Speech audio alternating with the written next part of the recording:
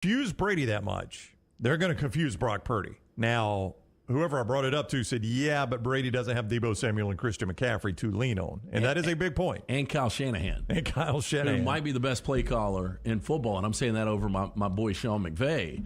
And you think about Tampa's offensive coordinator just got fired. Yeah, Byron Leftwich. But still, I mean, you got to think Brock Purdy's going to see some stuff he's not seen from Dan Quinn. Oh, no doubt. And that's going to be a big factor here. But you do have Deebo Samuel and Christian McCaffrey right there behind you. A lot of the chat room said the Bills are the one that should be concerned with Cincinnati and Burrow, and they're coming to town.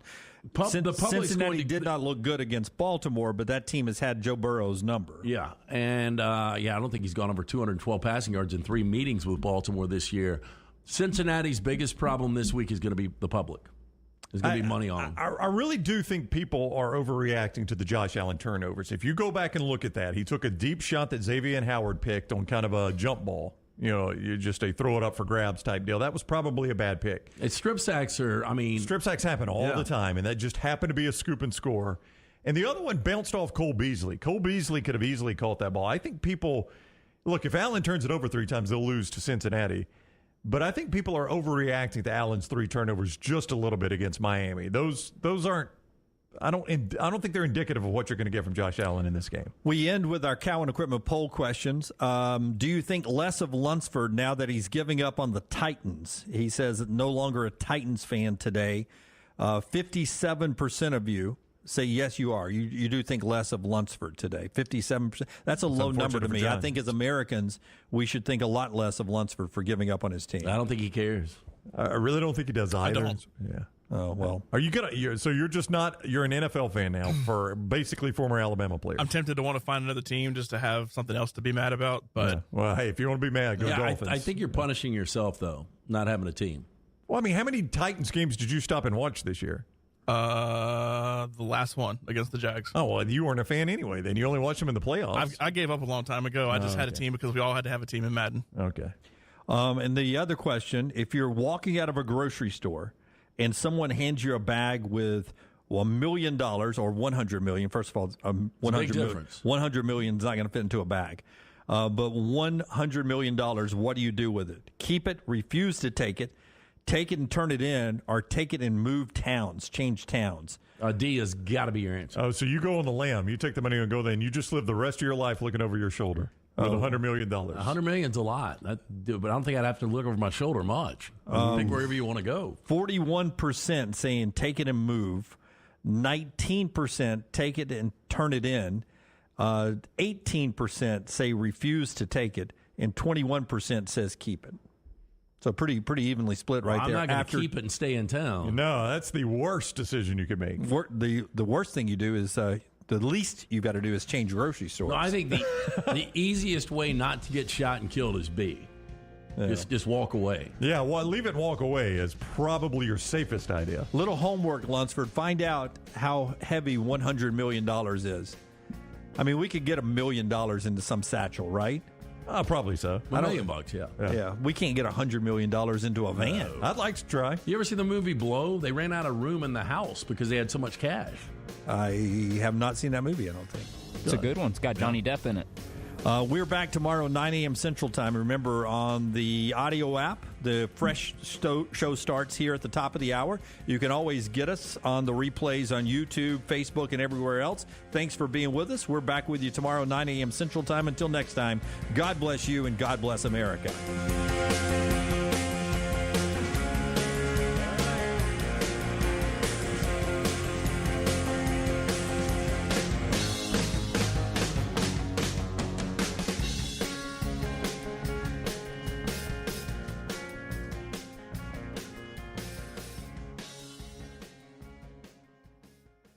Peanut butter and jelly, chicken and biscuits. Man, I love great combos, and you'll love our combo. It's the Bama and Bourbon Podcast. The Athletics' Aaron Suttles is part of our Next Round family, and he joins LT weekly for the combo of Alabama sports and bourbon. Find a new bourbon to add to your collection and get all the inside information on Alabama football and Alabama basketball on the field or off the field, on the court or off the court. It's Bama and Bourbon with Aaron Suttles, only on the Next Round video and audio platforms. Jim Dunaway, Lance Taylor, Ryan Brown, and Rockstar. Live from the Birmingham Racecourse Casino Studios, the next round, presented by Bud Light, is on now. All right, we get going on a Friday. Ready for a football weekend. 2 games on Saturday, 2 games on Sunday. We'll talk basketball as well throughout this. A lot of interesting things going on, especially in college football. The portal has been fun for us. I don't know how fun it is for coaches, but it's been fun for us. But let's start with a little NFL trivia. I read this in the Birmingham AL.com section today online.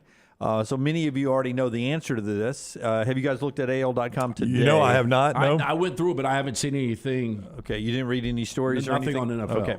No.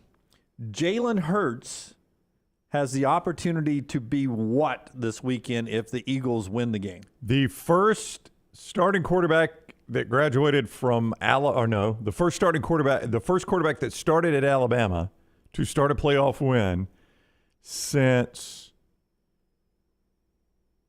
You're dead on so far, but since Jeff Rutledge? Jeff Rutledge did not win a game. I would go, this is going to be crazy. Bart Starr. I'm going to go Richard Todd. Richard Todd. 83, 84? 1983 LT is it. Who'd they beat? January 15th, 1983 is the last time a former Alabama quarterback, started an NFL playoff game and won it, but I got something else that's even crazier than that. Did not look, by the way. That seems like something that that I cheated on, but I did not. So that was I trust you. January 15th, 1983, they beat the L.A. Raiders 17-14, but even more mind-boggling than that. Right? Dolphins beat them in the next round, by the way, I'd like to point out. More mind-boggling than that. Stay on point. Oh, I'm sorry, Jim. How many other times has former Alabama starting quarterbacks had a chance to start an NFL playoff game and win one? Well, A.J. McCarron, I think, is the most recent, other than Tua. No, Tua has not started one. He didn't start. A.J. McCarron, I think, is the most recent one, right? In the kind of the bloodbath game against Pittsburgh. Should have won that game. But the question is, how many since Richard Todd to now? Okay, A.J. McCarron. Okay. That's it. I'm going to go A.J. McCarron. I'm going to stick with my answer. That is it. Yeah. A.J. McCarron, who I'm filling in an injury situation, is the only Alabama starting quarterback to start an NFL playoff game between what Jalen Hurts will do this weekend and what Richard Todd was the last one to do, and he won it in 1983. Randomly, I'm glad you started here because I brought this up in our prep office earlier. You look at the NFC, one of these quarterbacks, Brock Purdy, Dak Prescott, Daniel Jones, or Jalen Hurts is going to be a starting quarterback in the Super Bowl. In the Super Bowl, right. And you think about this long list of great, I shouldn't say it's a long list, but the last few years, great Alabama quarterback play, and none of these guys have had this opportunity. I guess Jalen Hurts, whatever you consider him, would you guys consider him Alabama or Oklahoma? Mac Jones is get away from that. Mac Jones did start last year. He did against Buffalo. They got destroyed, but he started and had a chance to win. So it's Mac Jones and A.J. McCarron. I hate when I trust other people's reporting. Mac Jones. So AL.com got it wrong. No, I'm not saying that. I'm just saying that you may have read it wrong. Trusting my reporting. Yeah. Mac Jones started last year, but A.J. had a chance to win 16-15. Remember that game they were up? Oh, I do remember. It was the Vontaze Burfict game, right? Buck 53 left, and he made that stupid penalty. It cost him the game. Yeah, shocker. The Bengals gave one away on a personal foul. But the Mac Jones last year doesn't take away from the fact that it has not been a lot, and Jalen Hurts gets a chance this weekend to do it. Back to your point now. We've got who now? Purdy, Dak, Daniel Jones, and Jalen Hurts. One of those guys is going to be a starting quarterback in the Super Bowl. It's really crazy when you think about it. And again, Brock Purdy, Mr. Irrelevant, less than a calendar year ago. And you think about how he really never progressed at Iowa State. From his freshman year to his senior year, he never got better. And that was a guy that was recruited by Nick Saban.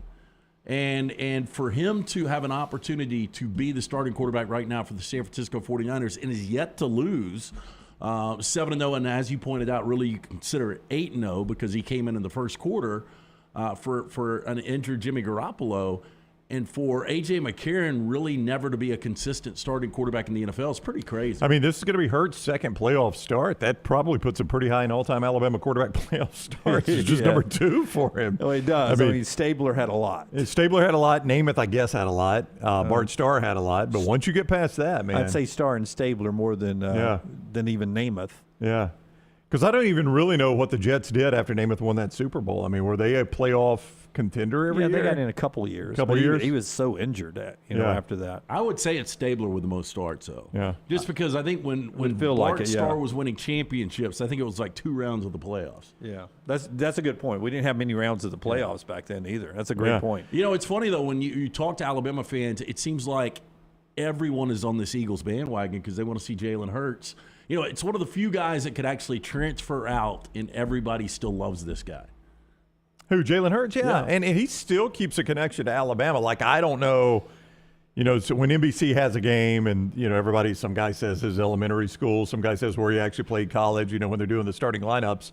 I've never seen Hurts do that. I guess he says Oklahoma, but he's been spotted wearing Alabama gear. I have read, I don't know this to be factual, I haven't experienced it, but I've read that some Oklahoma fans actually get upset with him about how much Bama gear he has spotted in videos and things like that. So I don't think there's like hard feelings with Jalen Hurts in Alabama. No, I think Alabama fans, I think they still embrace and they love do, Jalen but I'm Hurts. saying I think this is the same way. I don't know that Hurts is like, boy, I'm glad I got out of there and went to Oklahoma, though he should be. He was not going to start at Alabama, and he made it to the NFL and subsequently to the number 1 seed by going to Oklahoma and playing for Lincoln Riley. But he was a grad transfer too. I think his degree is from Alabama. I believe that is correct. Yeah. But that is a rare thing. Whether a coach or a player leaves and goes to another high-profile program, typically that fan base turns on them. I mean, it's like you guys have heard it's like a 1 out of 1,000. But the couple that gets a divorce, and you've heard they've gone to dinner with. The exes will get together with their couples and go to dinner. Oh, yeah. I knew somebody that was like that. They were really good friends with their ex and the ex's husband. Like they would have them over for dinner and stuff. Yeah, it's so strange. Because they had kids that they were co-parenting with, and they just became friends. But you don't hear a lot of that. You don't happen often. No. That doesn't happen often. So Ken Anderson in the first round is who Richard Todd outdueled for the Bengals. Ken Anderson was a hell of a quarterback. Ken Anderson's a good quarterback for Cincinnati. He took them to that first Super Bowl, right? He did, yeah, 1982. And then Boomer on the second one. And then Jim Plunkett, a very good Raiders quarterback, is who Richard Todd beat in that second game. The last time an Alabama quarterback started a playoff win. Yeah, you wonder how many Raiders championships there would have been if it wasn't for the Steelers. Yeah, Steelers got good. Because I never realized this until much later in life, that the Steelers' first ever playoff win was the Immaculate Reception. Yep. And the Raiders had that game won, obviously. Well, obviously, it took one of the wildest plays in NFL history. Yeah, and you wonder how many Madden Super Bowls and Stabler Super Bowls would have been won if it wasn't for the Pittsburgh Steelers. Maybe 4. Yeah. Well, there's one right there, probably. Well, you think about the NFC, like, in the 90s, the NFC with San Francisco, Dallas, and Green Bay. And those teams, now it's flipped. The power's really in the AFC.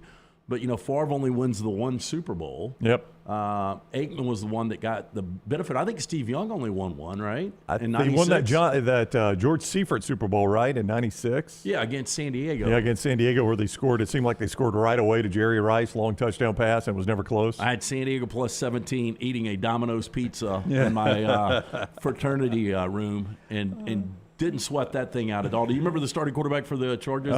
It was, I'll say it in 1 second, Stan Humphries. It was. Yeah. Stan Humphries.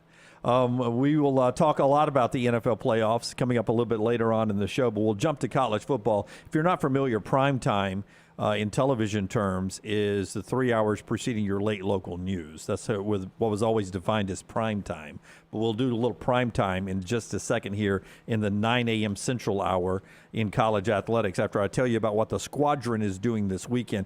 A couple of home games Saturday and Sunday for our friends at the Birmingham Squadron. If you're looking to catch the G League action, and I will tell you, I've been the first year and I went this past weekend, the game excitement has increased so much this year. My first year I went, it was good.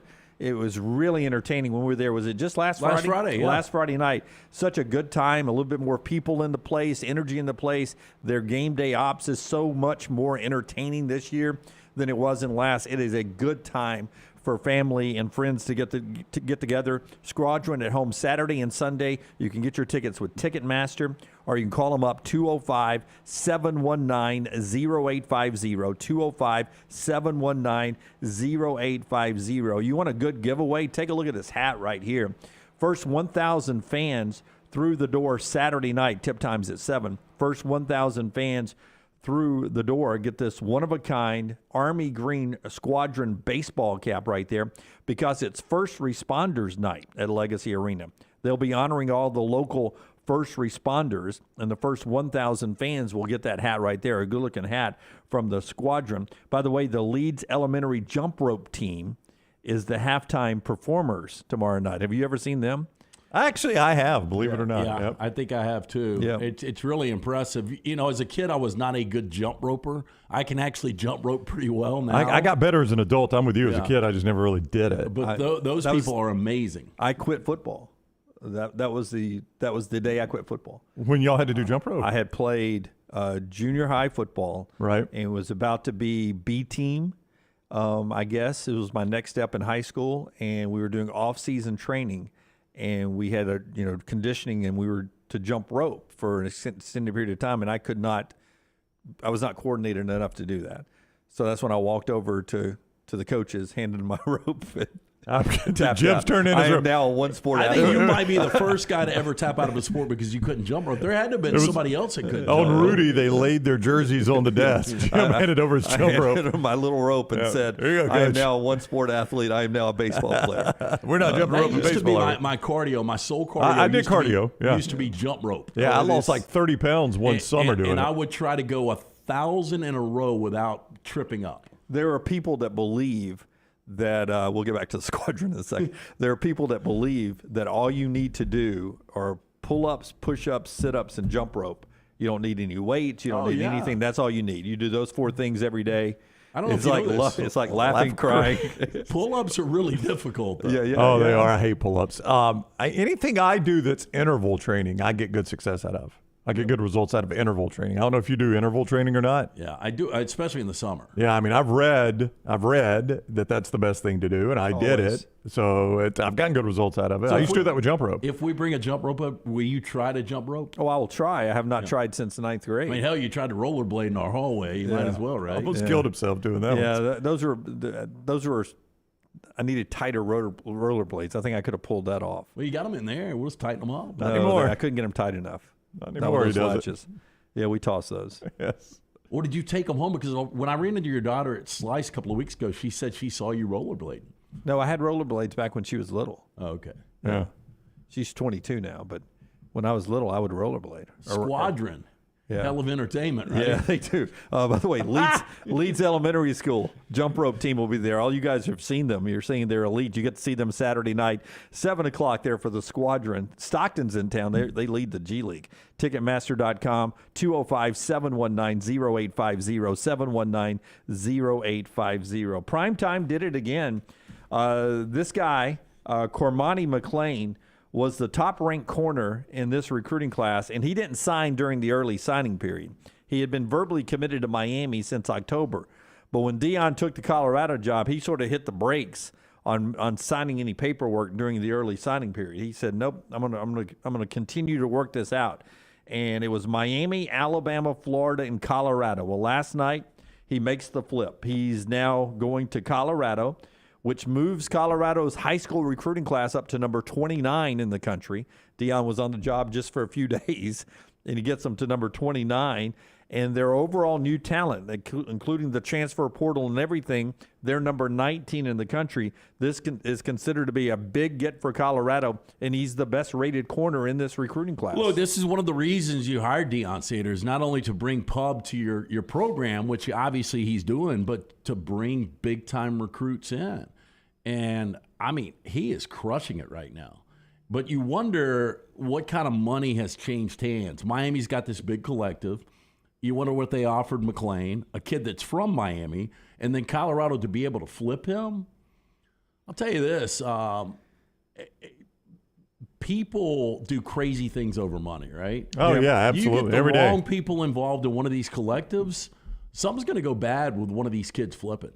What do you mean? They're they're going to demand their money back or some physical harm. Yeah, I mean, think about it. Somebody to break their knuckles. People have been shot over a bag of weed before. That's true. So here we go. This is LT's version of taking The Sopranos and Friday Night Lights and mashing them together for a great show. No, can I just explain? I mean, you guys have seen The Sopranos. Yes, I've seen So imagine if Tony got involved in the collective. Like if Tony was a big Rutgers fan, right? He's living in New Jersey. He's a big Rutgers fan. He actually went to Rutgers. James Gandolfini did. Yes. So he puts all this money in the collective. You get a Rutgers 5-star, the first ever in the program. He decides to flip, and he goes to Pitt or Penn State. He's at least going to get a visit, right? Yeah. Cormani, I thought we had a deal. Cormani. We haven't even seen the tip of the iceberg of things that are going to happen. It is pretty wild. Gosh, that's actually a pretty good TV series or movie idea. Yeah, best part of this story, though. Well, here's are we my still favorite. doing the squadron, or are we done? No, we're doing that. Here's my favorite part of this story. It's prime time. Here's my favorite part of this story. So Cormani McClain had been a long-time commitment to Miami, so he goes to Colorado. Here's my favorite part. Last Friday night, while we were at the squadron, they make it sound like half the coaching staff of Miami shows up at Cormani's house to pay him a visit. Hey, Cormani! They had worked out, we're going to go overwhelm him, the whole coaching staff. We're going to load in and we're going to go to Cormani's house, and we're going to try to convince him to go ahead and sign with Miami. We go to his house. They get there. Guess who's not there? Cormani. Where is Cormani? He's on a secret plane leaving his hometown, making a secret visit to Boulder, Colorado to see primetime. Now, do you know, did they tell the Miami coaches that, or they're like, he's in the bathroom? Yeah, I don't know. He's all stuffed up. I'm telling you, one day this is going to go bad. Yeah, They showed up, and Cormani was not there. He was supposed to be there, and they're not there. The Miami coaches are like left out in the yard or on the porch or in the living room, and keep knocking. No Cormani. And meanwhile, secret visit to Boulder where he commits to Colorado. You know, this is one of those things that it is going to drive coaches out of coaching. Because can you imagine being a 45-year-old and you have to go entertain a 17-year-old? You show up, they're supposed to be there, and they've gone halfway across the country, and you're just wasting time in their front yard? Yeah. I mean, that's got to be, you've wasted your whole day to come see this guy, who, by the way, is number 10 according to On3. I mean, this is a top 10 recruit. Yeah, number one corner. ESPN's got him number 4. Yeah, I was looking at On3. On3 is the overall composite, the composites of all the composites even. And the reason I was looking at this, Dunaway, is because you just mentioned where Primetime has this class, which I think, what'd you say, 29th on 24/7. It's 19th of new talent, 29 of high school talent. Yeah, On3's got them at 31, but there are only 4 guys not signed in their top 100. So it's going to be hard for it to go up anymore. I mean, what Primetime has done in a very short time is pretty remarkable, but it's going to be hard for him to improve it anymore. The 4 that are not signed, one is the guy we're talking about, who is obviously had to sign, and none of the other ones are, at least right now, considering Colorado. One is half Michigan, half South Carolina. One's half Georgia, half Southern Cal. And the other one is way down in the bottom of the top 100, half Southern Cal, half Oregon, or actually heavy Southern Cal, a little bit Oregon. If he flips any of those, that's where it's really going to get crazy. Dustin over in the Vulcan Tire and Automotive chat room. It's funny that all this probably went on in the past. We just didn't get to see it like we're getting to see it now. And BCS Jr. says, to LT's point, I have a collective offer you can't refuse. No, you remember Suge Knight, who ran Death Row Records, the way he would get certain artists to sign is, the rumor was he hung one off a balcony. It was Vanilla Ice. It was, well, I guess he was trying to get Vanilla Ice to give up the rights, because I don't think Vanilla ever signed with Death Row Records. He didn't sign, but I think Suge Knight was trying to get him out of L.A., and Yeah. so him and his buddies hung Vanilla Ice off a balcony by his But can you ankles. imagine hanging a 5-star off a balcony? Hey, look, Listen you told now. us you were coming here. There's only one way this gets fixed. I am telling you guys, this will happen sooner or later. You think you can make the pool there 5-star athlete? Good luck. All right. One more thing here in the opening segment after Brownie tells us about our friends at World of Wills as we get ready for that great event to return to Birmingham, Alabama. 52nd Annual O'Reilly Auto Parts World of Wills, February 3rd, 4th, and 5th at the BJCC Convention Complex. It features hot rods, race cars, antique cars, classic cars, custom imports, motorcycles, all in creative displays. Friday night, 6 o'clock, 30-minute performance by Thompson Square, and an autograph session follows that. Joe and Amanda Martin from Iron Resurrection Saturday. Sounds like a defense that our boy Lunsford calls on a Friday night with the Thompson Warriors. Oh, they're running the Thompson Square. They're back in the Thompson Square again. Hard to pass on that. They haven't given up a TD in this defense all year. JJ, Jimmy Walker from Good Times, going to be there as well. You get tickets in advance, Birmingham area O'Reilly Auto Parts, or online, worldofwheels.net. All right, one more thing here. We love food on this show. Yes, sir. And I am a big fan of this kind of food, even though I don't eat it for the exact reason here. But we're getting ready for the NFL playoffs this weekend. Wonderful story on The Athletic today about the friendship of Joe Burrow and Sam Hubbard. Hubbard's the guy that took the fumble 98 yards last week, big play of the game. They're together at Cincinnati. Early on, they were Ohio State players who were trying to make the roster or stay on the roster, get playing time, move up the depth chart. And one of their challenges as first-year players at Ohio State was they each had to gain weight. Hubbard was changing positions, going to a defensive end or outside linebacker position. He needed to gain weight. Joe Burrow was a skinny, scrawny recruited quarterback. He needed to make weight. So you know what they did? Every week together, multiple times a week to make weight. Buffets. They went to an all-you-could-eat hibachi. Oh, my gosh. $10 all-you-could-eat hibachi, and that's how their friendship started, and they've been together forever. You know, it's funny. I'm taking the boys hibachi tonight. I love I haven't hibachi. been in I forever. love Are you hibachi. really? Yeah, so we were at Publix the other night, and I was like, when's the last time you guys had hibachi? And so Jace has never had it. Yeah. You got an extra seat there at the hibachi Come table? on, bring it. I may want to go. Yeah. I'm craving hibachi. What's my favorite part? When they do the train, I bet you like the onion volcano. the onion volcano, and then I they turn do. it into a train. Or do you like the little boy that pees on you when he squeezes it? I don't like the when they toss the shrimp at you. I don't like that. Yeah. See, I like that. That's don't either. pressure, and especially if you move across the room. That's right, yeah. Some of those guys can. Oh, hit they're it good, down. yeah. I do like the volcano, but we talk about it all the time. That ginger dressing. Oh, I on those little love the cheap-ass dressing on the salad. salads. So good. It is so delicious. freaking good, yes. Can you get that in a store? Yeah, you can. It never tastes the same. You can't replicate the salad. But is the I'll tell you, problem. the yum yum sauce that they put. Love that too. You can get that in the store too. I'll put that in the rice. Yep. Yeah. I But do it's too. so much food. I know. Like It I've is never good. seen anybody finish a plate. Could you finish an entire plate? I've done it. I probably could do too. I can destroy a plate. Probably. But they went all you can eat. $10, by the way. Freaking love it. $10 all you can eat hibachi, and that's how they kept the weight on there. It's a great Cowan Equipment poll question. If we want to come up with one, what's your favorite part of the hibachi experience? Will you wipe a steak if I take care of all your sake and your hibachi tonight? Oh, I can't do both of those. I got a golf tee time tomorrow. I can't. Sake, I will. Oh, it's just rice yeah. wine. Yeah. I think the drunkest Brown has seen me. Well, I don't want to overstep that because you've seen me intoxicated a lot.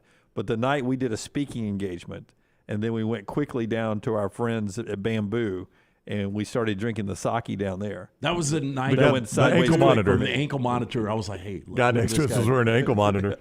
You can handle rice wine. Don't be a poon. No, I will not do that. But if I join you, I will enjoy the food. I will not do anything to wipe a steak off because I'm up. Why would I be wiping steaks off?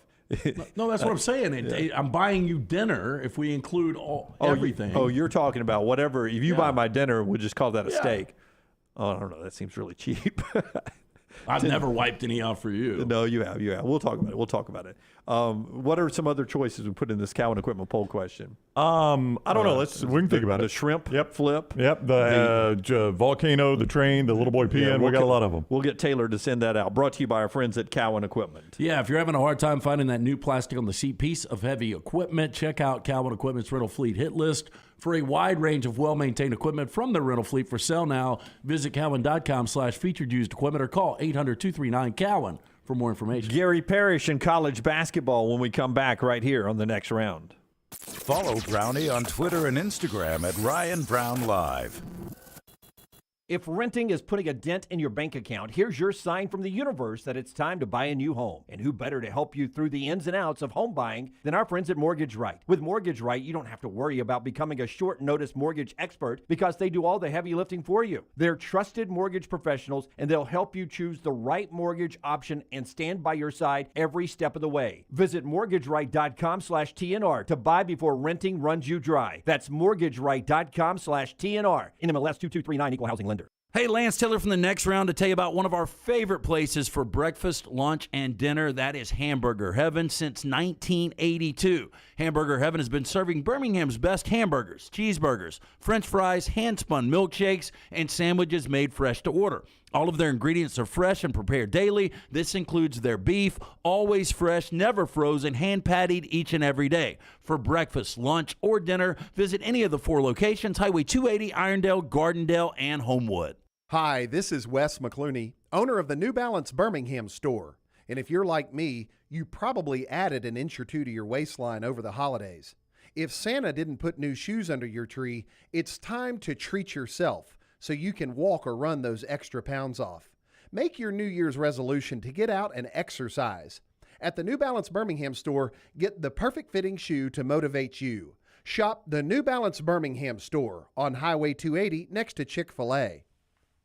The Double Down Media podcast family is live and full of content for all ages. The Mystery Fifth Hour gives the Next Round hosts a chance to talk about everything but sports. Pour a glass of Bama and bourbon, our weekly college football conversation, while sipping some of the most interesting pours in the bourbon world. And our Not For All Ages podcast, The Last Call, presented by Redmont Vodka. LT has in-depth conversations with personalities like Clay Travis and Taylor Hicks. Find those podcasts and more by searching The Next Round on Apple and Spotify. And remember to like and subscribe. Hey, Lance Taylor from the Next Round to tell you about my friends at Michelson Laser Vision, located conveniently UAB Highlands. Almost 20 years ago, I went in for the procedure. Only took 12 minutes for both eyes. When I went in, I had 2200 vision. I was legally blind. Now I have 20/15 vision, still 19 years later. Make the call today. Schedule a hassle-free consultation. 969-8100. Dr. Mark Michelson, Dr. Jen Michelson, Michelson Laser Vision. Make sure you tell them the Next Round sent you. 969-8100 or MichelsonLaserVision.com. Football is back, and you can check out the new arrivals in the Next Round store. Support the brand by grabbing a t-shirt, hoodie, or hat. See the latest gear online at nextround.store. That's nextround.store. We've got gear in your favorite team colors, perfect to wear to the stadium or tailgate. All the gear has been approved by everyone on the show. Quality and comfort that's perfect to share as a gift. Just visit nextround.store. That's nextround.store, the official store of Double Down Media.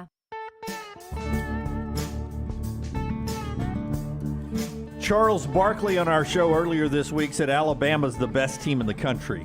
Does it really count until Gary Parrish says it? I don't know. We'll find out in a second after Brownie tells us about our friends at Nichols Outfitters. They're offering 25% off in-stock Browning and Champion safes. Best way to keep your firearms, valuables, gold, cash, and heirlooms safe. 25% off Nichols Outfitters, I-65, exit 242 in Pelham.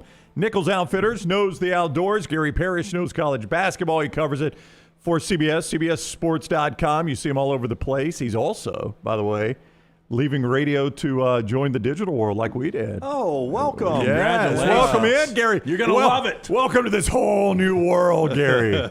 I'm looking forward to it. It was tough to leave a radio, not only show, but sort of station that I was involved in launching 13 years ago. But as I've said in multiple places, anybody who cares probably has already heard it. I was presented with an opportunity that for me and my family felt too good to pass up this time.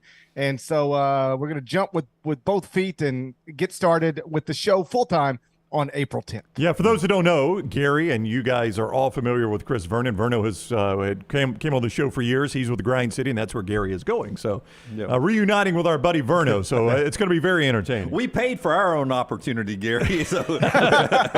Yeah, I wasn't willing to do that. I can appreciate you guys taking that leap. Mine was a little more concrete. I've got not to get too inside baseball, but when you start, a radio station has to make money off of you. And if they don't, it becomes stressful for everybody. I am now working at a place that this time next year will be paying Ja Morant $40 million a year. They're not worried about my salary. That's a nice place to be. So Charles Barkley was on the show on Tuesday, and he said he's been watching at least 3 games a day, prepping, getting ready for his his Turner NCAA coming up. He said Alabama, best team in college basketball right now, the best team he's seen on film. Is he totally out of whack, or would you agree?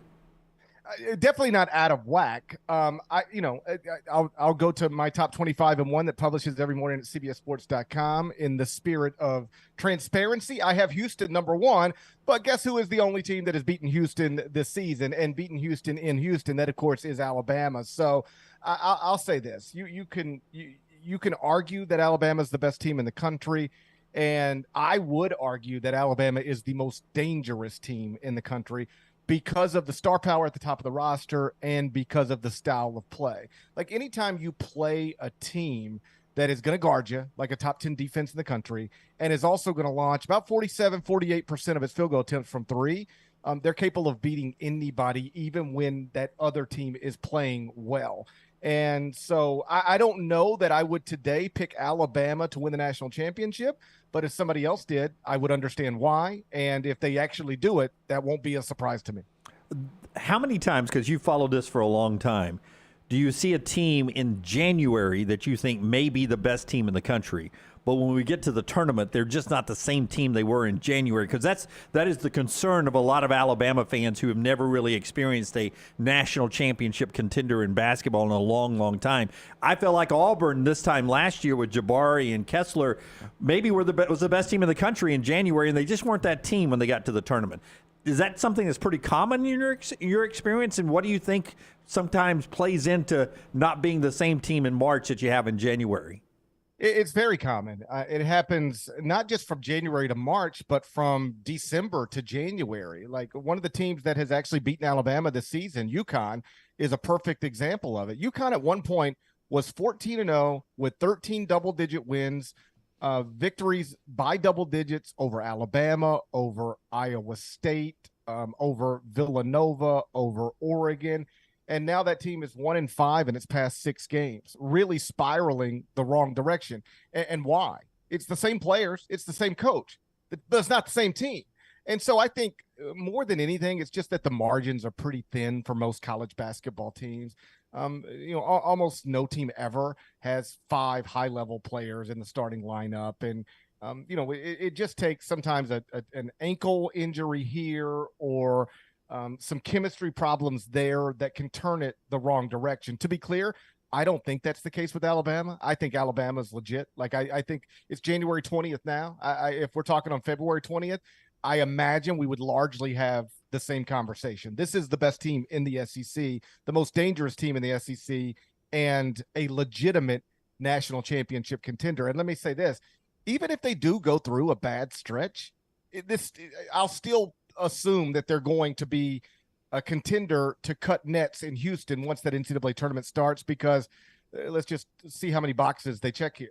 Great coach, they got it. Great player, top 5 pick, they got that. Awesome supplemental talent, they've got that. Awesome offensively, awesome defensively, difficult style of play to deal with. They check every box for a team that is trying to win 6 games in the NCAA tournament. Gary Parrish is with us. You can see Gary on Twitter at Gary Parrish CBS, his Eye on College Basketball podcast, always on YouTube, same place you get our show. You can find all of that, see him on CBS Sports, read him at CBSSports.com, where you recently had Gonzaga number 4, who lost last night, and that loss seemed like it had been a long time coming, Gary. They had been skating on thin ice. What do you make of the Bulldogs? Are they living on reputation a little bit?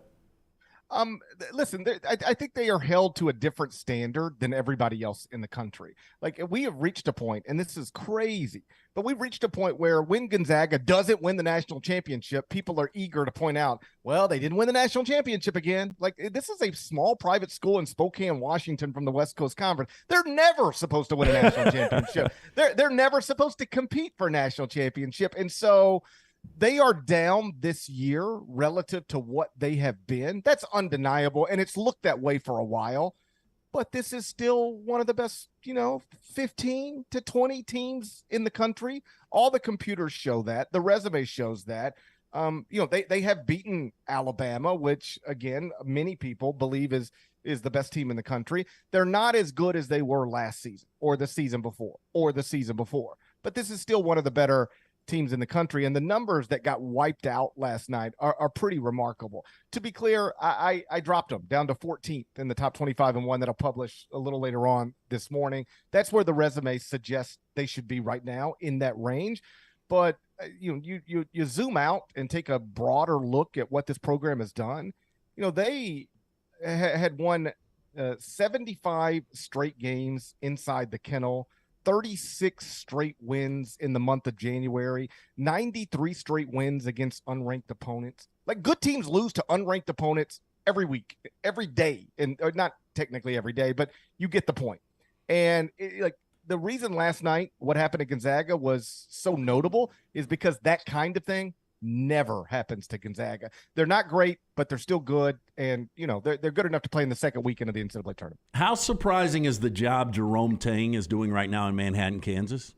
I think it's the biggest surprise in the sport, best story in the sport. For people listening who might be a little unfamiliar, Jerome Tang spent roughly 20 years as Scott Drew's assistant at Baylor. I've heard it say over the past week or 2 weeks that, he never got head coaching opportunities. That's not quite true. He never got head coaching opportunities that he wanted to take. He got low major offers and, mid-major offers here and there, but he was patient to wait until he got a job that he felt like he could take it and win big with it at some point, but not at this point. This team was picked last in the Big 12, in part because it had a first-time head coach, in part because they were terrible last season, in part because they didn't enroll any obvious great players, although Keontae Johnson, who you guys are familiar with from playing at Florida, is obviously great now. He was a preseason SEC Player of the Year heading into the 2020-21 season, but then he collapsed on the court in a game against Florida State and hasn't played in roughly 2 years. Nobody knew what to expect from him, but he looks like a better version than the previous version of himself and is now a Big 12 Player of the Year. And so now Kansas State is, sitting tied atop the Big 12 standings. I mean, after being picked dead last and all of the things that I just said about them, it's wild. I don't know that it'll hold up over time, but they've got real players and they've got a coach who looks capable. He has infused that program and community with energy, enthusiasm, to use his word, joy. And it's been awesome to watch. I've known Jerome for, maybe 20 years or so. And to see him at the age of 56 become a first-time head coach and then just shoot, right out of the gate like a rocket, it's been really nice to see. We trust Bruce Pearl will put a good product on the court year in and year out. What is Auburn this year to you? They're 5-1 in the SEC after that Georgia loss we couldn't figure out, and he sort of has found an identity now. What is Auburn in your eyes as you look at it from a national perspective?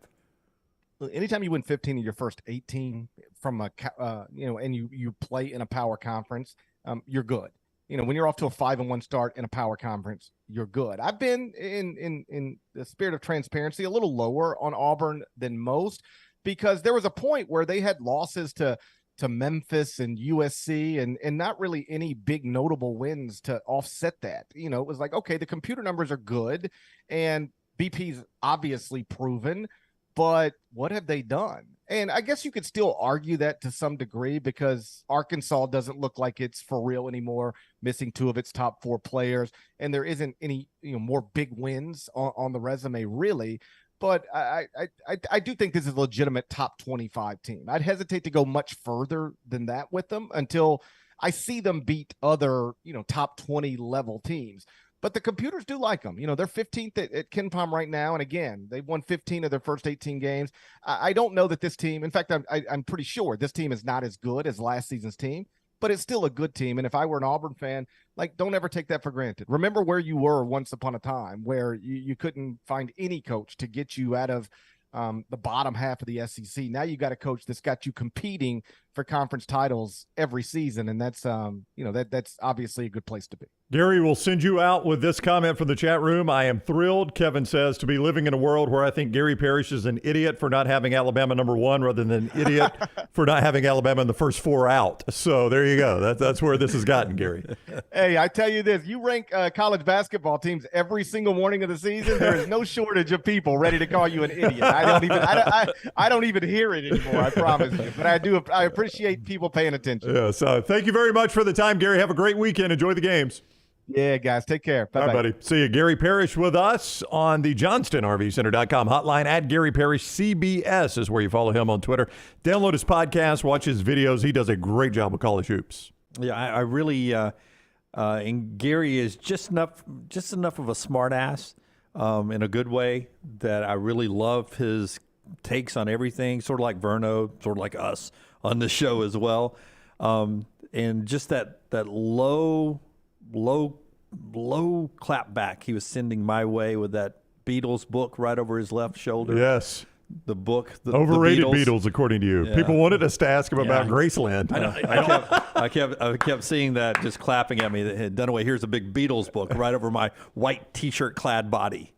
But Gary Parrish, he really knows his college basketball. Back to Gonzaga, it's hard to believe how inconsistent this team is. It is. Because you've got one of the best players in college basketball in Drew Timme, and you saw how they played against Alabama. They couldn't miss.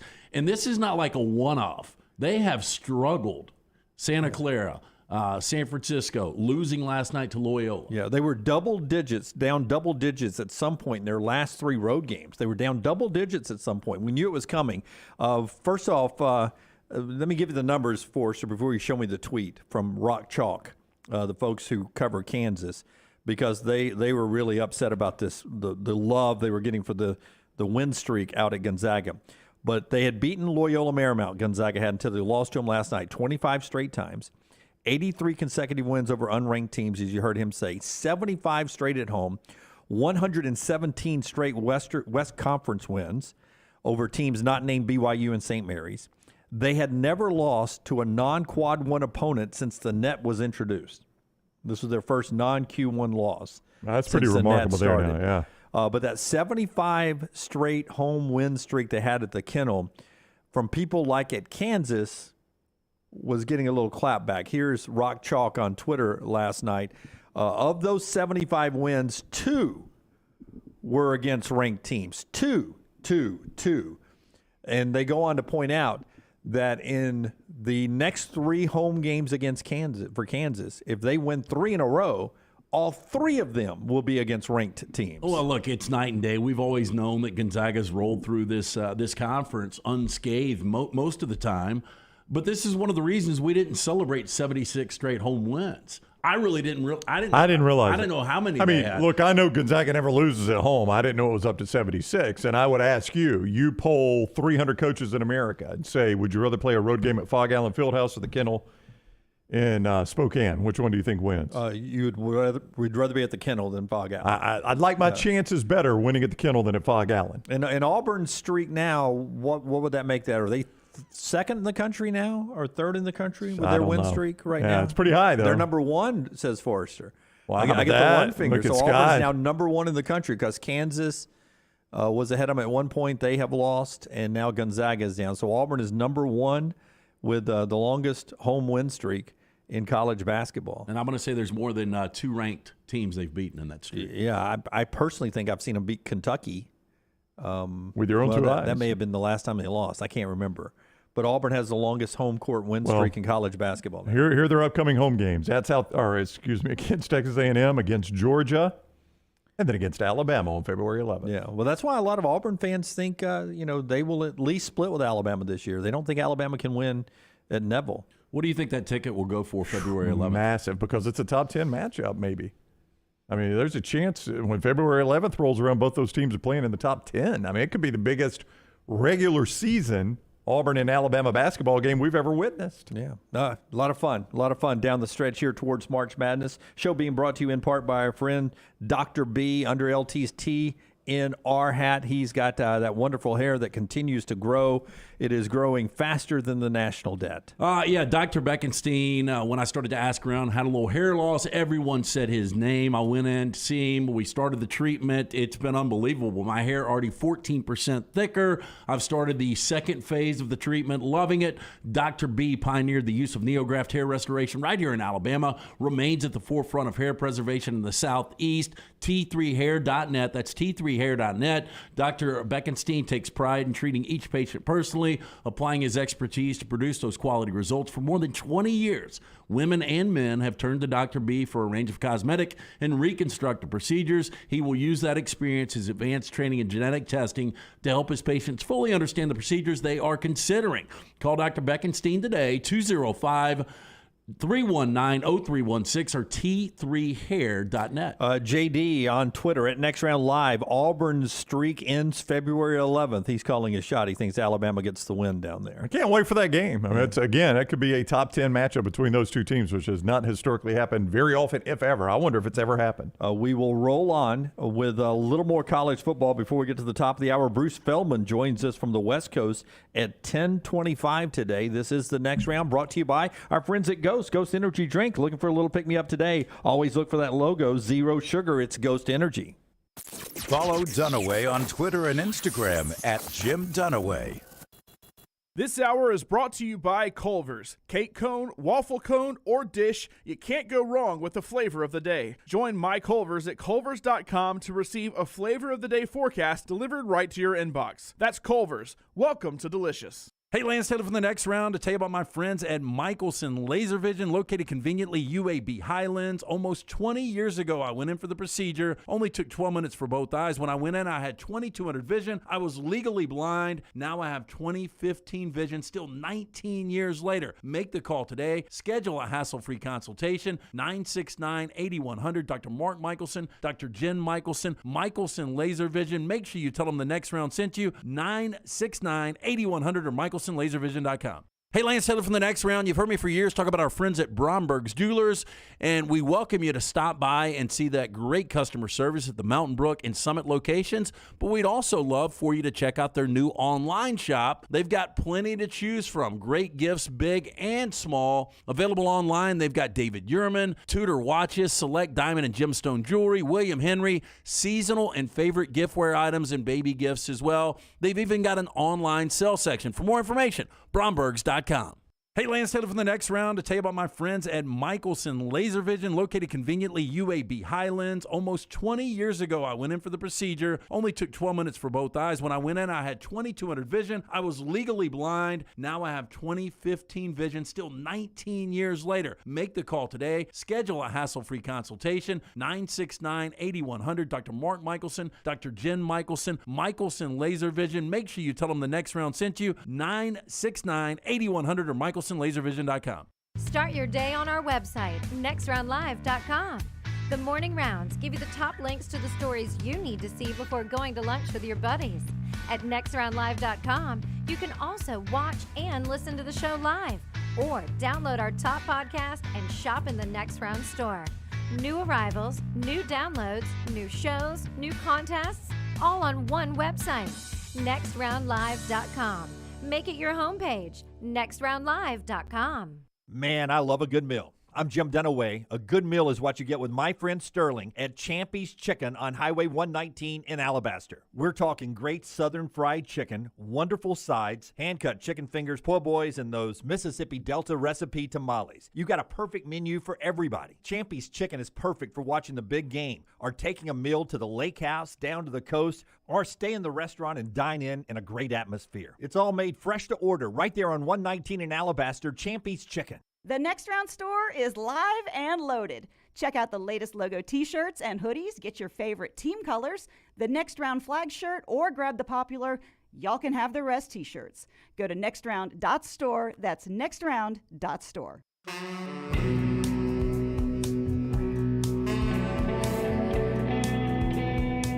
Before LT tells us about our friends at Bromberg's, the never-ending relocation of Eric Gilbert lands in Lincoln, Nebraska. Eric Gilbert, who his freshman year back in 2020 at LSU, played 8 games, 35 catches, 368 yards, and 2 touchdowns, and all of a sudden everyone was like, that's going to be your next great tight end. Well, I mean, I've been wanting to see this guy. He came out of high school. I thought he was going to be another, fill in the tight end here, a Brock Bowers type player. Kyle Pitts was the guy, at the time. So I don't know, Lance. I've always wanted to see this guy play. We'll see if Marcus Satterfield, the new OC, our buddy there at Nebraska with Coach Matt Rule, if they can unlock this guy finally. Nobody's just been able to tap into that ability. It doesn't really make sense, and you wonder how much of it is motivation. Yeah, you do. Bromberg's brings you part of our show every day. If it's time to pop the question in 2023, the place you need to go is the place that's been providing diamonds since the 1800s. Yeah, 1836, family-owned and operated, your diamond specialist. A couple of great locations, Mountain Brook and the Summit. And remember, Bromberg's thrilled to be the official Oris jeweler and introduce another fine timekeeping brand to the Birmingham community. Oris, founded in 1904. Today, Oris is one of the small handful of Swiss watch brands that makes only mechanical watches. Mechanical watch is a thing of beauty designed according to principles that have been around for generations and will continue long into the future. Available at the Summit and online. You can call for more information, 205-969-1776, or specifically brombergs.com/watches/Oris. Things you did when you were a kid, before we get to the top of the hour, that you never would do as an adult, unless you're just one of those athletes that you just don't want to quit playing. Forrester, can you give me, turn Forrester's mic on, what's the name of this league again? This is off of their website, promotional. This is, I won't tell you what it is, but what's just the name of the league real quick? It is the A7FL. A7FL. Watch this okay, video. What do they here. even play? I don't know. That doesn't tell me anything. You're about to see it right here. 7-on-7 football. 7-on-7 football. Okay. Yeah, but Brown? No helmets. No helmets, no pads, and it's full tackle football, just the way we all used to play it in the yard. Absolutely, as kids. yeah. I played that a million times. Would you do that as an adult? I would not. No. We used to play every Saturday up at Sanford on their co-ed field. Right. And then, how old? What was the last year you? Into your 20s? Yeah, so into my 20s, and then we went to Shades Cahaba right off of Highway 31 in Homewood. And I'll never forget one of the last times I played. A guy named Mike Rebels. So I was friends with the Rebels family. Mike was the guy that signed with Alabama and then played at Sanford and was middle linebacker, dominated. Thank God I was on his team. He was lighting people up. And at that point, Mike was probably 28, right? I would say. And he was killing people. But, I got to a point I was like, we had people that were getting collarbones broken. Just not worth it. No, I remember, front yard football, backyard football, whichever had the best yard. And, we played full contact tackle. It was not two-hand tag. Did you guys ever get thrown out of yards? What do you mean? Like we would have a good yard in Forest Brook, and then we would wear it down. And they'd come out and be like, you can't play in our yard anymore. Were none of their kids involved? Sometimes, we just went flat yards. Oh, no. There always had to be a kid involved. Yeah, there always had to be a kid involved in our league. So then we would wait till they leave. We'd sit around, they'd pull out of the driveway, we'd run and play. I had a bigger problem than that, and you may have faced the same issue, both of you, but Indian Oaks, the neighborhood I grew up in, had zero flat land. It was all up and down hills. And nobody had a good flat yard. Rusty Bouchard had the best flat yard, so we played at Rusty Bouchard's house. But it still had downhill pitch. So if you won the toss, you got to pick, did you want the ball or did you want to play downhill? That's right, downhill or uphill. Yeah, so I always said, let's play downhill. I think it's easier to stop going uphill, so we'll play down. We'll give you the ball, we'll play downhill. We played at David Jones's yard down the street. And David, God rest you, I don't even know if he's still alive, but I don't want to insult him here, but he had the best yard, but he was not the best athlete, the best player. But, but he had the good stadium. He played. He had to play because he had the best field. He was Raiders, good stadium, no team. And what it was is, it's flat right there on Smoky Road.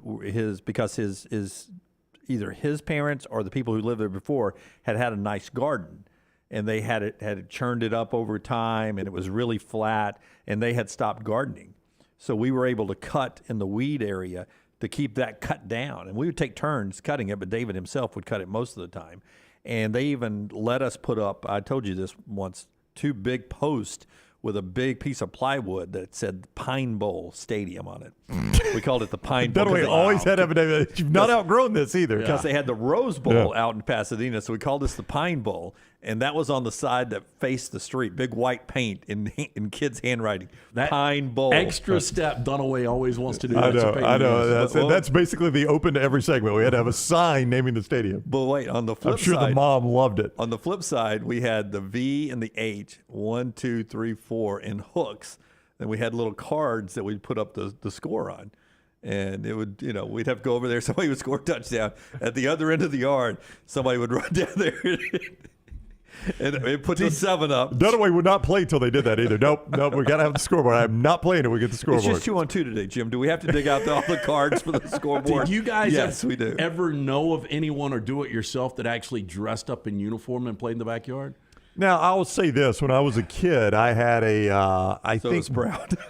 No. I mean, a little kid. I had a bike uniform. Do you remember those that they used to make? Like you get the Dolphins uniform, and it was Dan Marino's jersey. So my Rams uniform was a Rawlings uniform, and I was 8. I think mine was bike, but I just went out and ran around like I was playing in the game. I didn't have other friends that were. We had multiple guys. Did you really? Yeah. A guy. I think his name was Jeff Bradley. If I'm remembering correctly, we played in his backyard. He was a Steelers guy, and then we had a Cowboys guy that would come over, and we're all like 8 or 9 wearing our uniforms. Wow. Yeah. Now I had the bike. I think it was bike that made it. You remember Bike? Hutch. Was it Hutch? Yeah. Could have been Hutch. It was Hutch. Because I think you're right, Dunaway. I think it was Hutch. I remember seeing him in the Sears catalog, all the NFL teams. Yeah. I had the home and away. I had the Pat Hayden home jersey and the Jack Youngblood away. So if you went to another kid's yard, you had to wear the away? I'd switch it up. Yeah. I had the only Hutch helmet I had when I was a kid was an Auburn one that I think one of my grandparents had found in the Shelby County landfill. It was an Auburn Hutch helmet. And so I would wear it downstairs. If that thing's in Moody, it'd be on fire right now. It would be. It would be melted because it was cheap plastic. Yep. But I would wear that Hutch helmet downstairs and play little solo Nerf football where I would roll around on the carpet. In an Auburn helmet, In an Auburn helmet. Where Auburn lost every game I played. That is so Dunaway. He made himself the loser. I remember playing. This is the one that pops in mind. It was the Astrodome, and it was Houston and Auburn in the Astro Blue Money Bowl.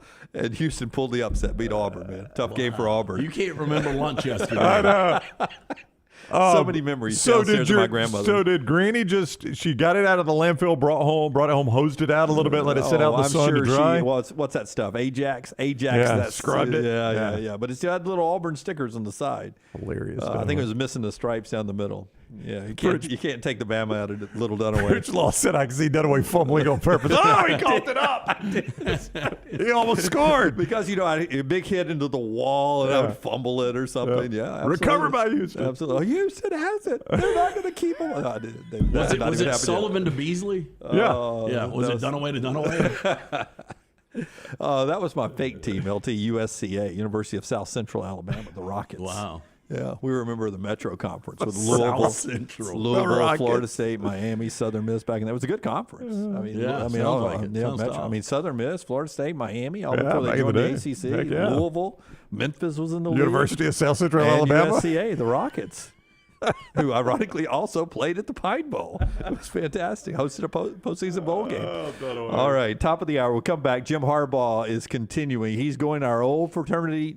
We have one of the Bill of Rights in the fraternity world is deny until you die. He's doing it. And Jim Harbaugh is riding it to the end. We'll talk about that coming up. The show being brought to you in part by our friends at New York Butcher Shop. If you're looking for the meal you want to grill out this weekend before you watch NFL football, go get those great steaks from New York Butcher, 2 locations. Yeah, go see Jim and that incredible staff. It is just fantastic stuff. The finest and certified Angus prime beef steaks, burgers, premium pork chops, ribs, all natural chicken cut to order just for you. Their chef-prepared entrees and side dishes. The perfect dinner-to-go choice for your family, ready to heat at home with a great selection of fine wines and desserts. The New York Butcher Shop is your one-stop dinner shop.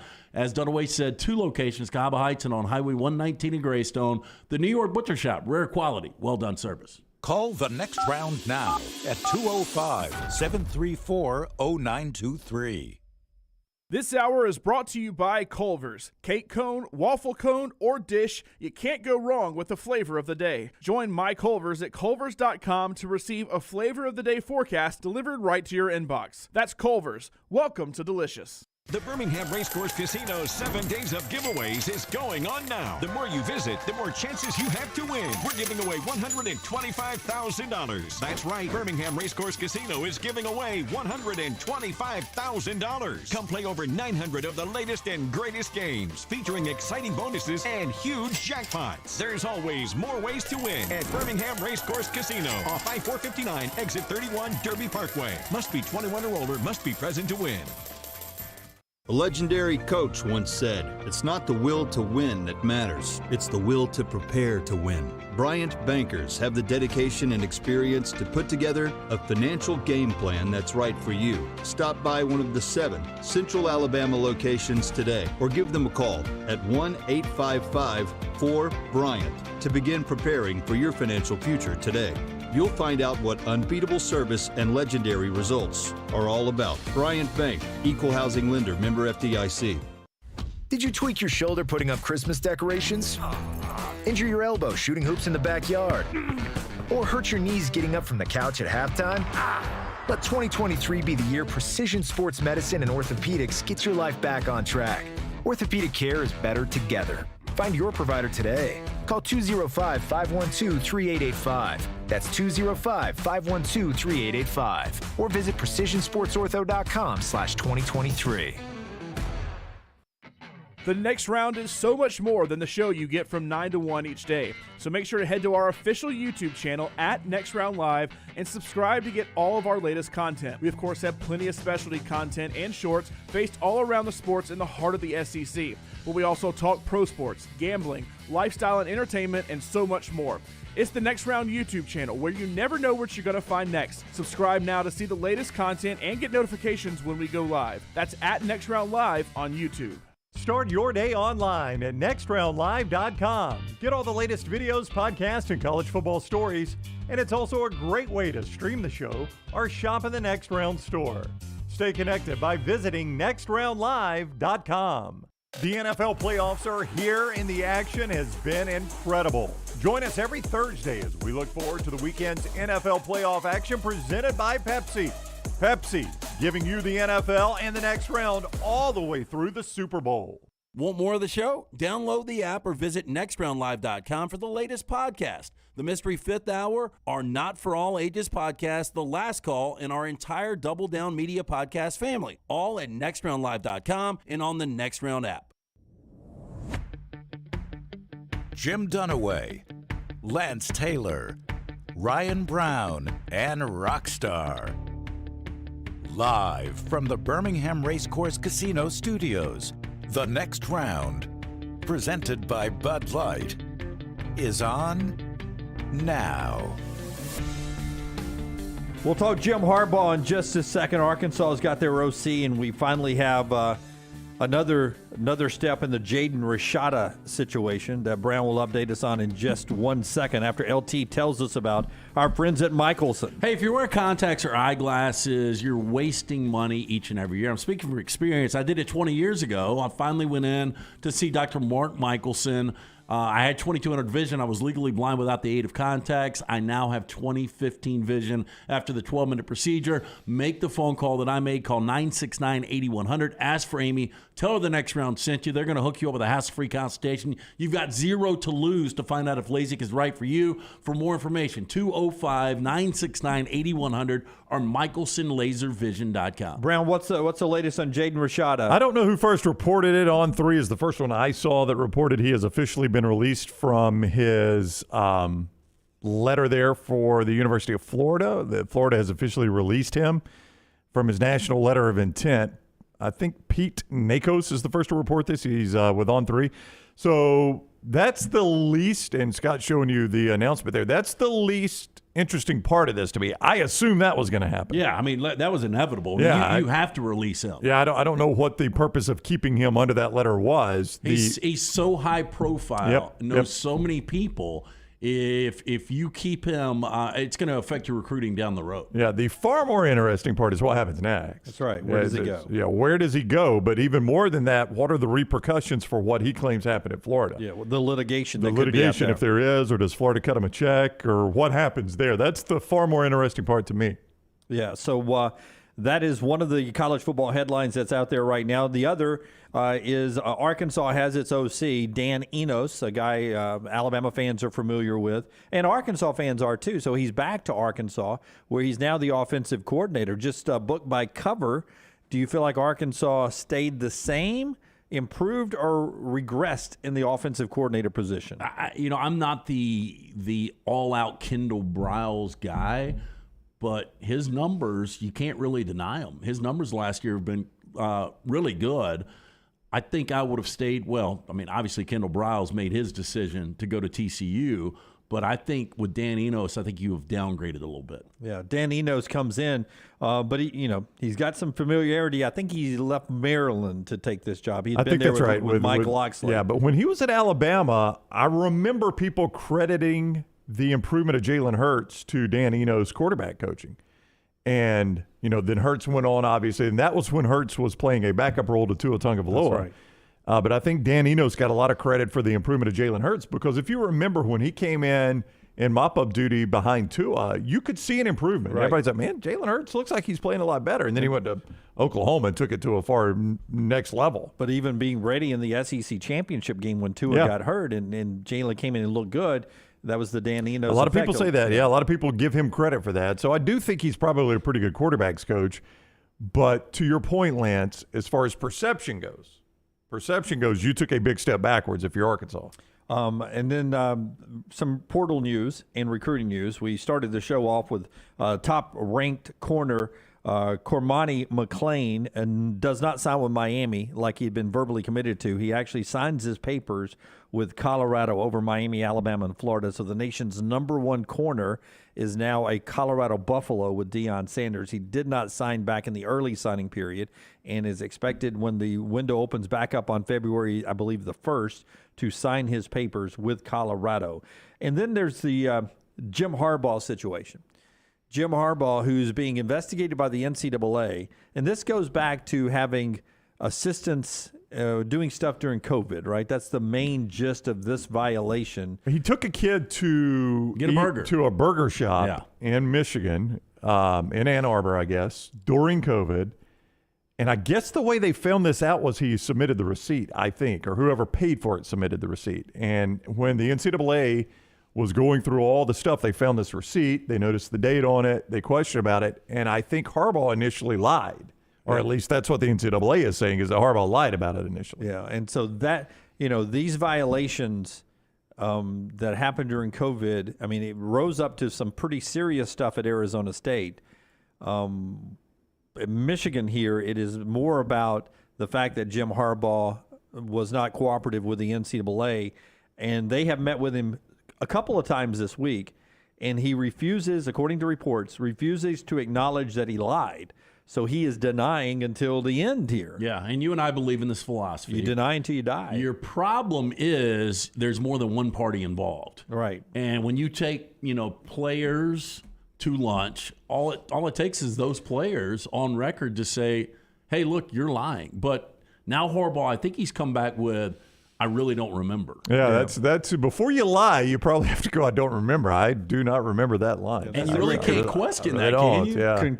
Congressional testimony, that's always where you go. I do not recall. Yeah. I do not recall. Well, and, I'm my sworn testimony here, I cannot swear, I cannot say it happened or didn't happen. I don't recall. Well, if, the card that was used is in Jim Harbaugh's possession, that's going to be a tough one right there. Well, Coach, you used your card. You used your Michigan-issued card. No, then you find a scapegoat and you say you lent your card to a grad assistant. I'm going to need you to take the fall for this. Listen, I don't know what my kids, my wife are doing with my cards when I'm not around. Apparently taking recruits to this burger joint, Coach Harbaugh, which is kind of weird for us. Jeremy Pruitt does it. I mean, I'm just asking.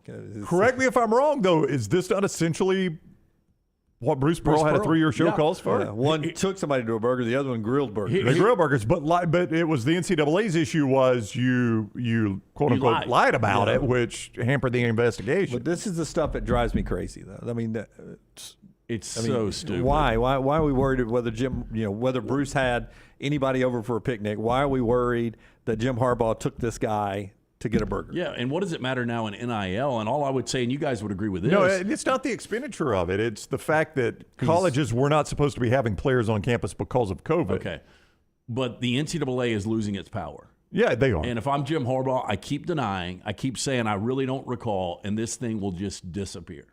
Yeah, I mean, I stonewall. That's the way I would have always done this if I'm a school, because I think history has shown cooperating with the NCAA hasn't lessened your penalties. It is not. Very much, if at all. Bill Self still coaching. Yeah, so I stonewall. I'm like, do not remember, man. I mean, I go to a lot of burger joints. I talk to a lot of kids. This is 2020. Do you know everything that was going on in 2020? You really think I'm going to remember? I try to forget that whole year, in fact. Do you think I'm going to remember a lunch I had? We were trying to keep football alive. You think I remember a lunch I had at a burger joint with some kid? I didn't even think we were going to play that year because our damn commissioner had already told us we weren't I playing. know, and he's going. You won't talk to him about it? I mean, yes. Whether you deny to you die or stonewall, however you want to call it, that's probably what Michigan should do here. A little bit more college football in just a second. Part of our show today being brought to you by our friends right there at Storm Restoration Roofing, Greg Nelson, Greg from Pell City. You sometimes may see Greg rolling around town. We got some people sending us pictures the other day. Our friend Hannah sent us some pictures. She was behind Greg in traffic. That beautiful black beauty truck he has with the Next Round logos on it. And we appreciate that so much. And you'll appreciate Greg from Pell City as well for everything he offers you.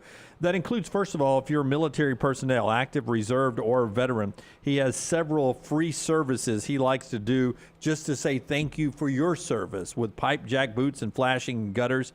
But for everybody, military or the civilians who are watching the show, he gives everyone a free no-cost roof inspection. Free no-cost roof inspection, no obligation. You call him on the cell number 205-542-3531. 542-3531.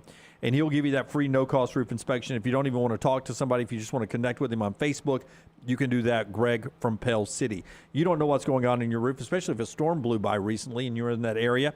You just go on Facebook or call him up at that number, and he'll come and check out that roof. Maybe you lost a few shingles up there. You don't want that to grow into a bigger problem.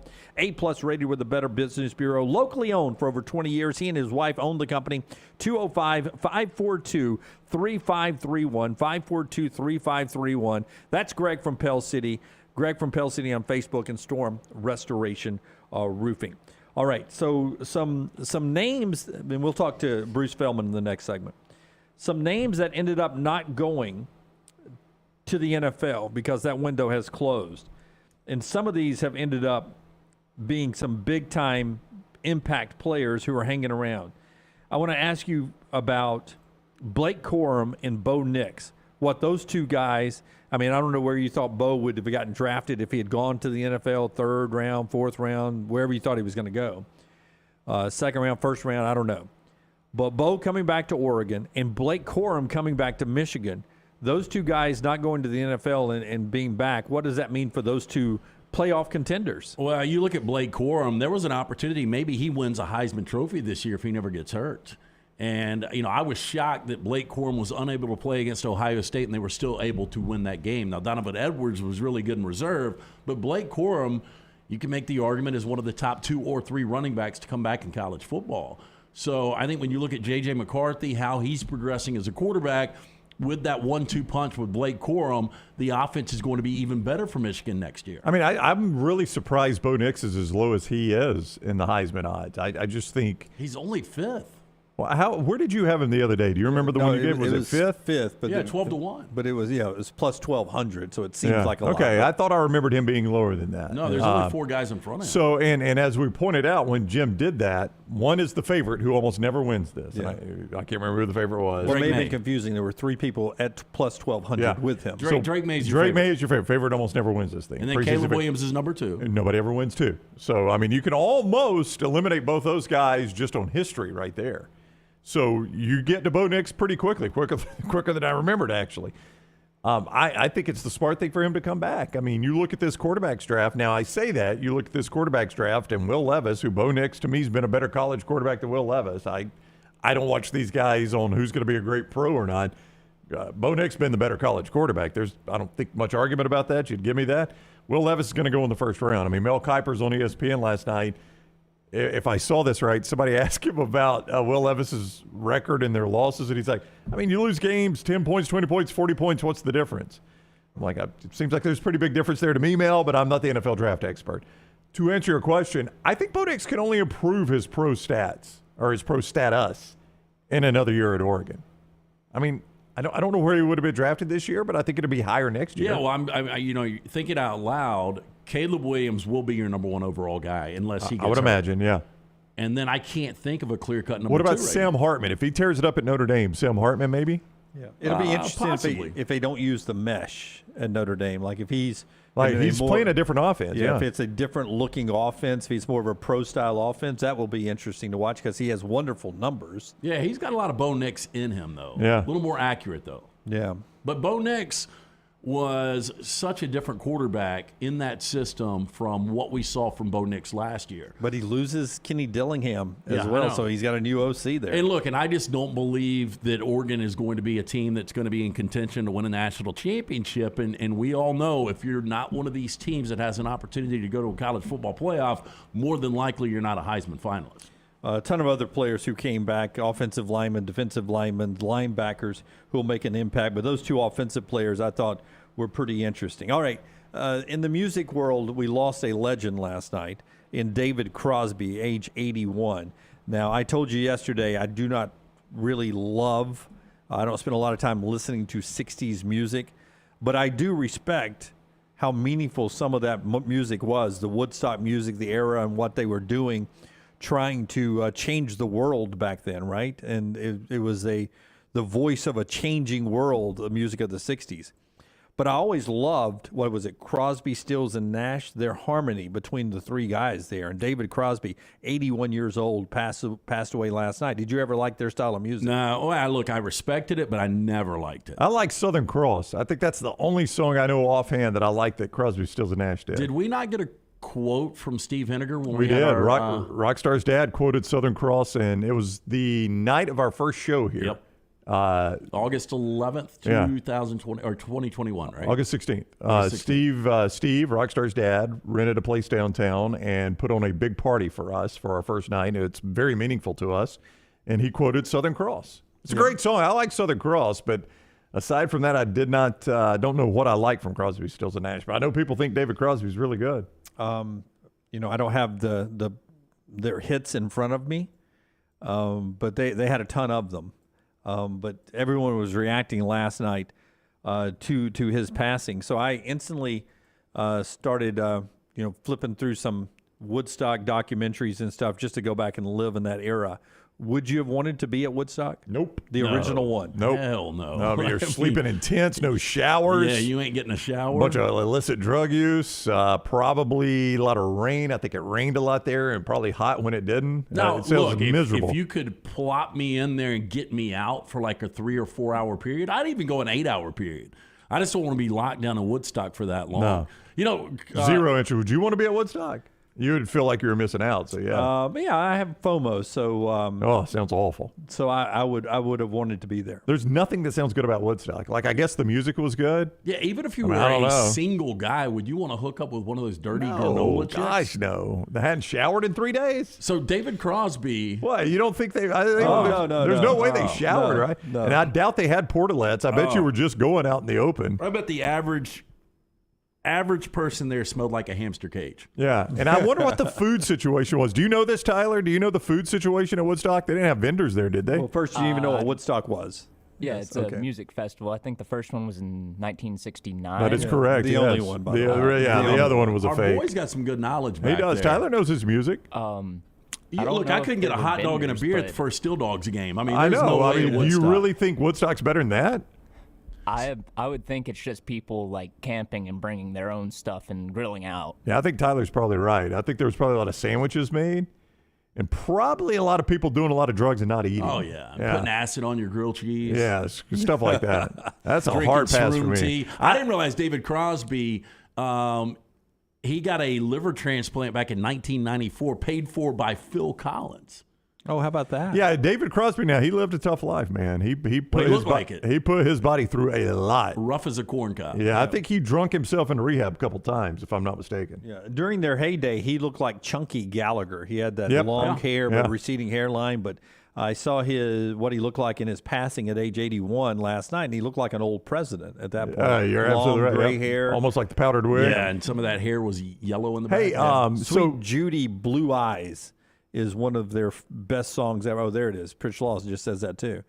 Sweet Judy, Blue Eyes. I don't know how that goes. Well, he says, "Come on, guys!" Like I'm gonna know that song. When was that song written? It was a hit in 1969. Yeah, Sweet Judy, Blue come Eyes. on, guys! I wasn't alive till '76. I'm not gonna know that song. Ohio in 1970 Wooden Ships in 69, Carry On in 1970, some kind of Express, Our House, Helpless. You got to go all the way back to number 8, Teach Your Children. Oh, I remember that one now. I like that one.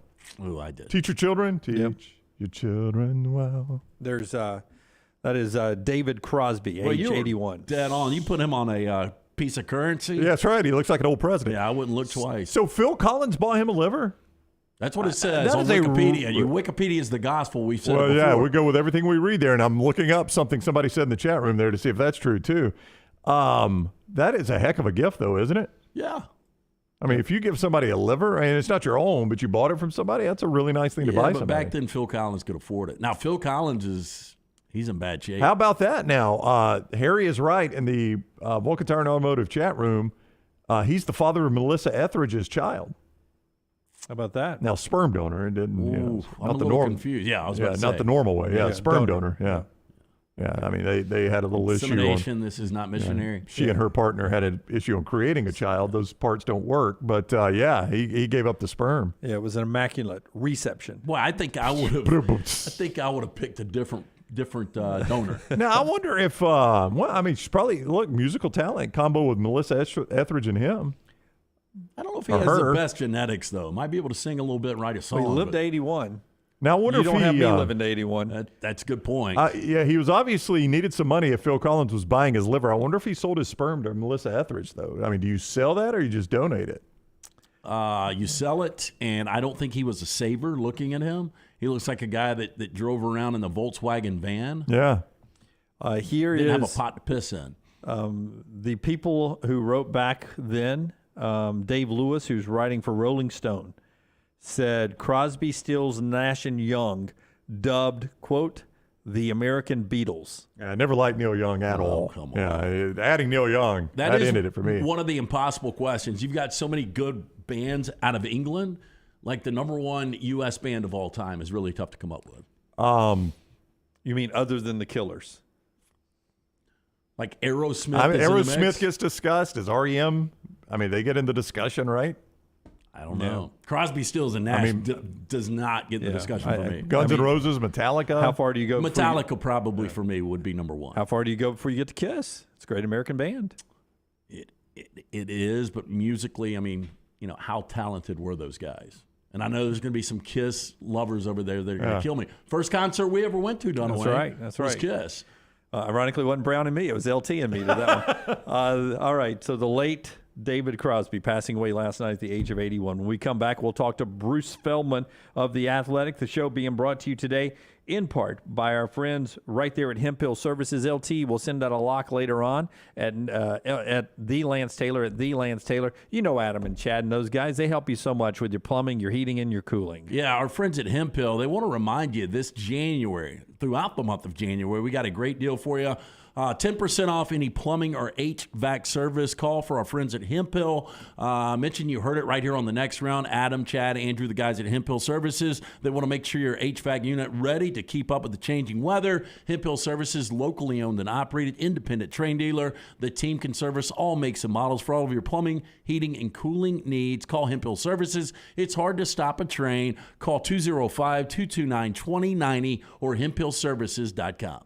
Follow John Lunsford on Twitter @JLuntz.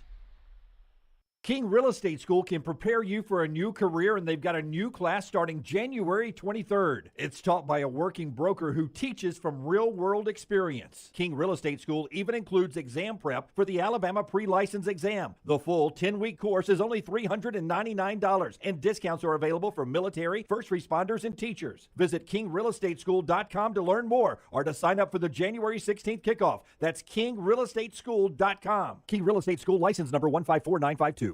Want more of the show? Download the app or visit nextroundlive.com for the latest podcast. The Mystery Fifth Hour, our Not For All Ages podcast like Bama and Bourbon, and the entire Double Down Media podcast family. All at nextroundlive.com and on the Next Round app.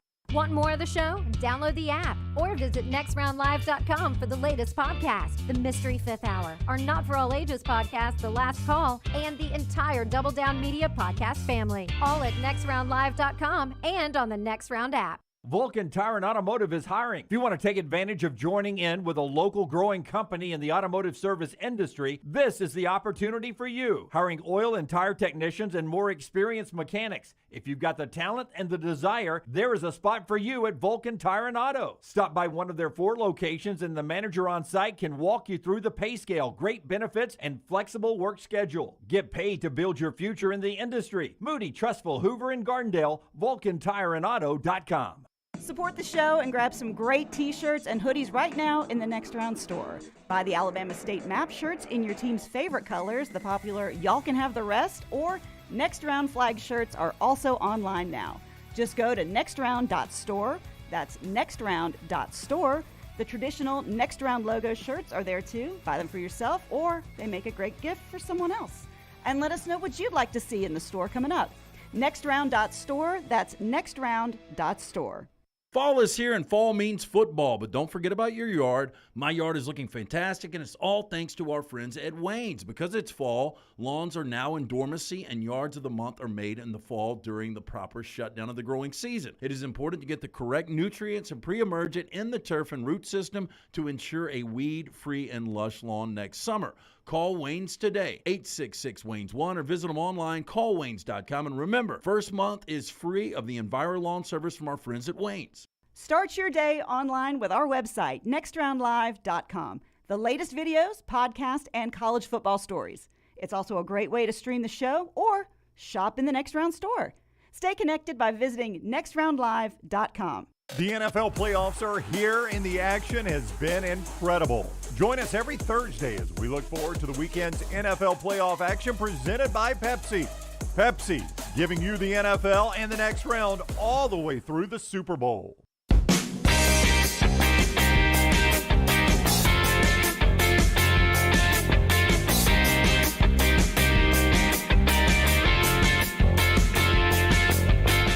All right, let's talk some college football with Bruce Feldman right here. Part of the show today being brought to you by our friends at Odie's. After LT tells us about Odie's, we'll jump into this college football world that's been crazy with our buddy Bruce Feldman. Yeah, if you're looking for live music tonight and tomorrow night, Odie's is a great place to go. It's Birmingham Institution, located right there in Crestline Village. Or if you're just looking for a great lunch this weekend, a place to hang out with the ice-cold beer buckets full of Bud Light, incredible food, burgers, award-winning wings, great sandwiches, including my personal favorite, the Diablo sandwich. Don't forget, every Wednesday night, Odie's Team Trivia. Me, Rocky, Will Haver. Go see that great staff today, Odie's Tavern, Crestline Village. All right, the JohnstonRVCenter.com hotline is where we find our buddy Bruce Feldman from The Athletic at Fox Sports, at Bruce Feldman CFB on Twitter. Welcome in, Bruce. Hope you are doing well today. Good to be on with you guys. I am. Thank you. Yeah, it's always great to be on with you. Do you think there is any school that is willing to risk Jaden Rashada right now? Everybody always wants great players, but you got to imagine the asking price is going to be a little bit high, and it doesn't seem like it is a smooth process with him right now. There only seem to be a handful of schools that they could even consider if it didn't work out this way at Florida. Yeah, and earlier this week, one of the schools I heard that might be interested and might be a fit was Arkansas. Well, Arkansas just lost its offensive coordinator to TCU.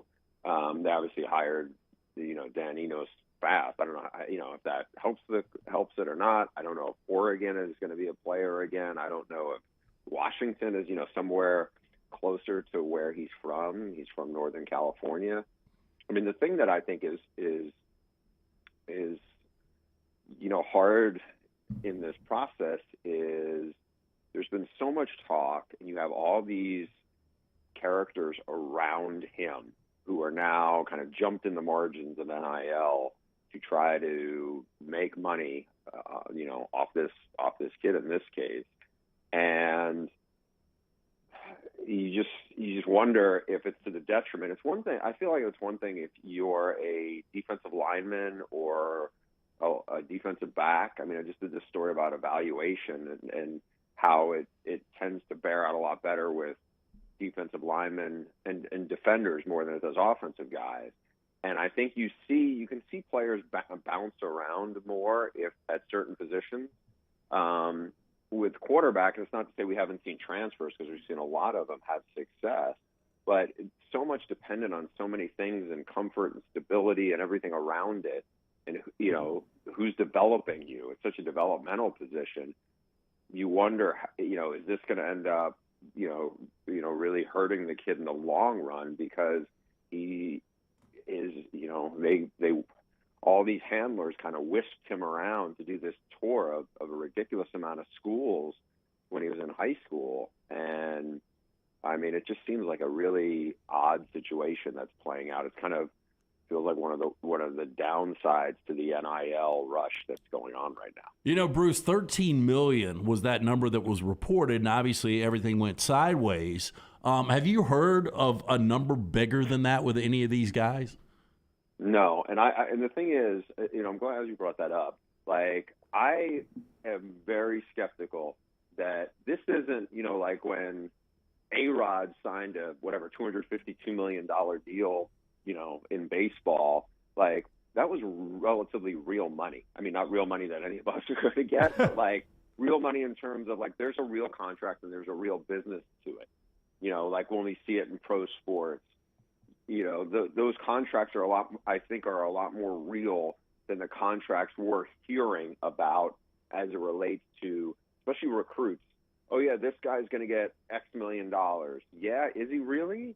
Because it seems like there's everything I've heard from lawyers who've seen some of these contracts at different collectives said, you know what, they're not gonna probably hold up if the collectives, do they have the money behind it? Everything it sounded like with Florida and their collective it felt like it was a house of cards at the time, and I've talked to college coaches who have said, if we even had, never mind $13 million, if we had $4 million, we're not putting it in for one kid. We would put it in for like 7 kids and split it around. The idea that you're going to, especially for a high school kid, he's never done anything in college. How many times have we seen some 4 or 5-star guy get really hyped up and they do nothing in college? The average hit rate on quarterbacks before NIL of 5-star guys was about 33%. That's not great. So you're going to spend, no way, $13 million. You're going to spend $5 million on a quarterback and hope that it's going to work out.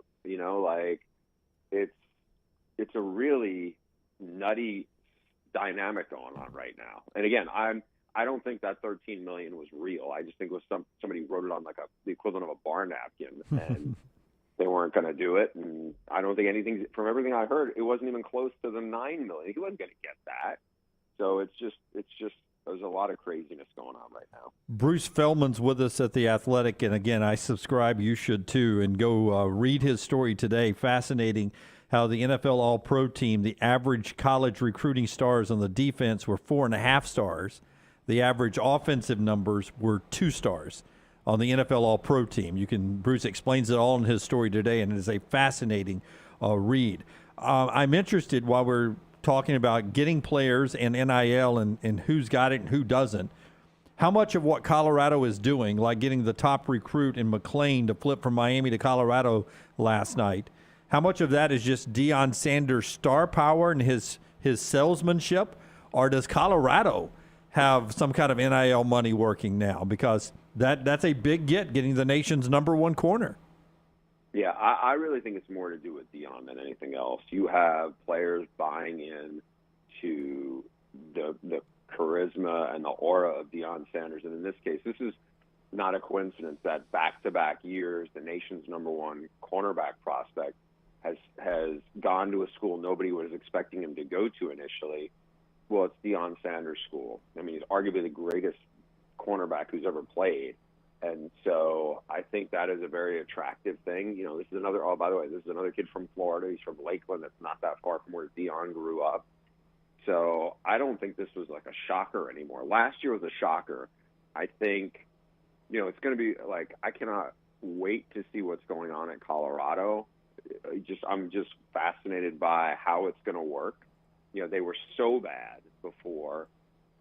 You can get a lot better in the portal. I don't think you're going to go from like USC awful to USC, a top 15 team like that in 1 year at Colorado. But, Deion has definitely got a lot of recruits and a lot of college players' attention. And I said this back when the Georgia Tech job came open, I was like, you got to feel for whatever coach has to follow Deion Sanders on a home visit. Good luck on that, because none of them have the kind of cachet or the charisma that he has. Speaking of USC, I mean, we know Lincoln Riley's offense with Kayla Williams coming back is going to be fantastic. The defense, obviously, the problem in year one. The defense has always been the problem for Lincoln Riley. How improved do you think the defense will be this year? And, I mean, how much are they putting into the defensive side of the ball right now?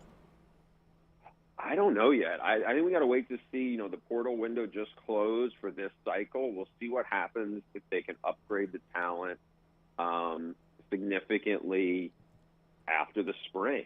I mean, that's not if I was a USC fan hearing what I just said, I wouldn't be like that fired up about that, because they didn't have a lot of talent. Like, that was the worst defense the USC's ever had in 2021.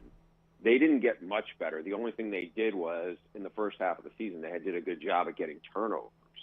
But short of that, you know, they had one really good edge rusher, Tuli Tuipulotu, who was like the best edge rusher in the Pac-12. Well, he's leaving to go to the NFL. That's certainly not going to help them.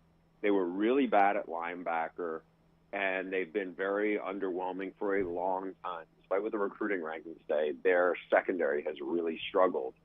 You know, they're going to lose some guys who played a lot of football. I think the biggest thing for them is they're going to have to find more players, and they have a couple who've come in now. They have one of the better young defensive linemen in the Pac-12 is transferring from Arizona to there. They have a solid linebacker who played a lot at Oklahoma State is coming in. I mean, the thing that I think, and your listeners will totally get this, is last year they brought in Caleb Williams and Jordan Addison and star players who had been really good on offense. The guys they got on defense were guys who came from big programs. They had a player from Alabama, but he wasn't playing at Alabama. And they had a player from Auburn who wasn't really much of a factor at Auburn. You know, like, great to have good pedigrees, but, you know, it wasn't like these guys were tearing it up at the schools they were at.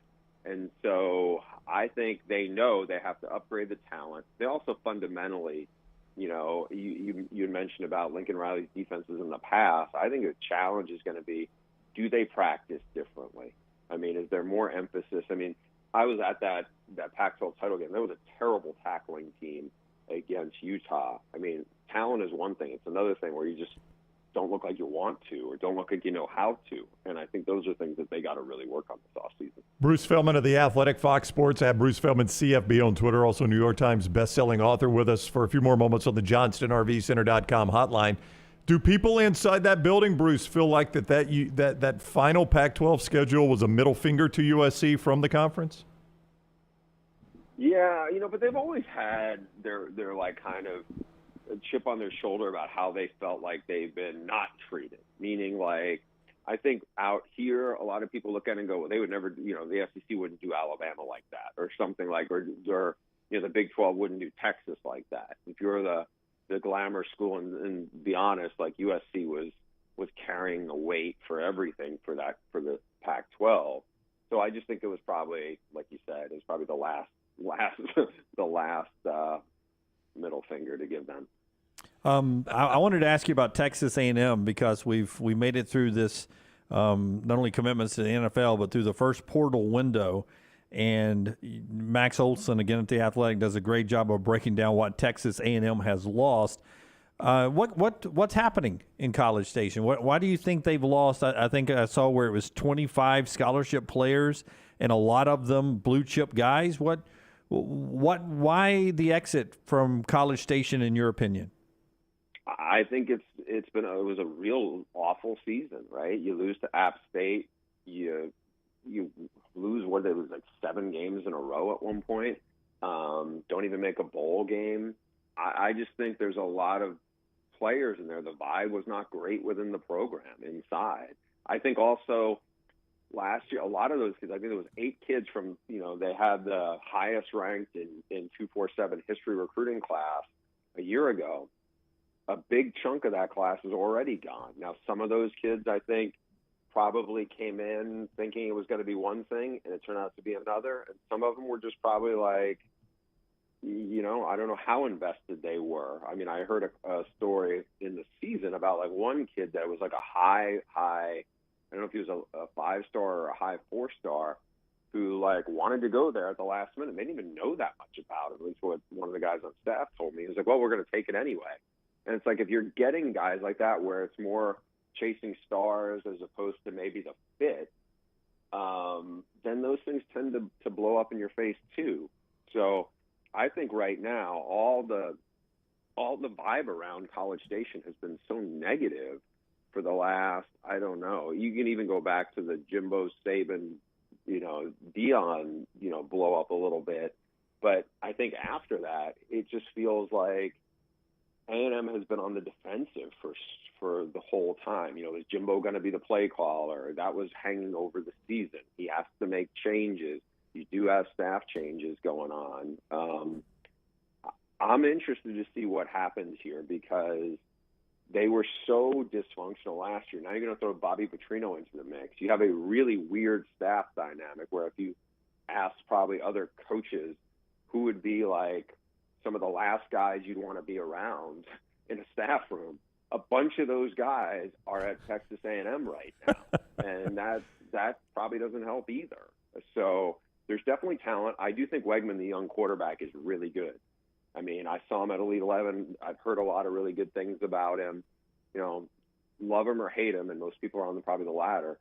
Bobby Petrino knows what he's doing offensively. So if the two coaches in charge of the offense can coexist well, they'll probably. I think that kid's going to be good, but. You're as I said, like a lot of times before, you're in the SEC West. You're in the deep end of the pool, and the bar is incredibly high. If Jimbo Fisher, if they get a lot better next year and they go 9-4, what is it, year 6 and they're 9-4? Like, they were so bad this past year. Like, and never mind winning national titles. I mean, just being a top 10 team again. They were light years from that this past year, and I don't know. I would love to see a reality show if SEC Network was going to put the cameras in College Station in that football building. I think it would be must-see TV. Oh, sign me up. Bruce Feldman from Fox and The Athletic at Bruce Feldman, CFB on Twitter, Kane Mutiny, Meat Market, and, of course, Swing Your Sword, the book he wrote with and about Mike Leach. All those are great books. The QB from Bruce. Go buy his books, read his work, and follow him on Twitter at Bruce Feldman, CFB. Thank you very much for the time, Bruce. Have a great weekend. Always fun. Always fun talking football with you guys. Thank you. All right, buddy. Take care. Bruce with us on the JohnstonRVCenter.com hotline. And we always love our friends at Maestro Dobel Diamante Tequila. It is the world's first multi-age tequila. Delivery today, by the way. Tyler's coming by. We got some coming. Good news. I may need to take bottle number 2 home to the house. He said the deal I'm a was slow drinker. At 11 o'clock that you've got to do a shot every 15 minutes till we get off the air. I'm not going to do stuff like that. I will be sideways before the first segment's over with. I mean, when we drink our beer at noon today, I just 2 sips of it, and I'm already lightheaded. I'm that kind of guy. But I tell you, when I drink this tequila, and Brown will attest to this, and LT will too, this is the best tequila I've ever tasted. Maestro Dobel Diamante Tequila, the world's first multi-age tequila. It's aged in these European oak barrels, and they're double filtered to remove color while producing this crystal clear spirit of character and smoothness. Crystal and clear in appearance, smooth and crisp on the finish. Maestro Dobel Tequila, the perfect tequila for sipping and mixing. Always good to catch up with Bruce there. It is amazing. I have moved on from the numbers here, but 25 scholarship players. I think it was 8 from this recruiting class. All of them were 4 or 5-star recruits that have left Texas A&M. And, I was fishing when I asked the question to Bruce because I wanted to hear if some of it was they didn't get what they were promised in the NIL. Because that's what a lot of people think. A lot of people think some of these guys got there and they didn't get everything they were promised they were going to get in that recruiting class, and that's why they left. Boy, this is a mess, really, when you think about it. I mean, A&M was on top of the recruiting world at this time last year. And you also wonder if it's because A&M just isn't having success on the field, but maybe this works to their advantage because when they had the talent, they weren't getting it done, and maybe it works in reverse. I was interested, though, for him, for the holes he shot in the $13 million reports. See, and I'm with him, and that's why it does seem high. I agree. And Dunaway, you said that there is documentation on this $13 million. Well, we'll find out if there is. They sent a termination letter to the family on December 7th, according to The Athletic, which means they had some agreement enough to where the CEO of the collective had to send them a legal letter saying we're terminating that deal. Now, I do believe there was an agreement. I hope the paperwork comes out one day that shows it's $13 million. If you don't have the $13 million, why do you have a paper trail? But that's only, what is that? 3.25. I say only. But it's 3.25 million a year for a 4-year career. Yeah, but if I asked you guys right now, Jaden Rashada, does he ever start in a playoff game, a college football playoff game? No, I bet hard against it. No, I would say no because that's the odds. But you tell me, what do you think in the 2 years of NIL? What do you think it averaged out for Bryce Young for 2 years? I would say he probably made 3 to 5 a year. Yeah, I think he made 2 last year, and I heard he made 5 this year. Yeah, so 3.5. 3.5 a year. About 3.5. About what this kid was being best promised. Quarterback by ever to play at Alabama and a Heisman Trophy winner. Yeah, right. but if you don't have him, Alabama had him. Mm-hmm. If you don't have him, you're trying to build to that, and you've got the money. Why is that out of the realm of possibility that's what I'm willing to pay if I think this guy's the best quarterback in the country? Because I think what Bruce said is true. I think most coaches will look at it and say, why am I tying up $13 million in one player? Yeah, I could probably get 7 players for that. It's 13 over 4 years. I'm aware of that, but it's still $13 million. No matter how many years it is. And I incentivize. I know a lot of these guys are going to go to the highest bidder, but I'm like, hey, look, if you come in, you win 10 games as a starting quarterback, we'll give you another $1 million. You take us to a college football playoff, we'll give you $2 million.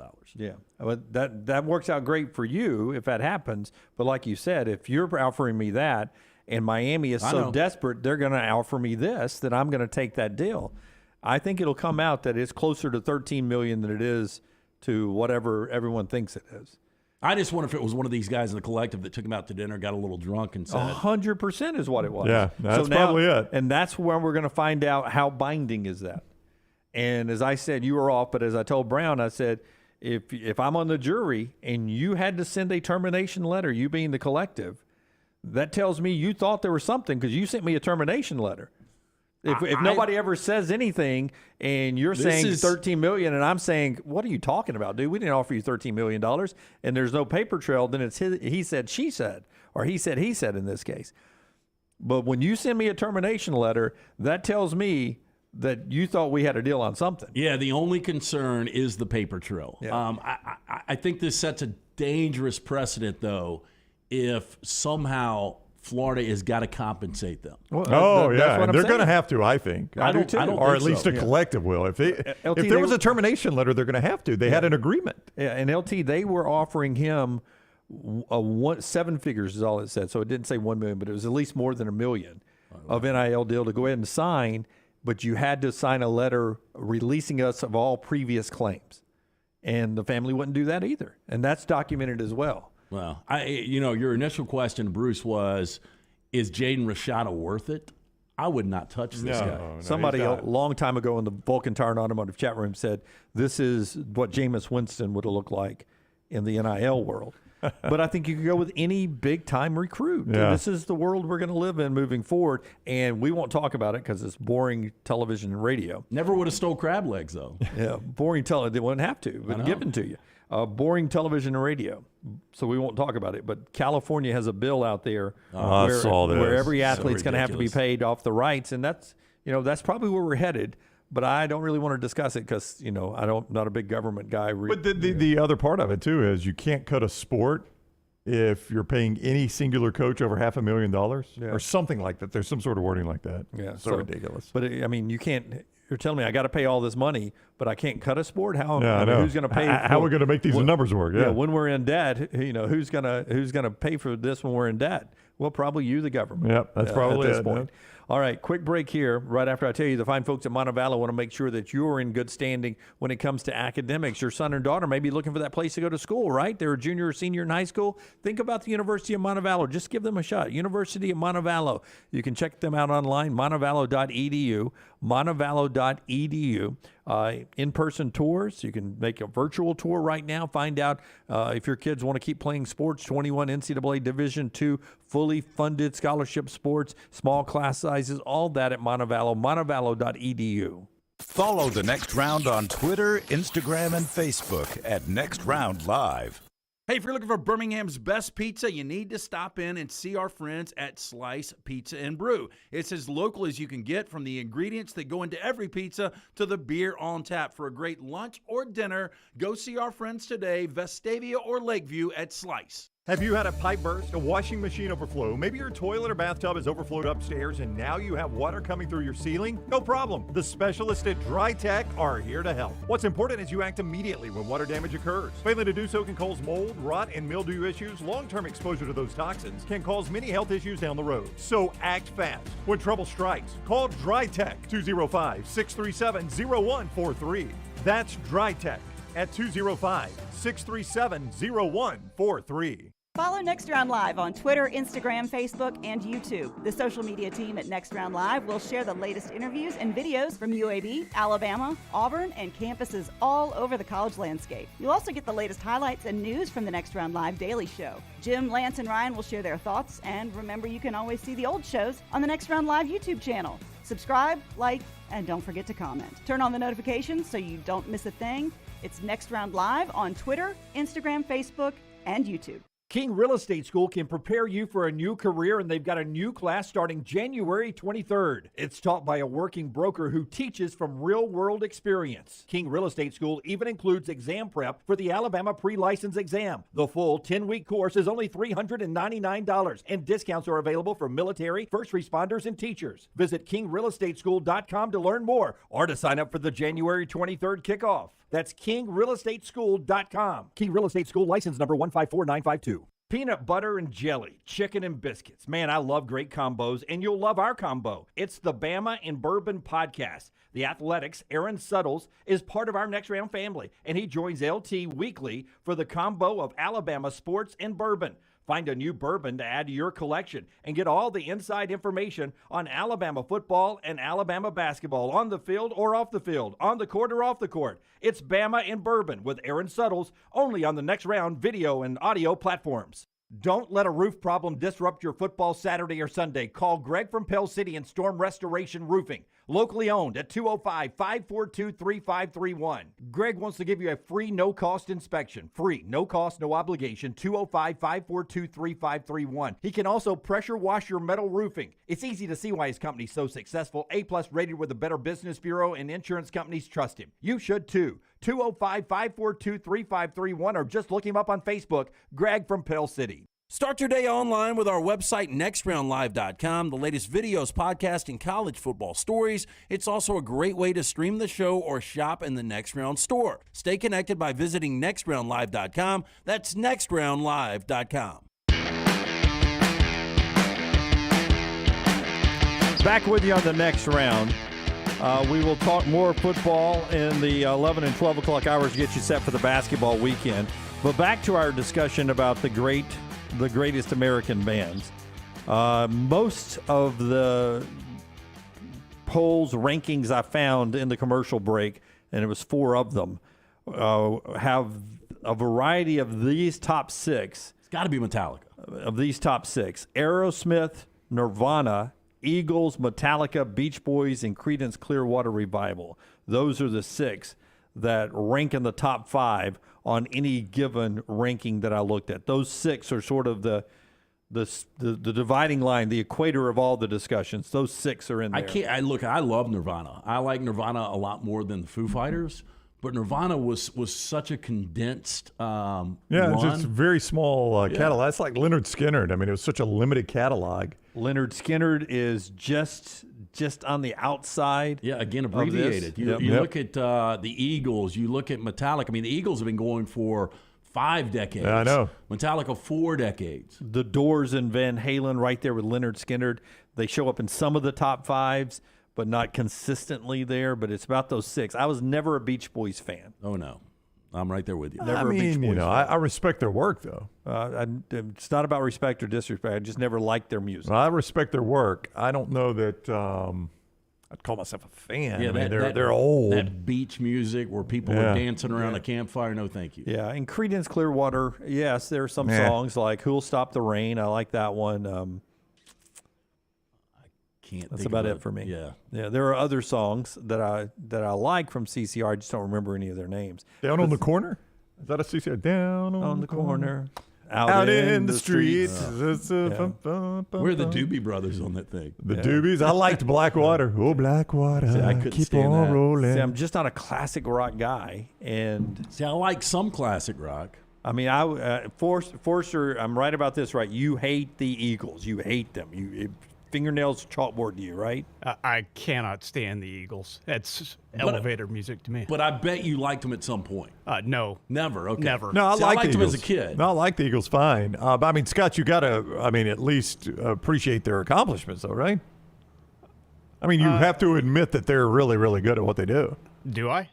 You have to admit that they are well respected and they've been accomplished. Can you admit something good about the Eagles, Scott? I will admit they have a lot of fans. Yeah, like I think Jimmy Buffett. I don't respect those fans' opinions about them. Jimmy Buffett is awful in my opinion, but I respect the fact he's accomplished. that he's been able to build a brand and build hotels and liquor brand and restaurants and all that stuff. The Eagles are really fascinating, and Smuff over in the Vulcan Tire and Automotive chat room says they have a hell of a catalog. Well, they do. Really do. And when you go back and you listen to the Overplayed Hotel California, it's really a masterpiece. Oh, it's a fantastic song. And who is their manager? The guy I was watching the documentary last night. The manager that started, he worked his way up. Yeah, I've seen it. I'm only halfway through it. It's fascinating. Yeah. But he's the one. The most sold album of all time is the Eagles' Greatest Hits. Yeah, and it was the fourth album that they put out. Was the Eagles' Greatest Hits. They were 3 albums deep, and they were heading up for a greatest hits. They were like, hits. you can't put out. That's lazy, by the way, but it worked. Well, no, everyone in the industry is saying you can't put out their greatest hits album yet because they're still rising. They're going to have more hits. And he's like, we'll do another one. That's what he said. We'll do a greatest hits too. That's right. Don't think we'll stop here. That had never been done before, and that is still the greatest hits. The first one is the most selling album of all time. It's phenomenal. It's a great album. It's lazy. We'll never have that again, will we? Well, you don't have to do it now. You don't have to, yeah. That's right. You don't do it now. Yeah, we don't do albums anymore. You said it was lazy, but those are the albums I always bought. I always bought greatest hits albums. No. That's all I wanted was anybody's hits. I'm saying that early into your career, that's I know. lazy. Yeah. David Geffen did it. Yeah, that's him, yep. But even the guys were telling him, what are we doing? Why are we going to put out a greatest hits album? We're planning on having more hits. And he's like, trust me. I got a plan for you boys. Trust me. Yeah. Trust me. I'll tell you, it worked. I'll tell you a great Eagles song is actually, to contradict myself, on Hotel California. I think it's the last cut of the album or CD is The Last Resort. Don Henley sings lead on it. Whew, great song. I like the Eagles. It's David Geffen, by the way, in the documentary on David Geffen. He says, it has Glenn Frey talking. Glenn Frey says, David told me, he's like, Glenn, you're going to make a lot of money. I'm going to make more than you, but you're going to make a lot of money. You'll thank me. The problem with Trust me. Best American Band is we don't include solo acts. Like, I don't like Bruce Springsteen, but you got to include him in the discussion. Tom Petty and the Heartbreakers, stuff like that. I mean, how do you account for them? Or that opens up the door for country acts as well, like George Strait and Garth Brooks and people like that. Elvis. I mean, I don't know how you account for them because they're solo acts. Yeah, like where does the group Alabama fit in? Yeah, I mean, absolutely. But again, the question is greatest American band. I understand that. Yeah. Sometimes it's greatest American rock band. Well, do we have the British bands are regarded as better than the American bands? You got the Beatles, you got the Stones. But do we have better solo acts? I was waiting for Led Zeppelin. It's got to be in there. But are the solo acts better from the United States? Like, do we have the better solo acts than the Brits?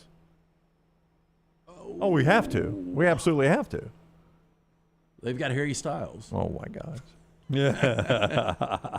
All right, top of the hour. We get back to college football as the discussion continues over in the Vulcan Tire and Automotive chat room. Show being brought to you in part today by our friends at JohnsonRVCenter.com. JohnsonRVCenter.com. We're going to go up there at some point again and do another show because I missed the one you two did live up there. We can't wait to get up there and say hi to everybody in the Coleman area and also just off the interstate in the Decatur area up there, Brownie. And right now in the Coleman store there, Dunaway, I-65 exit 304, you can see these brand new Coachman Freedom Express. It's a great line. They've got them right there in Coleman with an introductory offer on that Freedom Express 192 RBS. Beautiful new interior, storage space, big fridge, yours for just $249 a month with approved credit. You heard me right, $249 a month with approved credit. Lifetime warranties are available from RV Warranty Forever. All new models, used models under 2 years old at the I-65 exit 304 Coleman store, 334 Indicator, always online, JohnstonRVCenter.com. Take the next round anywhere you go with official Next Round gear. Buy yours today at nextround.store. If you're looking for a fun golf atmosphere that is laid back with a peaceful environment, the Meadows Golf Course in Harpersville, right off of Highway 280, is perfect for you. Just a short drive from Birmingham, this 18-hole, 200-acre track with rolling fairways and ample greens is the definition of peacefulness of the country just miles from the city. Enjoy a great lunch before your round and a cocktail on the wraparound porch after 18. Come see us today. The Meadows Golf Course in Harpersville, right off of Highway 280. A legendary coach once said, "It's not the will to win that matters. It's the will to prepare to win." Bryant bankers have the dedication and experience to put together a financial game plan that's right for you. Stop by one of the 7 Central Alabama locations today or give them a call at 1-855-4-BRYANT to begin preparing for your financial future today. You'll find out what unbeatable service and legendary results are all about. Bryant Bank, Equal Housing Lender, member FDIC. Start your day online with our website, nextroundlive.com, for the latest videos, podcasts, and college football stories. It's also a great way to stream the show or shop in the Next Round store. Stay connected by visiting nextroundlive.com. Hey, if you're looking for Birmingham's best pizza, you need to stop in and see our friends at Slice Pizza and Brew. It's as local as you can get, from the ingredients that go into every pizza to the beer on tap. For a great lunch or dinner, go see our friends today, Vestavia or Lakeview at Slice. Did you tweak your shoulder putting up Christmas decorations? Injure your elbow shooting hoops in the backyard? Or hurt your knees getting up from the couch at halftime? Let 2023 be the year precision sports medicine and orthopedics gets your life back on track. Orthopedic care is better together. Find your provider today. Call 205-512-3885. That's 205-512-3885. Or visit precisionsportsortho.com/2023. Hey, Ryan Brown here from the Next Round. Do you want to help pay for my kids' college and look great while you're doing it? You need to go to the Next Round store. Everything from hats to short sleeve and long sleeve t-shirts, sweatshirts, hoodies, zip-up hoodies, and much more. And we're adding new things all the time. Why would you not want to see my kids get a great college education and look great out in the public while you're doing it? Get the gear we wear all the time on the show, and there's only one place to get it. Nextround.store. That's nextround.store. Football season is here and fall is coming. Call Adam, Chad, and the guys at Hemp Hill Services to make sure your HVAC unit is ready to keep up with the changing weather. Hemp Hill Services is a locally owned and operated independent train dealer, and the team can service all makes and models. For all of your plumbing, heating, and cooling needs, call Hemp Hill Services. It's hard to stop a train. Do it now. Trust the name Birmingham has trusted since 1954. Call 205-229-2090 or hemphillservices.com. Jim Dunaway, Lance Taylor, Ryan Brown, and Rockstar. Live from the Birmingham Racecourse Casino Studios, the Next Round, presented by Bud Light, is on now. All right, well, we'll talk a little college and NFL football here before we get to trash. Big NFL weekend coming up. Jacksonville, KC, Giants, and Eagles on the Saturday games, then the Bengals and the Bills, and the Cowboys and the 49ers. Is it worth doing a ranking of the games we're most looking forward to? We can. Yeah. Whiteboards?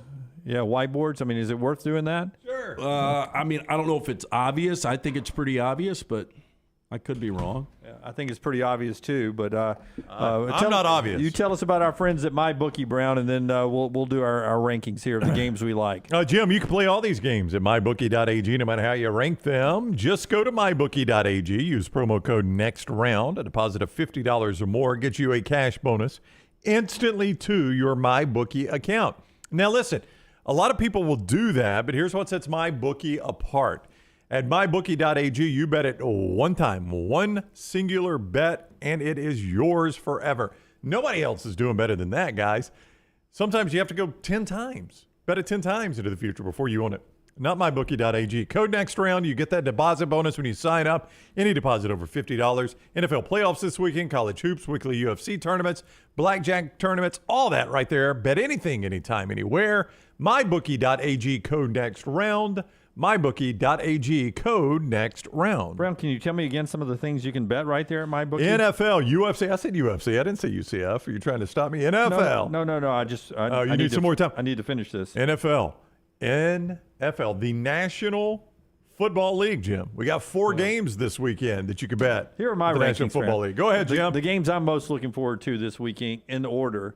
Cowboys 49ers, number 1 for me. Because I've just seen so many in my lifetime great Cowboys and 49ers playoff games. I want to see it again. Bengals and Bills because for some people, your Super Bowl champion's going to come out of that game right there. Giants and Eagles, Jaguars and Chiefs for me. That's the order I am in. So mine's Bengals, Bills, and I do think whoever wins that game is going to win the Super Bowl. So when I said some people, it was actually Lance. Yeah. And Cowboys 49ers is number 2 for me because I believe whoever wins that game is going to represent the NFC in the Super Bowl. Then I've got Jags KC because I think this is the biggest opportunity for an upset this weekend. And last is the Giants and the Eagles. Trust me, this will be a skull dragging. Oh, so the Eagles will look flawless. Wow. So like that was one of the things I was going to do, fact or not, fact or fiction. So while Brown draws here, I'll throw a couple of facts or fictions out for you. Gotta have time. Are you kidding? I gotta have time, Lance. Do you ever do a normal one now? No, I don't. The people like the drawings. Have you seen the feedback in the Vulcan Turn Automotive chat room? I know they love mine. I got a lot of I got a lot of DMs that told me I should draw more. It's just DMs. Nobody did it publicly. The fact or fiction is that the Eagles win this game by 2 scores, and you would go fact on that. I would go fact. Yeah. Why are you thinking that? Well, look, the Giants, I mean, it's a great story. Brian Dable's done an incredible job in year 1, and Daniel Jones has played good football, and you've seen the resurgence of Saquon Barkley. I don't know. It just seems like a counterfeit team for me. I still, I know we've doubted them all year, and they're now in the divisional round after winning in a wild card game last weekend. But you look at the first matchup, 48-22. Philadelphia. And I think you're going to see much of the same in this matchup. And I just think Jalen Hurts, everybody's talking about the right shoulder. I think he's going to come out. I think he's going to be just fine. Finally got playoff experience against your Bucs last year. And I think this is where they turn it on. Fact or fiction, Jalen Hurts runs and throws for a touchdown this weekend. I am going to go, that is fact. Fact. Any explanation on that? You just think he's going to play that good of a game? Yeah, I think Jalen Hurts is going to just have a big game. And again, I mean, if you have a Philadelphia team that's winning this game by 3 or 4 touchdowns, which I believe they will, I think Philadelphia scores 35-plus points, and Jalen Hurts, I think he'll be responsible for a good majority of those points. Everyone seems to be saying this now. Brock Purdy has a multiple interception game. You got to feel like there's one coming, don't you? But it's become now a popular thing is that Brock Purdy is going to take a step back this weekend, and that's how the Cowboys are going to win. I think a lot of people are looking at the way that Dallas defense played against Tampa, and they're factoring that in, saying Dan Quinn at times had Tom Brady confused. What's he going to do to Brock Purdy? But I would go fiction here. I haven't seen the player props for this weekend, but I'm sure his over-under is 1.5 interceptions. I would play the under here. I think he throws a pick. Bobby says the Bengals are going to win it all this year after finally avenging the first 2 Super Bowl losses to the 49ers. That's possible. And understand what I'm saying here. And it's not a shot at DeMar Hamlin, but they are going to honor DeMar in Buffalo on Sunday. It's my biggest factor in handicapping this game. It really is, because I think the Bengals are the better team right now. I think the loss of Von Miller, I said it when he went down and he was put on IR for the year, it's ultimately going to cost them a Super Bowl. And I thought the Bengals for the last, 6 weeks were going to win this entire thing. But because of the emotion with Hamlin, they didn't play well last week. They're going to honor him pregame. Obviously, these were the 2 teams playing when it happened. And the feeling is he's going to be at the stadium, right? He's been in the football facility all week long. So he's going to come out at the stadium. And I just wonder, is that the emotion that rises up the Bills? Or because of what went on, does it stir up some kind of emotion and take a little bit of the air out of the balloon before the game starts. That'll be fascinating to watch because, those kind of things can do a job on you mentally, right? It can help you or it can flatten you out a little bit. Yeah, I think it probably rises the emotions up, and I think it's a positive for Buffalo. But the negative for Buffalo, as good as Josh Allen is, he leads the NFL in turnovers. 19 this year, and Cincinnati in that run to the Super Bowl last year was so good at forcing turnovers. I have seen, though, the Bengals they're trying to develop this chip on their shoulder. They're pissed that the NFL did all this tiebreaker, or not this tiebreaker stuff, but this neutral site stuff and didn't include them. And they're taking it as a further slap in the face. I saw one of their players, can't remember which one, saying it's disrespectful that they're pre-selling the tickets to the game in Atlanta without us even playing Buffalo yet. That's right. I mean, they're going to come in with a chip on their shoulder in this game. With that in mind, before Brown gives you his list, give me cut number 5 there, Tyler. Joe Burrow. And listen, I like this guy. There are a few things that I don't like about this guy. First year I've liked him. This is the first year you've liked him? Yeah. Well, he's never looked more like Macaulay Culkin till that freeze frame right there. That's the most he's ever looked like Macaulay Culkin. I just so respect his game. He is so good. And he, they are the at my bookie, they are the betting underdogs. But Joe Burrow does not like playing up the fact that they are underdogs. I always enjoy going on the road. It's just you and your guys. Feels like it's you against the world, and that's where we like to be. Do you feel like an underdog going into this game? I never feel like an underdog. Huh. I never feel like an underdog. And that's the kind of swagger, if you go back to college, that they won the national championship with. But the biggest game during that national championship run is when they came to Tuscaloosa, and it was a zoo. Yeah. And he never flinched. That moment was never too big for him. They didn't play like an underdog that day, though they were. We always talk about defense travels. Yep. Joe Burrow travels. You look at the Bengals over their last 19 games, on the road 15-4 against the number. And that's impressive. 15-4 against the number? Their last 19 out. That's on the road. This looks like the pictorial version of my printed list. What do you have here? We have got number 1. I am most looking forward to Cowboys and 49ers. Just a throwback to when I was a kid, and they used to play for the NFC every year. Second one. Did you do this with your left hand? That's a sheep. My second one is Lance. We didn't have on the glare there. Well, first of all, Lance, we didn't have a whole lot of time. Number 1. Number 2, I gave you 2 time by reading about mybookie.ag code next round. So I would appreciate you don't have to upstage us with the colors and the draws. Yeah, I do. That's what the people want. You're colorful enough today. Are you taking a shot at my sweatshirt, Lance? Don't shake your head. No, that's exactly what you were doing. This morning, you had an orange shirt or orange sweatshirt on. I should have immediately known it was your team, and I had no idea. Yeah, I like this sweatshirt, and I'll wear it more often now. I will tell you, Forrester and Lunsford and I were talking how we're getting some comments in the Vulcan Tire and Automotive chat room that no deers are able to see that at all. It's a long way to go for that one, Jim. Buffalo and Cincinnati, number 2, for the reasons we've talked about. I disagree with Lance on the skull dragging with the Eagles and the Giants. I think it's going to be a really good game. And then Kansas City, Jacksonville. Jacksonville doesn't belong here. Yeah. It's going to be a blowout, Lance. What are you doing, man? Here's your blowout right here, number 4, your blowout. Yeah. There we go. Works well together. Lock them in. It's a printed version. Slide over a little bit. It's the printed version. Yes. Yeah, you guys do everything together. Blowout right here, Lance. You're way overthinking this. It could be. You're way overthinking this. But I could also see the Jags win the game outright. No, I mean, Patrick Mahomes. Okay. That was another fact or fiction. He's got as many Super Bowl wins as Matthew Stafford. He does. Patrick Mahomes. Not playing in any of these games, by the way. Patrick Mahomes responsible for 5 touchdowns on Sunday or Saturday. Fact or fiction? I'll say fact. Yeah, responsible for 5 touchdowns. Me too. Boy, I'll say fact.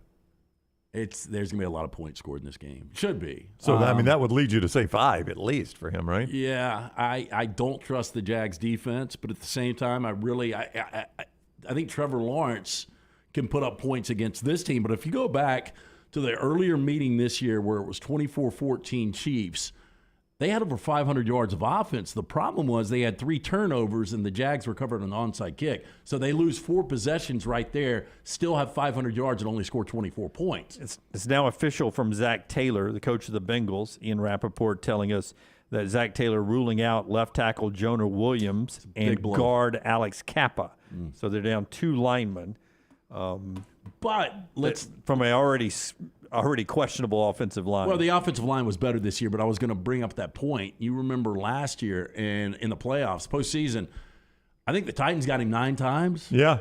And I think the Rams got him 5. I mean, they were giving up sacks left and right, and they were still able to almost win a Super Bowl. They were such a weird team last year, weren't they? Yeah. Because you had to look past a lot of that. I do think, and I'll say this again, on that Buffalo and Cincinnati game, I think a lot of people are concerned about Josh Allen's performance in the Miami game last week in the first round of the playoffs. And as much as I would love to see Josh Allen throw 5 interceptions and them get blown out, I think, again, one of those bounced off Cole Beasley. You mentioned the strip sack. They happen all the time. Doesn't matter how good a quarterback you are. Everybody gets strip sacked. But he still turns it over all the time. He has turned it over a lot more this year, and it is concerning. It almost reminds me of Brett Favre. Brett Favre was great, but he was one of these guys that would improvise, and he would make those mistakes. And I think Josh Allen just can't help himself sometimes. New Life Art viewing menu with Tyler and Brown and everyone here real quick. And then after that, before trash, 24/7 has the winners and losers from the transfer portal so far. But I want to give you the losers because they are interesting to me. But first, the viewing menu brought to you by our friends at New Life. Yeah, New Life Art, bringing you memorable sports moments by Daniel A. Moore for over 40 years. Call 800-735-2787 for more information, or you can view their art right now, danielmooreart.com. All right, so first in theaters, we've got the movie Missing. When her mother disappears while on vacation in Colombia with her new boyfriend, June's search for answers is hindered by international red tape. Stuck thousands of miles away in Los Angeles, June uses all the latest technology at her fingertips to try and find her before it's too late. Who's in this? Wow, a lot of drama. I do not know. It was nobody I recognize. A big cast, huh? Yeah. All right. Also at 6:40, not 6:45, not 6:30, you've got the movie American Made on FXM starring Tom Cruise. I thought it was liked good. it. Yeah, I liked it. They kind of turned it into a comedy. Yeah, it was a bit of a dark comedy, maybe. Yeah. A little slapstick to it at times. I thought it was good, not great. Yeah, based on a true story. Yeah. And then also on Netflix, you've got the movie Young E premiering. It's directed by the same guy who made Train to Busan, if anybody's seen that. In a post-apocalyptic near future, a researcher at an AI lab leads the effort to end a civil war by cloning the brain of a heroic soldier, her mother. Her mother. Wow. So I watched the movie last night that you probably would dig. You two would absolutely hate. And the roommate told me, that is it. You're not choosing movies anymore. Yeah, good luck on that one. It was called You Were Never Here with Joaquin Phoenix. He was a hitman. And so a senator's daughter goes missing in a child trafficking ring. And so he goes after him. And the way he actually does all his hits is with a hammer. Oh, wow. So he beats people to death with a hammer. That is bloody. Yeah. It's comedy? Hilarious. Yeah. He's suffering from PTSD. He has flashbacks about his childhood where his dad beat his mom with a hammer. Yeah. I will tell you that we do appreciate you throwing out the word dig. He probably will dig this for the late, great David Crosby there, who passed away at age 81 last night. Very 60s term. Okay. He digs that. Losers in the portal, according to 24/7. Oklahoma State. Now, not only have they lost Spencer Sanders, they lost running back Dominic Richardson, but they also lost their top linebacker, their top edge rusher, and their top defensive back. It's probably a year Mike Gundy will challenge for the Big 12. Yeah, I mean, I don't know what goes on with that guy. It's such a weird situation with him. And look, and I know there was a little back and forth between him and the late T. Boone Pickens, but can you imagine if T. Boone Pickens was still alive, the money he would throw at a collective? Oh, my gosh, yes. Yeah, now I'm only doing the losers here, but in this article, go check it out at 24/7. Auburn and UCLA, but specifically Auburn, is one of the big winners that they mentioned there with the portal. Another loser, Arkansas. Have you been paying attention? 7 starters have been lost to the transfer portal from Arkansas. 7 of them. That plus both coordinators. That plus both coordinators, too. Yeah, you got to wonder, and Josh Pate brought this up, what's going on internally. It doesn't make sense, yeah. Sam seems like one of those guys that you would want to coach for, you would want to play for. I mean, Sam Pittman, we all said we're fans, Something's going on. Yeah. By the way, 4 different corners coming into LSU, another one of the winners here. Some of them from the losers, like Arkansas and Texas A&M. Texas A&M, we mentioned this, listed as one of the losers in this story there at 24/7. But so too is South Carolina.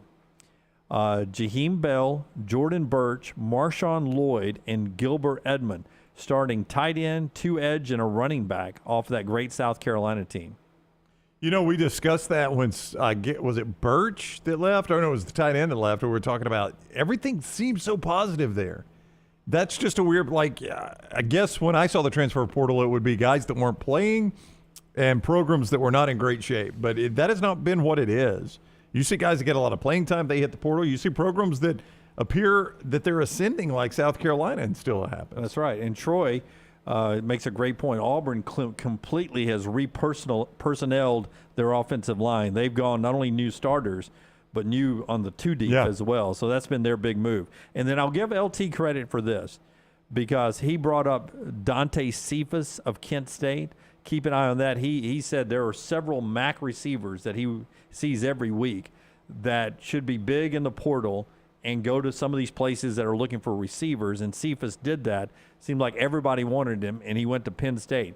But that Kent State team by themselves, LT, they lost a quarterback to UCLA, a wide receiver to Penn State, a wide receiver to West Virginia, a wide receiver to North Carolina, 2 tackles to Colorado and UCF, and a corner to West Virginia, all off that one Kent State team. Yeah, I mean, it's the unfortunate thing when you look at a conference like the MAC. I mean, they are becoming farm leagues for Power Fives because if you get a player that is productive 1, 2, 3 years, those guys are going to transfer out. They're going to make NIL money, and they're going to get on a bigger stage. And then to Brown's point, where's that cutoff line? Because even South Carolina, who would think, oh, man, we got this churning. We're at Gator Bowl, man. Let's keep going here at South Carolina. Those guys leave for bigger programs, even at South Carolina. So it works all the way up the food chain. Great point by Brownie there. We'll do trash part of the next segment when we come on. If you missed Gary Parrish talking basketball, what he sees in Alabama and Auburn, it is worth a visit back.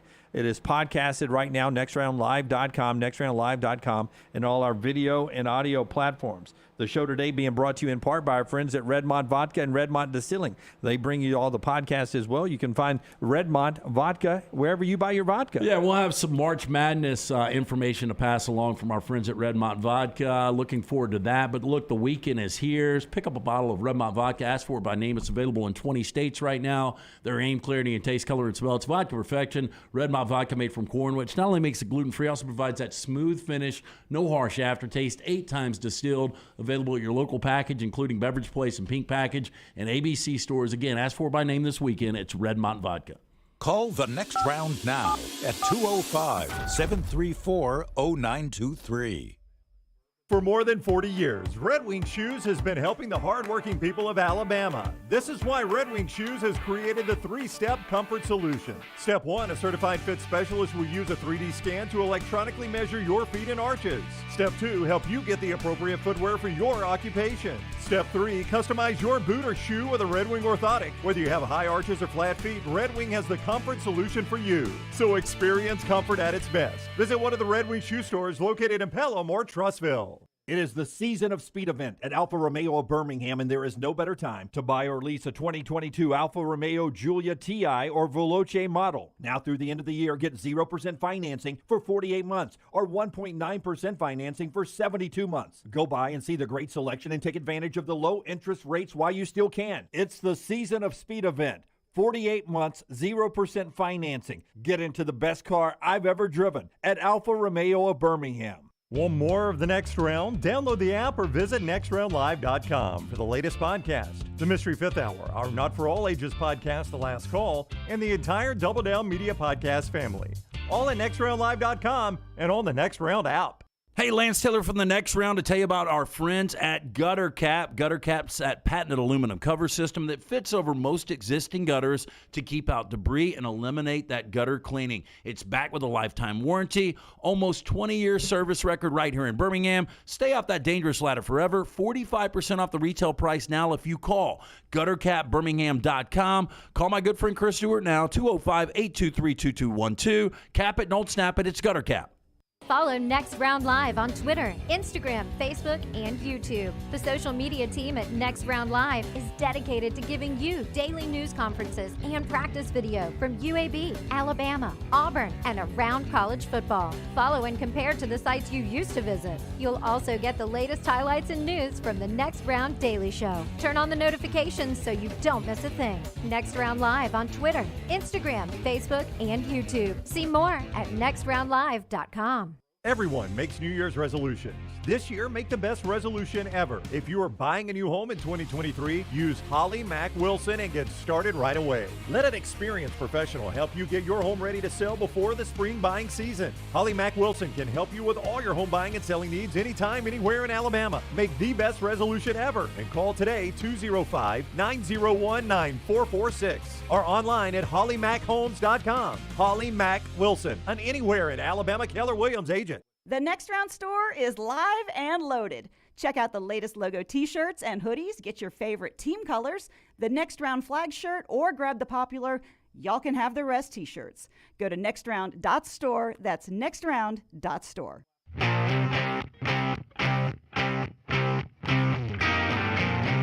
Back with you on the Next Round. In that commercial break, if you're watching us on our video platforms on Twitch and Twitter and Facebook and YouTube, you saw in the commercial break there, Aaron Suttles of The Athletic and myself doing this week's Bama and Bourbon. LT's usually the guy in there where they sample bourbons. We talked in that about how so many people who watch that show have sort of started or increased their bourbon collection. We occasionally get DMs or emails from people just on bourbons you guys sort of profile there on Bama and Bourbon. Yeah, I was talking to our buddy Richard from Kicking It Coolers up in Nashville this past week, and he's like, I love watching Bama and Bourbon. I don't care anything about Alabama sports. But I just find myself watching to see what kind of bourbon you guys are tasting. I had a guy tell me that back during the fall. He's like, I'm from North Carolina. I'm a Tar Heel fan. I really don't care what happens to Alabama one way or the other. He said, but I watch every single week to see you guys talk about the bourbon. I thought that was pretty good compliment. I will tell you that when I've only filled in twice, you don't get as much bourbon talk during that because I'm not as well versed as LT is. So go back and watch, even as I said in this one, even though the information may be old, go back and watch all the other ones. It's all right there on our YouTube channel forever. And just go back and sample the bourbons they mentioned over the time. I would bet in the 2 years we've done this, because we didn't go into basketball season last year, I would say that we've sampled 30 plus different bourbons.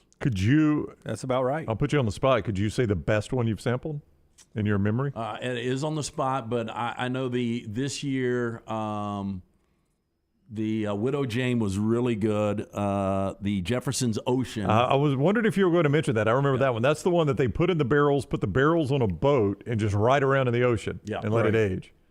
Because that keeps moving the bourbon as it ages. And there's something about the salt there and all that they say. The Woodford Double Oak Reserve was really good. Any of Rabbit Hole stuff is really good. Oh, yeah? Yeah. Always good stuff.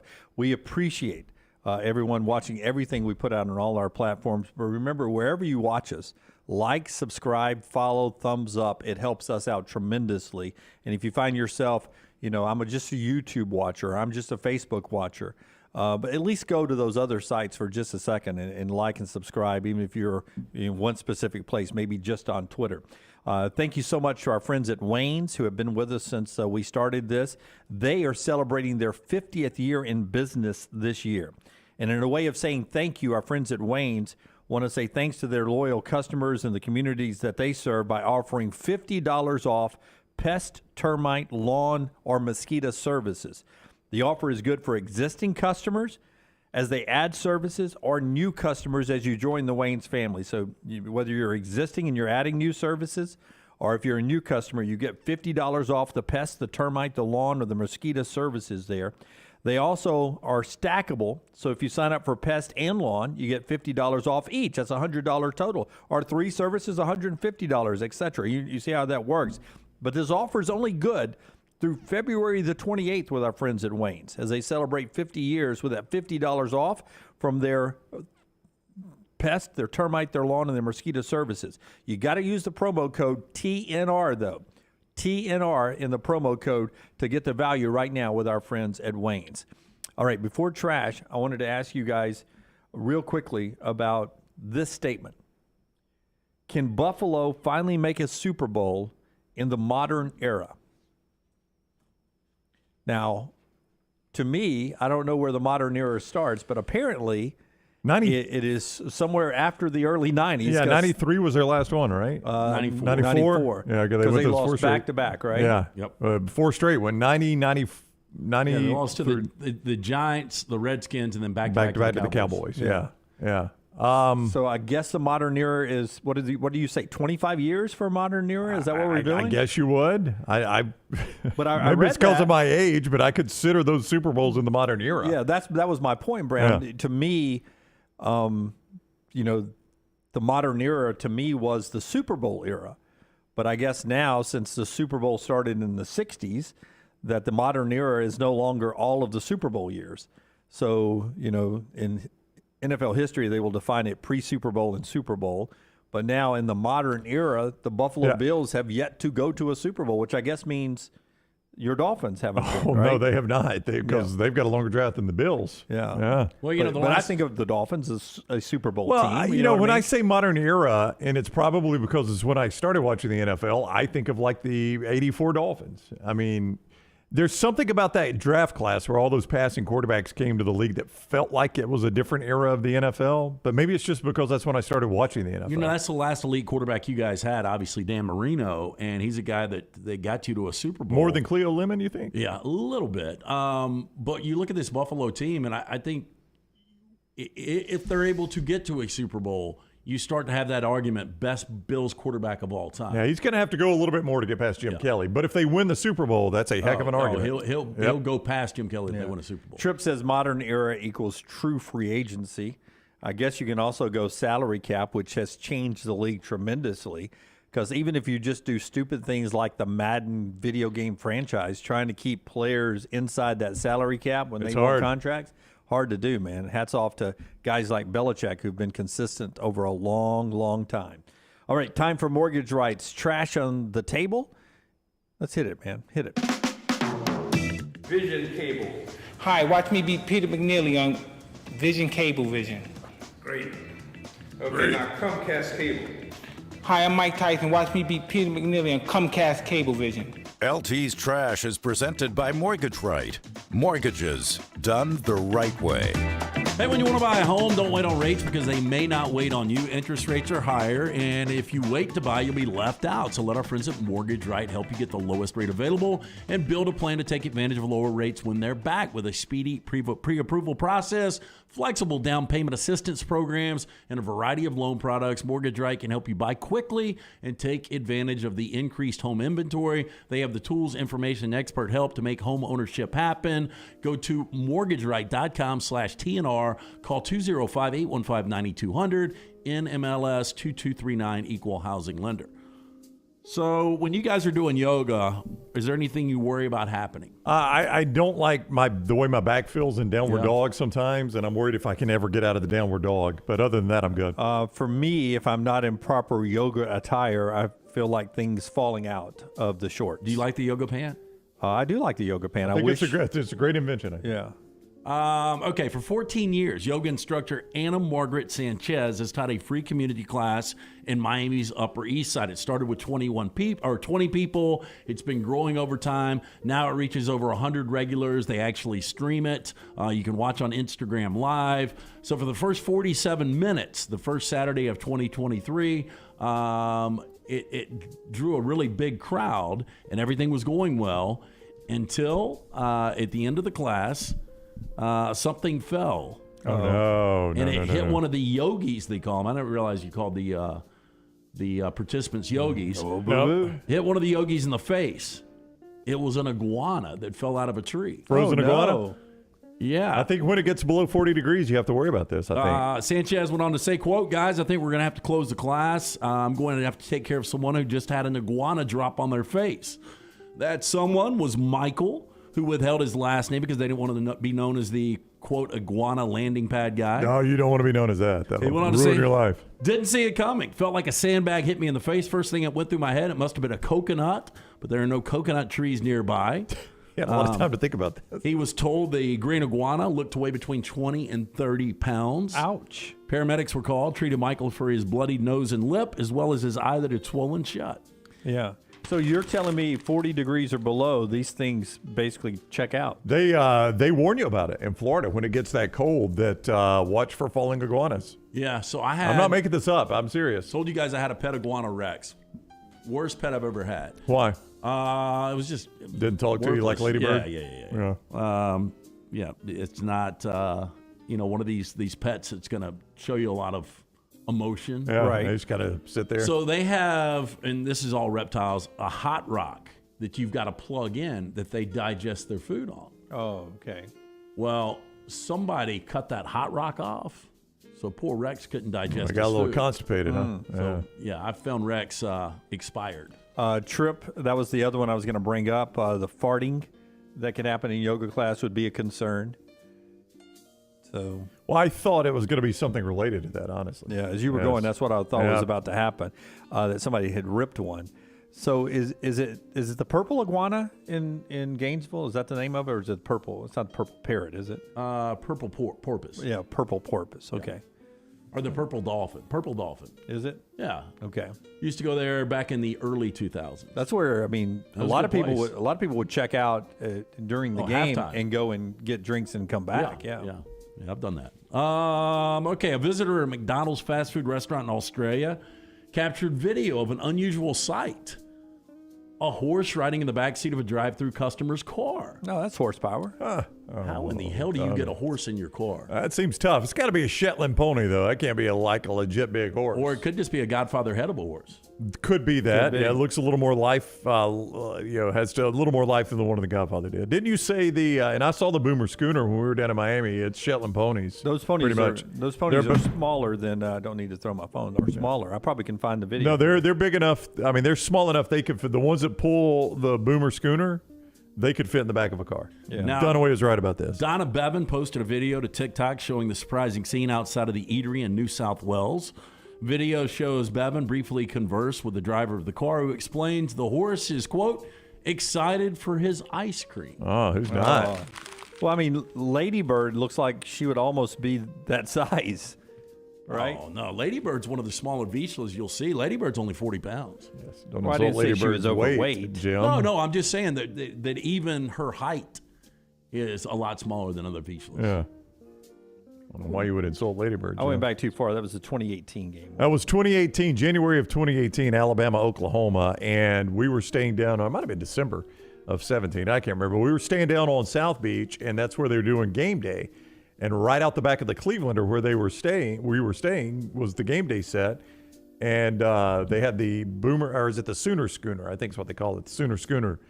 And I was surprised Dunaway had made a big deal about this. It is much smaller than I imagined. He was right about You this. think that thing would pull well on sand? I don't think so. I think they would get stuck. Those Shetland ponies don't have enough power. Hypothetical, you drop a sandwich on the ground at the Clevelander. You picking it up and eating it? Yeah, I'm not going to, Lance. I'm going to donate that to the Seagulls. You know, I was close to not walking around barefoot in my hotel room at the Cleveland. Oh, I didn't. Yeah. It's a different world there. I'd wear socks, jump in bed, land on my back, then peel the socks off, ball them, throw them in the corner. So you would go over the top, bow over the top. Yeah. Clouded leopard that appeared to have escaped from its enclosure at the Dallas Zoo after its fence was intentionally cut has been found, according to zoo officials. Yeah, this shut the zoo down for a day, right? Yeah. They were able to locate near the original habitat. Teams were able to safely secure her just before 5:15. The zoo tweeted on Friday. You guys follow any zoos on Twitter? I don't. I do not follow a zoo on Twitter. Dallas Zoo said earlier Friday they had issued a, quote, code blue That's for a non-dangerous animal outside of its habitat. The female leopard named Nova is believed to escape through a tear in its mesh around its enclosure. Oh, no. When they started to investigate, they found that somebody had actually cut it, and they purposely let Nova Be out of its free, enclosure. Nova, be free. Do you like the zoo? I loved it as a kid. Absolutely. Well, all loved it. kids like the zoo. I think, I loved it. I was a member for many years when my kids were little, and Right. it was their That was favorite too. thing. It was my favorite thing to do with them because they would request it all the time. When they were out of school in the summertime, they would be, I wouldn't go to work till late, and Mom would be doing work or doing something, and I would take them off her hands.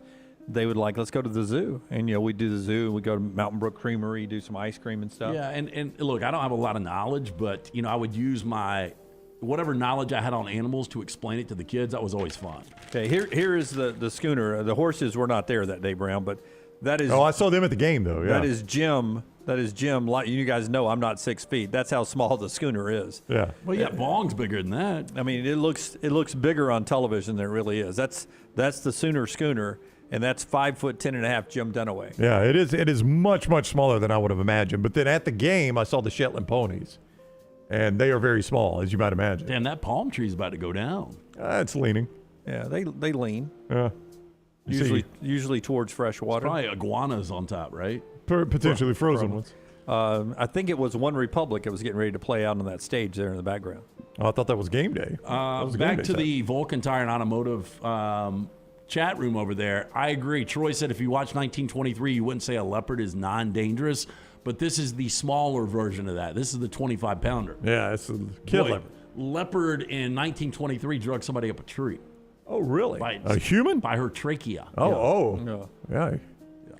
Different game there, Dunaway, than I'm. Oregon their DMV has released a list of rejected vanity plates in 2022. I've never requested a vanity plate. I've not either. Nope. No. Every time I try to request one before the tag comes in, Alabama wins another championship. So, I was going for got 17. They won one, so got 18. Should have asked for that one, I guess. So they're not allowed to be offensive, threatening, or referring to illegal acts. Here are some of the highlights from Oregon rejected in 2022. Do we have these? Well, I guess they never made them, so never mind. That's true. Yes, they don't exist. Pictures. I think really the majority of these shouldn't have been rejected, but the first one was Up Yours, UPYURS. I think we can live with that riding around on the road. Yeah, been fine. I've seen worse. Yeah, I would just think you wasted your money. Yeah, stupid. Very much. Up yours. Up yours. The next one was, do you guys ever catch yourself if you're behind somebody at a light and you're trying to figure out what it means? Oh, yeah. Yeah, and I insist, it drives my family crazy, I insist on reading it the way it's written. Yeah. Obviously they're abbreviating some things, but if they use a 5 instead of an S, I always read it as the 5. I'll never forget when I was with the kids were younger. We were coming out of the Galleria, me and the ex, and I was behind a minivan, and I was like, Justice 5? What does Justice 5 mean? And then I saw the dad, mom, 3 kids. I was like, they got 5 kids. Just 5. Gotcha. Yeah. That was a running joke for a while. Yeah. Okay, you guys tell me if you can figure this one out without seeing it. Okay. 5 H T B O X. 5HTBOX. I'm going to say the 5 is an S, and it is blank box. It is shit box. Now, how about that? There you go. So you don't know I'm good at this. There used to be do you remember there was a game show where they would show these and you had to say what the tag meant? Oh, yeah. You remember that? I don't remember the name of the show. Me either. This one is, I'm embarrassed. I don't know. ICUP?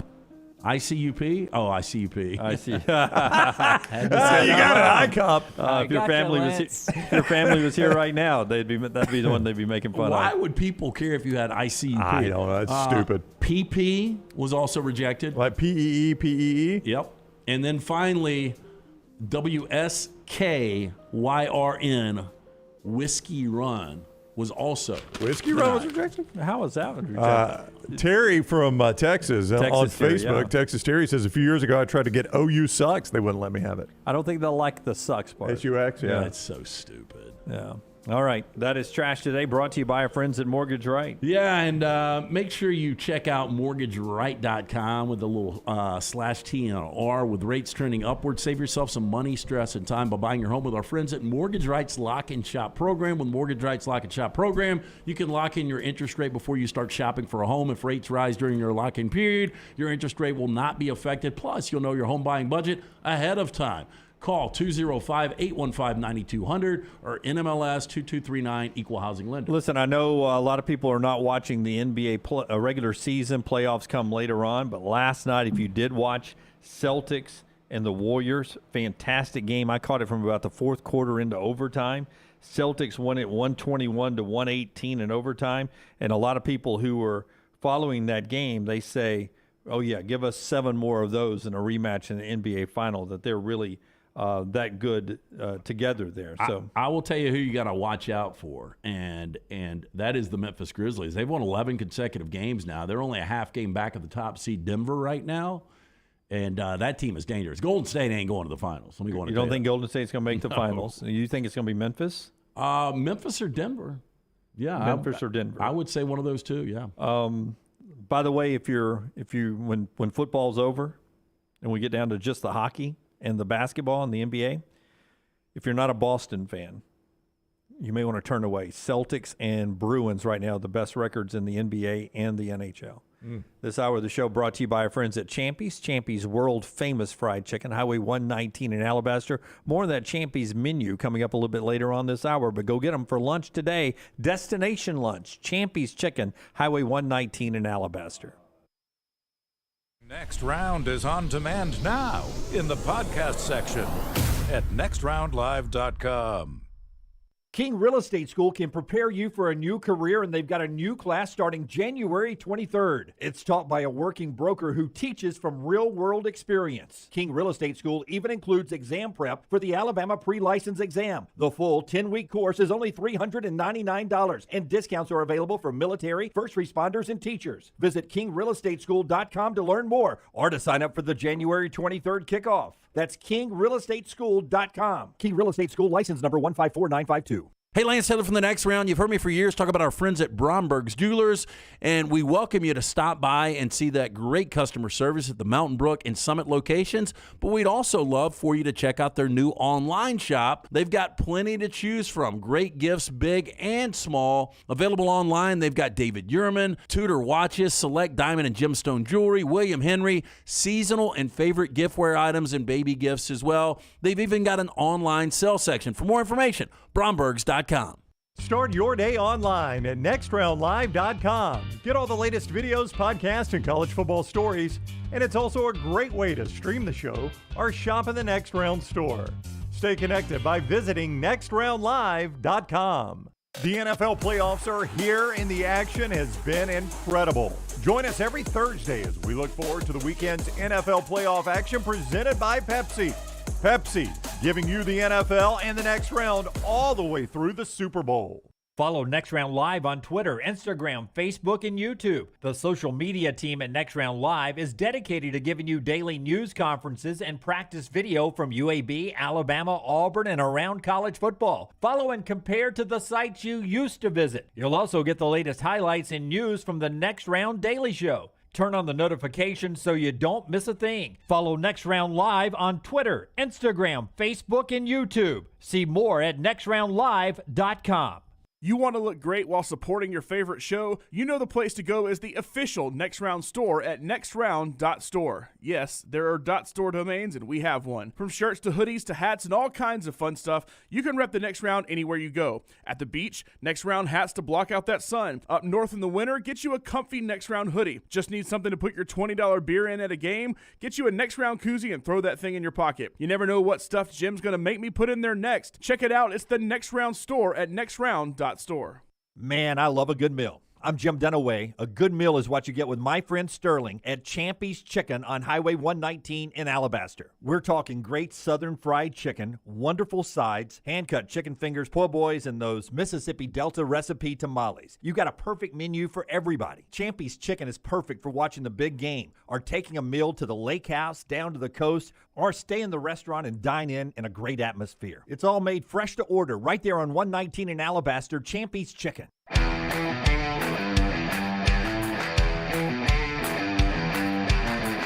One of the big stories in college basketball is that Auburn now has the longest home win streak in basketball, in college basketball. Number one, the Auburn Tigers there at Neville Arena. And that happened because Gonzaga got beat last night. Tyler, if you'll give me cut number 4, Mark Few is the head coach of Gonzaga. Last night, it was Loyola Marymount, a rare non-ranked loss, non-quad one loss by Gonzaga, and they lose at home. First time since 1991 they lost at home to Loyola Marymount. And here's Mark Few about that 75-game home court win streak coming to an end, 68-67 to Loyola. I know. I mean, obviously the home streak's over, so I mean that it was going to end sometime, and you know it ended in a tough, hard-fought battle. Our guys battled back and had a shot to keep it going, and but again, it's an unbelievable accomplishment by all our teams and actually by our fans and this community to post that big a number, and I don't think anybody's going to touch that thing for quite some time if you look across the landscape of college basketball. So I think that'll be up there in the records for a long, long time. So I think everybody should be really, really proud of that. It was the 8th longest home court win streak of all time.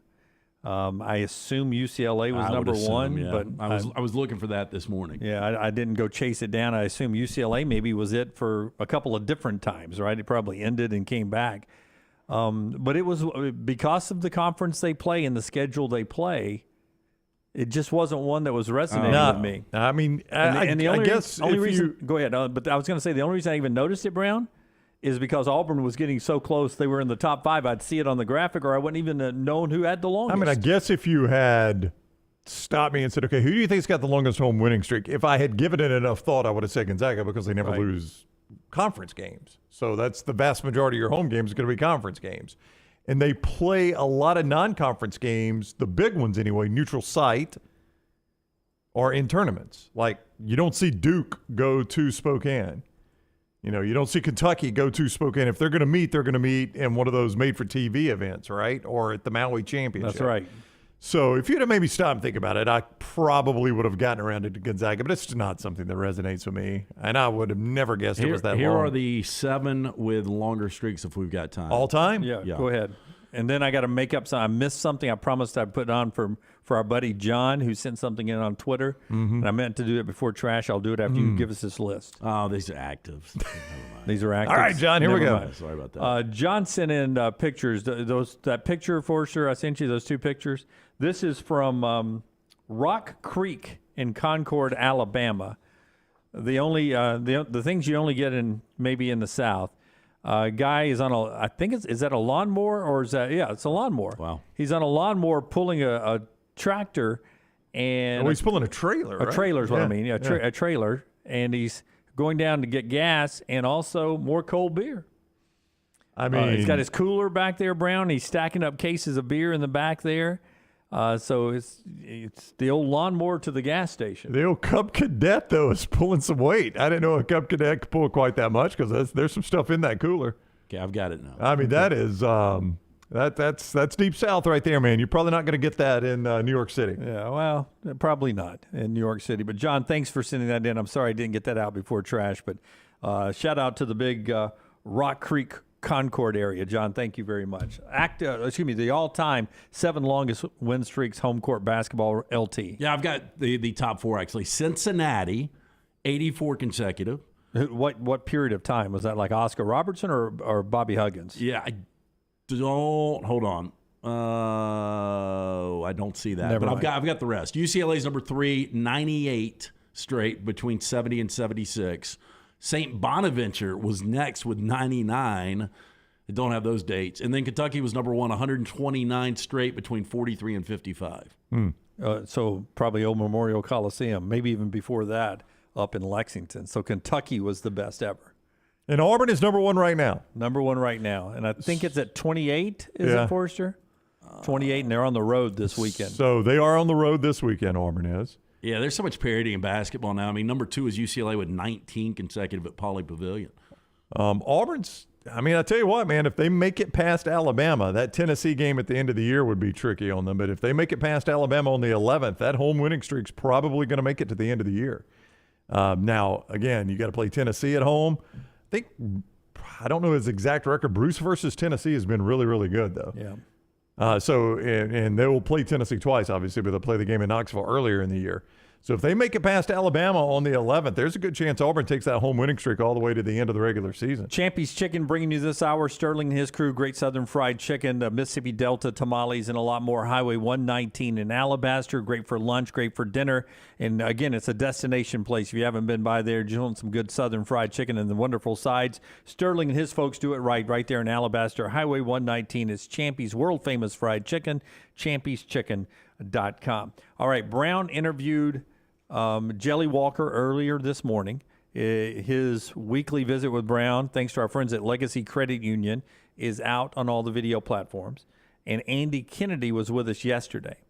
I want to play one clip from Brown's interview and then one clip from Andy Kennedy, and then you guys be the judge on if these two are on the same page with these injuries. If you've been paying attention to UAB, they're now, 4-4 in the league.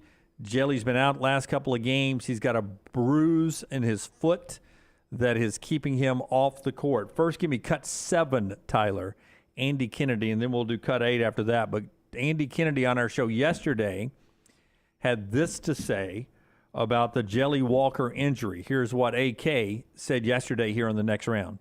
Well, it's really up to him. You know, I don't know. We've done the X-ray and the MRI, and everything came out clean. It is a tissue bruise. It is the bottom of your foot obviously has got a lot of bones, a lot of nerves. It's a tissue bruise is what it is. It's nothing that's going to hurt him moving forward. Now it's just about pain tolerance and what he feels he can do. But obviously in basketball, especially with a guy like Jelly, the bottom of your feet are kind of important. And to this point, he has not felt comfortable enough to get into live action. I'll just go by what he tells me as we approach Saturday. Yeah, so that's Andy Kennedy yesterday. So I'll let you set up what Jelly where are you? was talking to you earlier today. Well, a couple things. So when Andy said what he said, it's kind of up to Jelly. At first, it sounded to me like we think he's okay. He doesn't think he's okay. But then Andy went on to clarify what he was saying there. Maybe that's not what he meant. I didn't think much of it. No, I didn't either. Going back listening to it a second time, on the front end, it seems like 100%. Hey, look, when Jelly can tolerate the pain, he's out there. Wouldn't have been surprised if he played at 3 o'clock Saturday against North Texas. Yeah, but now also in that bite, Andy at the very end was saying, hey, look, if it'll be leading up to Saturday's game all about his pain tolerance. So that to me left the door open. Okay, maybe he's back Saturday. We're about to play for you, and you can see the whole interview on our social media. Can't we do it each week with Jelly? We're about to play for you what Jelly said earlier today, and you guys haven't heard this. I came back in the office afterwards, and I was like, and I told Scott the same thing. Jelly doesn't sound as optimistic as Andy did. So you guys tell me if I'm way off here. This is how that went. Kind of where are you with your foot right now? I mean, I'm doing better, but I think I still have a long way to go. But I mean, all I can do is just keep trying to rehab, keep meeting with my trainer, and just keep trying to get better. The good news for those that did not see our interview with AK, he said, you went through all the tests and it didn't appear to be any sort of broken bone or ligament damage or anything like that. So that's the good news, right? Yeah, it's good. It's just I guess swelling in the tissue, and it's on the bottom of my foot, so it's hard to really run and stuff like that. So even to walk sometimes, but I mean, I'll figure it out. I mean, did I overreact to that? No. And You hope Jelly comes back and plays the important part at the end of the year for UAB because he's one of the best players in the country. I hope he's back Saturday, but it didn't sound like he was going to be. Well, you just start to wonder, what's Jelly's pro prospects, and if he thinks, man, I put a lot of good stuff on tape already, and if I don't play again, is my draft stock higher? That seems out of character for everything I've ever known about him. But there's a contradiction from Andy saying, we ran the test and it's just bruised tissue. It's all about pain tolerance. And then Jelly there saying, I'm a long ways away. That's what it jumped out at me, Lance, is I'm a long way away. I still got to do my rehab and meet with my trainer. And I know you can play and do rehab at the same time, but generally when you're talking about rehab and meeting with trainers, you're not ready to play. So I don't know. That sounds like this thing could be a little bit longer than what I initially thought from listening to Andy talk yesterday. Yeah, but Andy himself said it's pain tolerance, and you use the bottom of that, the meaty part of that foot a lot in basketball, more maybe than you do as far as the jumping and everything you do, say, an offensive lineman in football. Yeah, I will say this real quick on one more injury. Nate Oates is meeting the media right now, and all the people that are covering it. Namari Burnett is back practicing with Alabama. He's shooting on the side. He's the cast and brace are off. He's just got heavy tape, Nate Oates says. So he's getting close to being back. Yeah, I was told the LSU weekend that he was 2 weeks away, and that was that Saturday. So that would be next Saturday. Yep, next week is what Nate Oates said. It's possible he's back next week. That'd be a big boost for Alabama. It's one of their best defenders. Yeah, so no rush to get him back because that's where they are in the rankings in the conference schedule. Much more basketball, NFL, and college football in the final hour of the show coming up as the show being brought to you today by our friends at Hemphill Services. We'll tell you about Hemphill and a lot more as we move into the final hour right here on the Next Round. Star on Twitter at RockstarBHM. Everyone makes New Year's resolutions.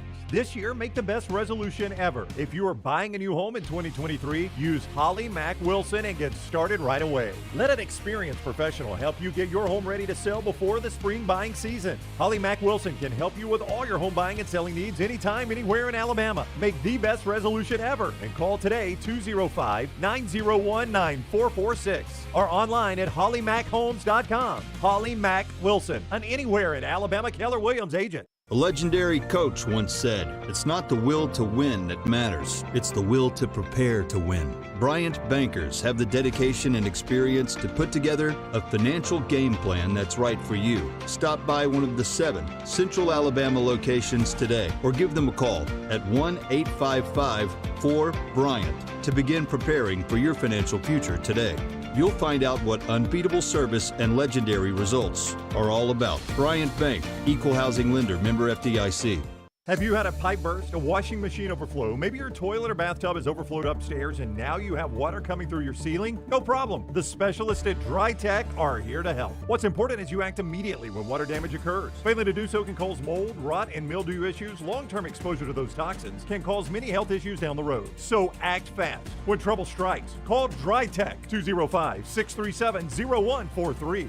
That's Dry Tech at 205-637-0143. Stay up to date with the Next Round on the website, nextroundlive.com. The latest videos from the show, plus podcasts like The Mystery Fifth Hour, Bama and Bourbon, Last Call, and others from our Double Down Media podcast family. You can start your day with the latest college football stories, plus easy to listen to hour-by-hour downloads of the live show. nextroundlive.com, a great way to stream the show live or shop in the Next Round store. Make nextroundlive.com your homepage. That's nextroundlive.com. Want more of the show? Download the app or visit nextroundlive.com for the latest podcast. The Mystery Fifth Hour, our Not For All Ages podcast, The Last Call, and our entire Double Down Media podcast family. All at nextroundlive.com and on the Next Round app. Want more of the show? Download the app or visit nextroundlive.com for the latest podcast.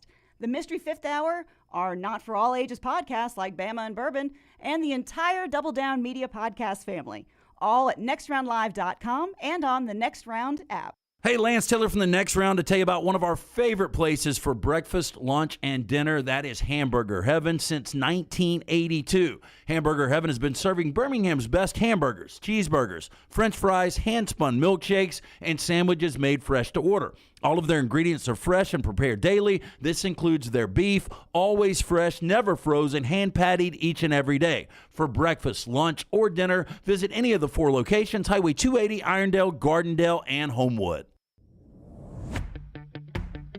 Jim Dunaway, Lance Taylor, Ryan Brown, and Rockstar. Live from the Birmingham Racecourse Casino Studios, the next round, presented by Bud Light, is on now. Final hour of the show on a Friday. Waitress hadn't made it back over here to get us a beer yet. We'll crank out a beer here in just a second. It's Bud Light happy hour time here inside the Double Down Media Studios. Ghost Energy Drinks always. And, of course, it's the Birmingham Racecourse Casino Studio here. It's Jim Dunaway, Lance Taylor, Ryan Brown, Tyler, the intern, in for Rockstar, who's out on tour right now, Lunsford, Forrester, and Taylor Korn, who's handling everything social media at Next Round Live. Getting you ready for a little basketball. You just heard from AK and Jelly. UAB's at home tomorrow, 3 o'clock against North Texas in basketball. For Auburn, number 16 in the country, they're at South Carolina. It's a 2:30 SEC Network tip tomorrow. Right before the NFL really gets going full. You can get to catch first half and then overlap second half in the start of that NFL game. Auburn and South Carolina, where Bruce Pearl makes this point about going on the road and playing the Gamecocks, how weird of a season South Carolina is having right now. It's like our league is, competitive and in some ways it's been a little wacky. Which team to get ready for? The one that beat Clemson. Clemson's leading the ACC right now. The team that won at Rupp and made a bunch of threes and played great. Or a team that's kind of right now 1-4 in the league with the win at Rupp. So obviously we're going to try to get ready for the team that beat Clemson and beat Kentucky. Yeah, I mean, Clemson, number 1 in the ACC. They were 7-0 until they lost to Wake Forest in ACC play, and South Carolina beat them. South Carolina's only conference win is at Rupp against Kentucky. But other than that, South Carolina sucked. Yeah, they're not good. They lost to Furman. It's a team that got run off the floor by UAB.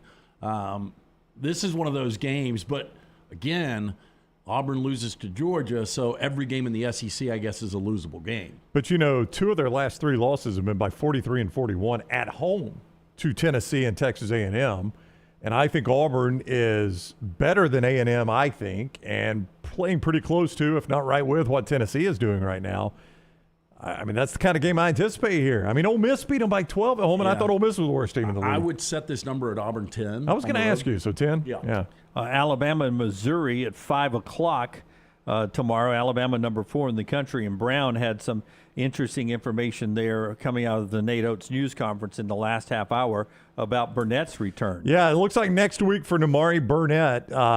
Nate Oates told the members of the media there in Tuscaloosa, cast off, brace off. He's got a heavy tape job, but he's been practicing shooting on the side that they think they can get him back next week.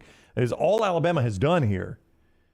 They've done without Nimari Burnett for a lot of it, who was one of the best defenders on the team. And that first game out, if you guys remember, that first game out after he got injured was that Gonzaga game. And Alabama's defense, Gonzaga shot, Dunaway, 75% in the second half? They've adjusted since. Yeah. 74%. So they've adjusted, and they're playing better defense, and you get one of your better defenders back. That's only going to help that. A couple of interesting basketball notes, and then we'll get some phone calls coming up, 205-734-0923, 734-0923, and then jump back into some football. But I did want to point out that if you're looking for just a nasty rivalry game tonight, always love this game. Before they get to conference play, Cincinnati Xavier every year in December is fun, but during conference play, the home and home VCU and Richmond every year is good basketball, and you get one tonight, VCU and Richmond, 6 o'clock. VCU is better than Richmond this year, but I promise you, tune in. You will, at 6 o'clock ESPN2. If you like basketball, if you just like good old-fashioned hate, that's one of those rivalry games. There's a couple of them in basketball, Kentucky, Louisville, North Carolina, Duke, but Xavier Cincinnati has led to many brawls in the past. But I'm telling you, there is no love lost in the city of Richmond for VCU and Richmond. They play each other tonight. Did not think 6 you were o'clock going there. ESPN2. Did not think you were Back going to there. the Chris Mack, Xavier, Mick Cronin, Cincinnati brawl. Is that the biggest brawl we've seen in college basketball history? Maybe so. I can't remember a bigger one. I mean, we know Detroit and Indiana in Yeah, the NBA. the NBA. Malice in the Palace. Yeah, and you would put that number one in the NBA all Yeah, I time? would. I mean, not the number one. The number one punch was Kermit Washington to Rudy T. Yeah. Broke Rudy T's face. It did. That Lambeer guy started some fights back in the day. He There's did. some They good had some brawls. big ones, but that one spilled over into the stands. Yeah. By the way, Mike Bray announces his retirement from Notre Dame at the end of the year. He's been there 23 years. Here's the problem, though, with Mike Bray. 13 of the 22 years he's been to the NCAA tournament, but they've only been once since 2017. Yep. Yeah, so good. Back-to-back Elite Eights in 15 and 16, and he's the all-time winningest coach in Irish history. A lot of people don't realize that he was really close to taking the Auburn job. Oh, yeah, I do remember that now. I remember when his name was mentioned. No, it was before. I think it was before Tony Barbie, was it? Yeah. Was it the one when Tony Barbie took it? It was. Yeah. Oh, what a big hire that would have been. Yeah, I mean, Bray has had a pretty good career at Notre Dame, but he has definitely lost his fastball this year. Jeff is in Anniston. He is next with us. Hey, Jeff, how you doing, buddy? Hey, what's up, dude? Hey, how are you? Hey, all right. I've been reading a book on helium. I can't put it down. Oh, gosh. I think the biggest brawl I ever saw when I was a little kid in a basketball game was Jack State was playing Livingston, back in the old Gulf South days, Brownie. Yep. And they were still Division II. One of Livingston's players hit Jack State's big man right in the mouth. And power forward for Jack State, boy, he went after him. There was a big brawl, and they finally got him separated. Had a bunch of people between him and that guy. He grabbed a chair, one of them folding chairs, jumped up and threw it over the crowd and smacked the guy with it. It was awesome. Yeah, I'll tell you, Jeff, we had one, the Homewood Wolves. We were playing Vestavia, and the scary thing is there was only a couple of people in the gym, and it was an all-out – and they canceled the league, and they banned the league the next year because of the fight. Because there was nobody to stop it. Like that was like Rec League or something? It was Rec League, yeah. Rec League, wow. Which team were you on? The Wolves. One of the biggest ones I saw was at Sachs High School. So back in the day, I guess they still do this. You had B team and varsity, right? Maybe they call it junior varsity at some places. The B teams had played, and two guys got in a fight during the B team game. And then the varsity game had started, and the Sachs kid that had gotten in the fight was standing out in the lobby watching the varsity game through the door, eating nachos or something. And the other kid he fought went and slammed that door open and hit him in the face. And the game was still going on, but it started an absolute brawl in the lobby, and then it eventually spilled out on the court. Yeah, the biggest brawl I've ever seen, and you didn't get to see a lot of it, was the Thanksgiving Day Massacre, Cincinnati Stingers, Birmingham Bulls. I was a kid. My Uncle Doug took us to the games all the time. Did Uncle Doug love it? Oh, I loved it. I was a little kid, and I think I was eating nachos too, Brown, at the time, but nobody hit me. They fought from the get-go, and, Jeff, they sent them to the locker room. The refs cleared the ice and sent the teams to the locker room to cool off, not knowing that at the BJCC, and it still is the case today, the locker room hallways connect, so they end up fighting in the hallway underneath the Coliseum, away from the fans. And for a long period of time, that was the most penalty minutes in professional hockey history. Wow. Yeah. Wow.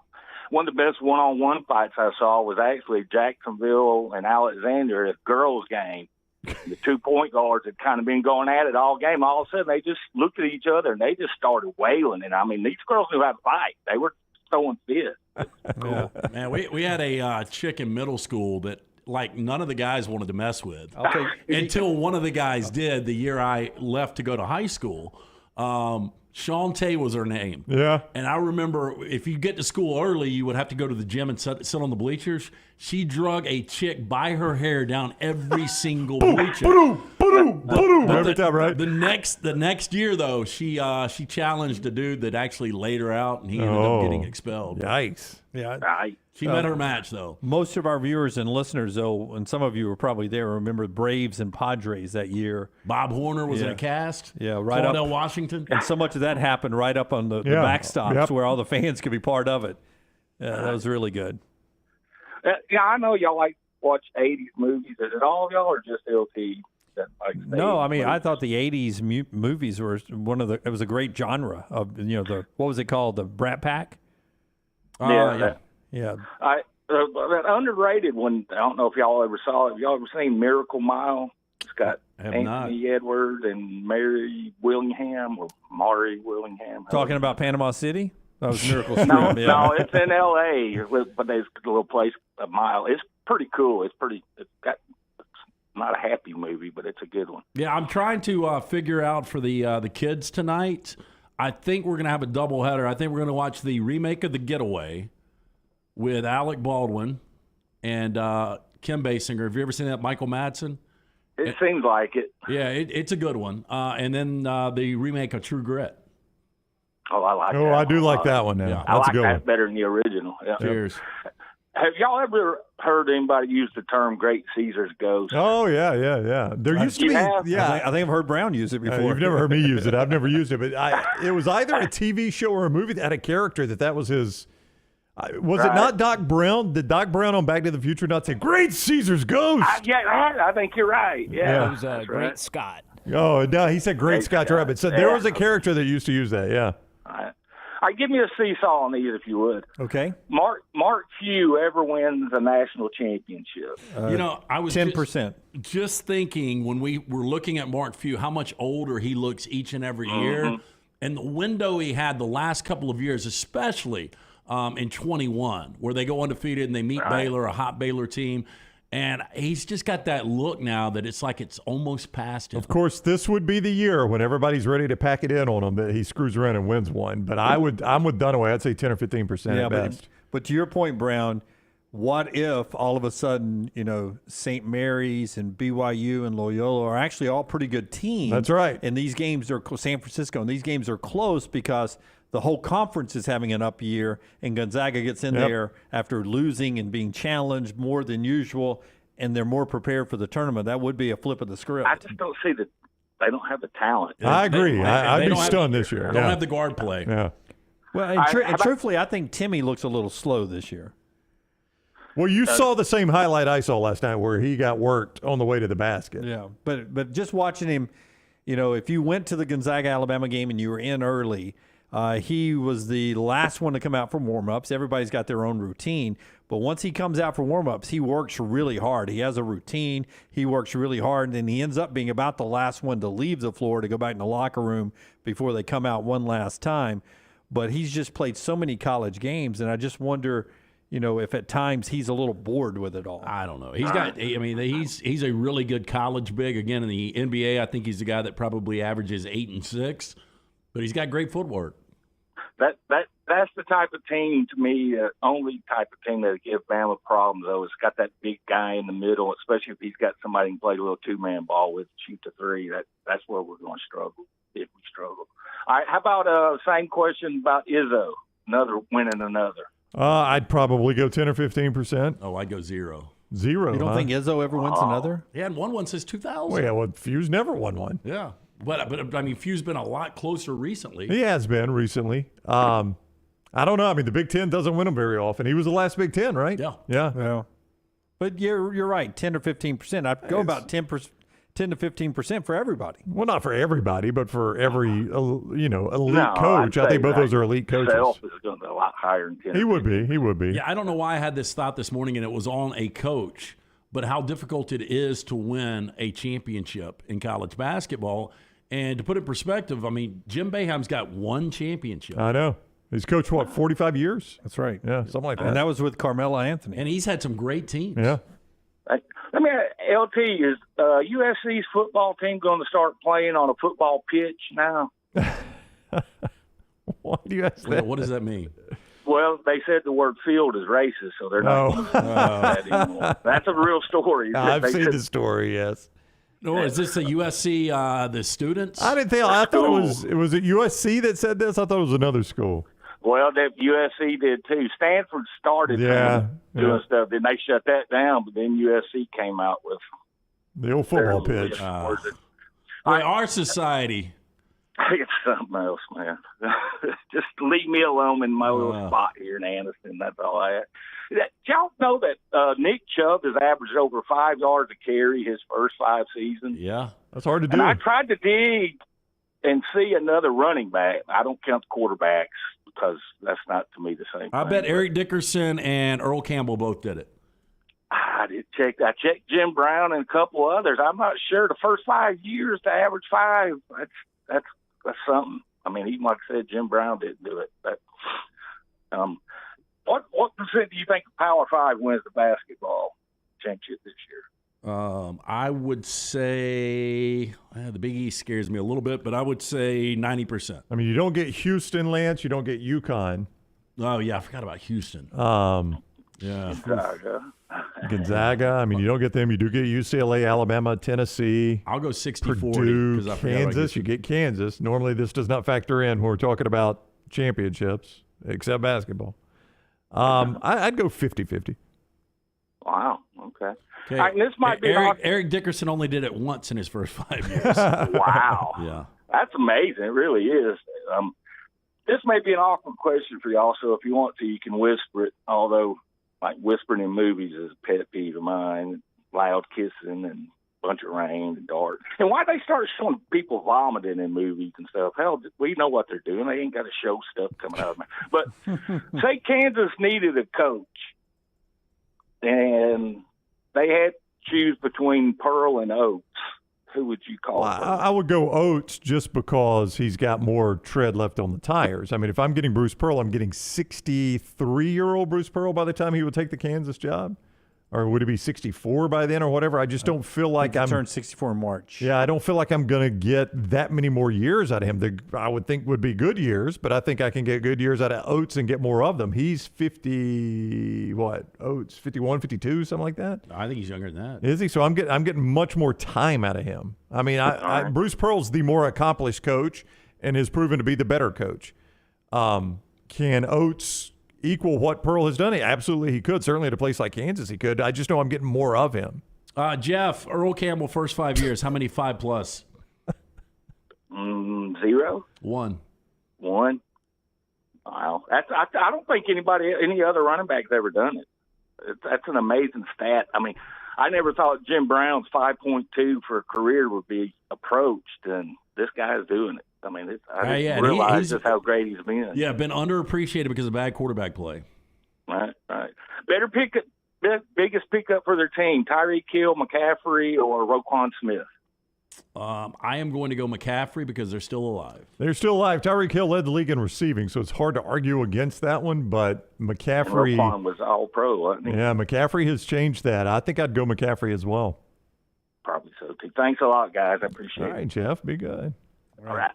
Jeff's phone call there on the JohnstonRVCenter.com hotline, 205-734-0923. LT's got 4 downs a little bit later on. Slice Pizza has lunch for you today. Your opportunity to swing by there, get a slice or two and a salad, or you can buy the pizza whole or buy the slice, whatever you want to do. It's there at lunch today with our friends at Slice. Yeah, our buddies, the Bajalia brothers, are the first to create Slice. The late Jeff, Jason, Chris, that hot mama that Dunaway raves about. Had the opportunity to get that just a couple of weeks ago. It is fantastic. Local pizza, local ingredients. That's what you're going to get at Slice. A great variety of cold beer as well. 4 locations to serve you. The original in Lakeview, one in Vestavia right down the road, Montevallo, and now in Crestline. They've got daily specials. And again, just go to slicebirmingham.com and you can check out all their specialty pies. All right. LT's got 4 downs in a couple of segments. But in the next segment, Brown brings up a point about something that could be changing in the near future in the NFL. And I don't think any of us on the table are going to like it. What that is when we come back on TNR. Follow Scott Forrester on Twitter at ScottForresterTV. It is the season of speed event at Alfa Romeo of Birmingham, and there is no better time to buy or lease a 2022 Alfa Romeo Giulia TI or Veloce model. Now through the end of the year, get 0% financing for 48 months or 1.9% financing for 72 months. Go by and see the great selection and take advantage of the low interest rates while you still can. It's the season of speed event. 48 months, 0% financing. Get into the best car I've ever driven at Alfa Romeo of Birmingham. Great businesses stand the test of time, and our friends at Wayne's are celebrating their 50th year in business in 2023. And as a way for Wayne's to say thank you to loyal customers and communities Wayne's serves, you'll get $50 off pest, termite, lawn, or mosquito service. $50 off for existing customers as you add new services or brand new customers. So save $50 on every service you sign up for with Wayne's. This offer is good through February 28th. That's 866-WAYNES1 or call Waynes.com and the code TNR. A legendary coach once said, "It's not the will to win that matters, it's the will to prepare to win." Bryant bankers have the dedication and experience to put together a financial game plan that's right for you. Stop by one of the 7 Central Alabama locations today or give them a call at 1-855-4-BRYANT to begin preparing for your financial future today. You'll find out what unbeatable service and legendary results are all about. Bryant Bank, Equal Housing Lender, member FDIC. Don't let a roof problem disrupt your football Saturday or Sunday. Call Greg from Pell City and Storm Restoration Roofing. Locally owned at 205-542-3531. Greg wants to give you a free, no-cost inspection. Free, no cost, no obligation. 205-542-3531. He can also pressure wash your metal roofing. It's easy to see why his company's so successful. A-plus rated with the Better Business Bureau, and insurance companies trust him. You should too. 205-542-3531 or just look him up on Facebook, Greg from Pell City. Hey, there's nothing worse than waking up to a plumbing problem. Don't get caught in a flooded house. Call the guys at Hemp Hill Services. Adam, Chad, and the team at Hemp Hill are the only ones I trust to fix it and fix it right the first time. Hemp Hill Services does it right and always at a fair price. For all of your plumbing, cooling, and heating needs, trust the name that Birmingham has trusted since 1954. That is Hemp Hill Services. Call now, 205-229-2090. That's 205-229-2090. Your 24-hour home for the show is our website, nextroundlive.com. Easy links to the day's top stories in the morning rounds, plus the latest videos from the show, podcasts like Bama and Bourbon, The Mystery Fifth Hour, Last Call, and other shows from our Double Down Media podcast family. Nextroundlive.com, a great way to stream the show live or find easy-to-listen to hour-by-hour downloads from the Next Round Live show. And get the latest gear in the Next Round store. Make nextroundlive.com your homepage. That's nextroundlive.com.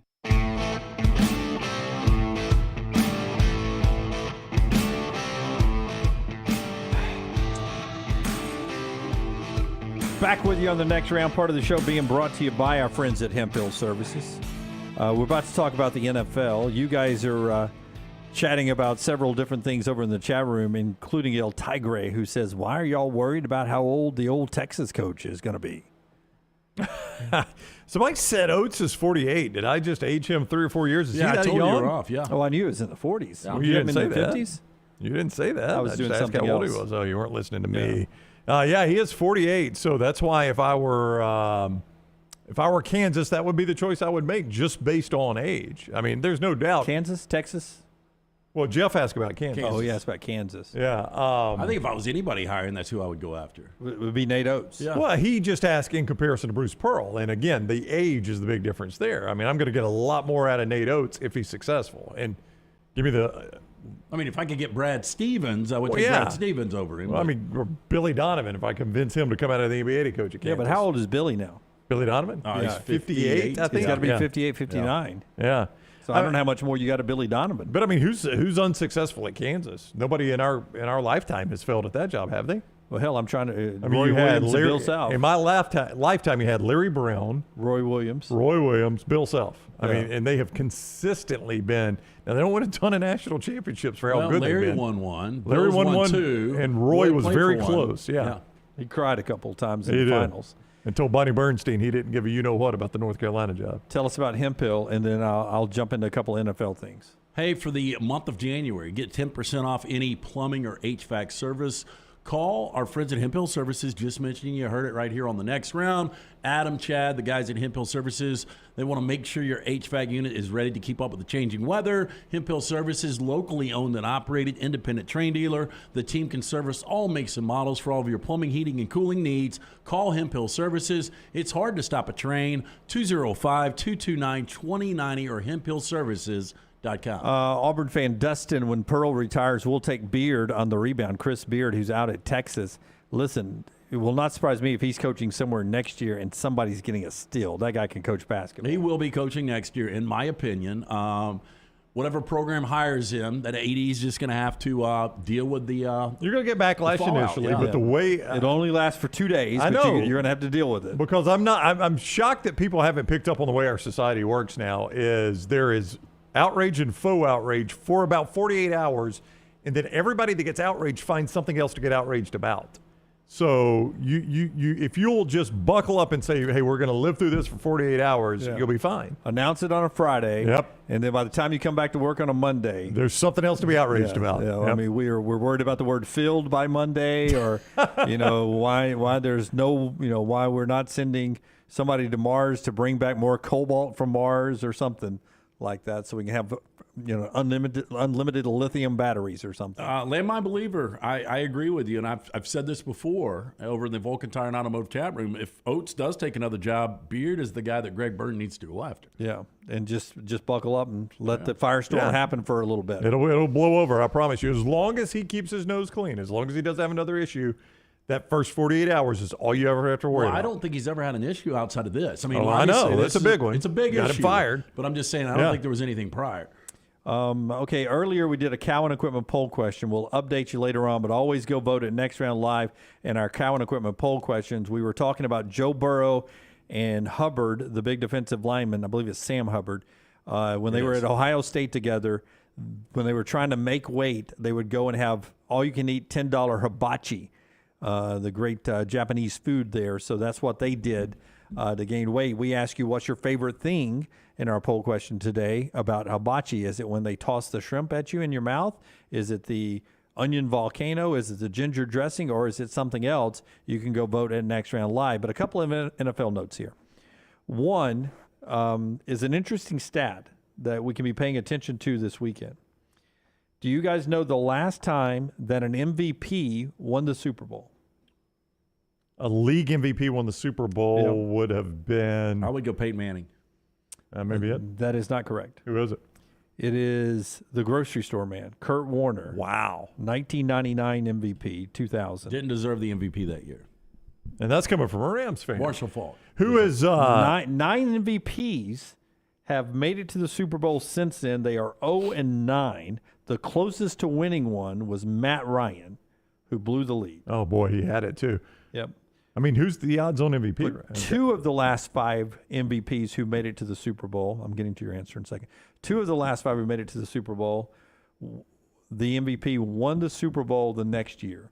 So two of the last five MVPs made it to the Super Bowl and didn't win it, but won it the next year. It was going to be really close between Jalen Hurts and Pat Mahomes, but Jalen Hurts missing a little time. Pat Mahomes is going to be That's your league MVP. That is who they think is going to be the MVP. So can Mahomes break the record this year, the string of, the last one to do it being Kurt Warner, which now is the 99 season. So in this century, no eventual MVP has won the Super Bowl. Can Mahomes break that streak?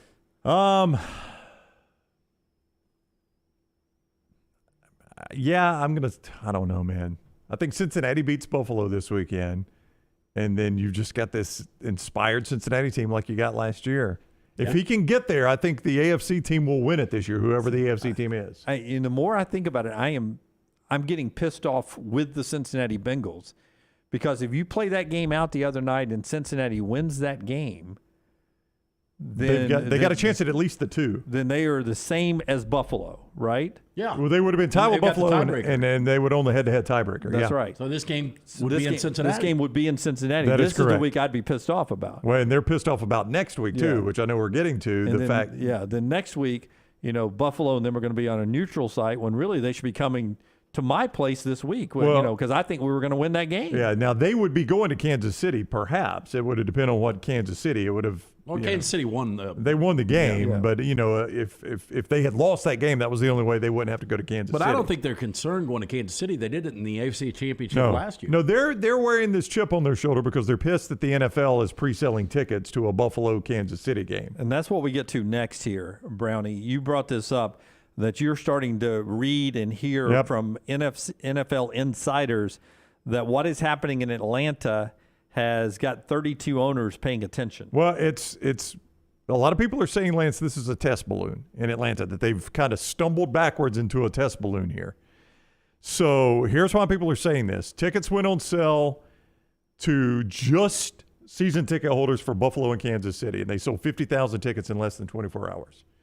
They were given priority and a special rate. I guess that stadium for this game would hold 72,000. Or, let's say 70. 70,000. So that's usually a good guess for NFL stadiums. So that leaves 20,000 for the open market, which will sell like that. I mean, you could probably sell 20,000 just to people in Atlanta going to that game. So what all these people that are covering the NFL are now saying is this is a trial balloon by the NFL to see how they like neutral site championship Well, then I games. hope it sinks. I do too. Because I don't want this at all. Conference championship games, it's so important to play for that 1 seed, to have the opportunity to host throughout the playoffs. Weather becomes a factor.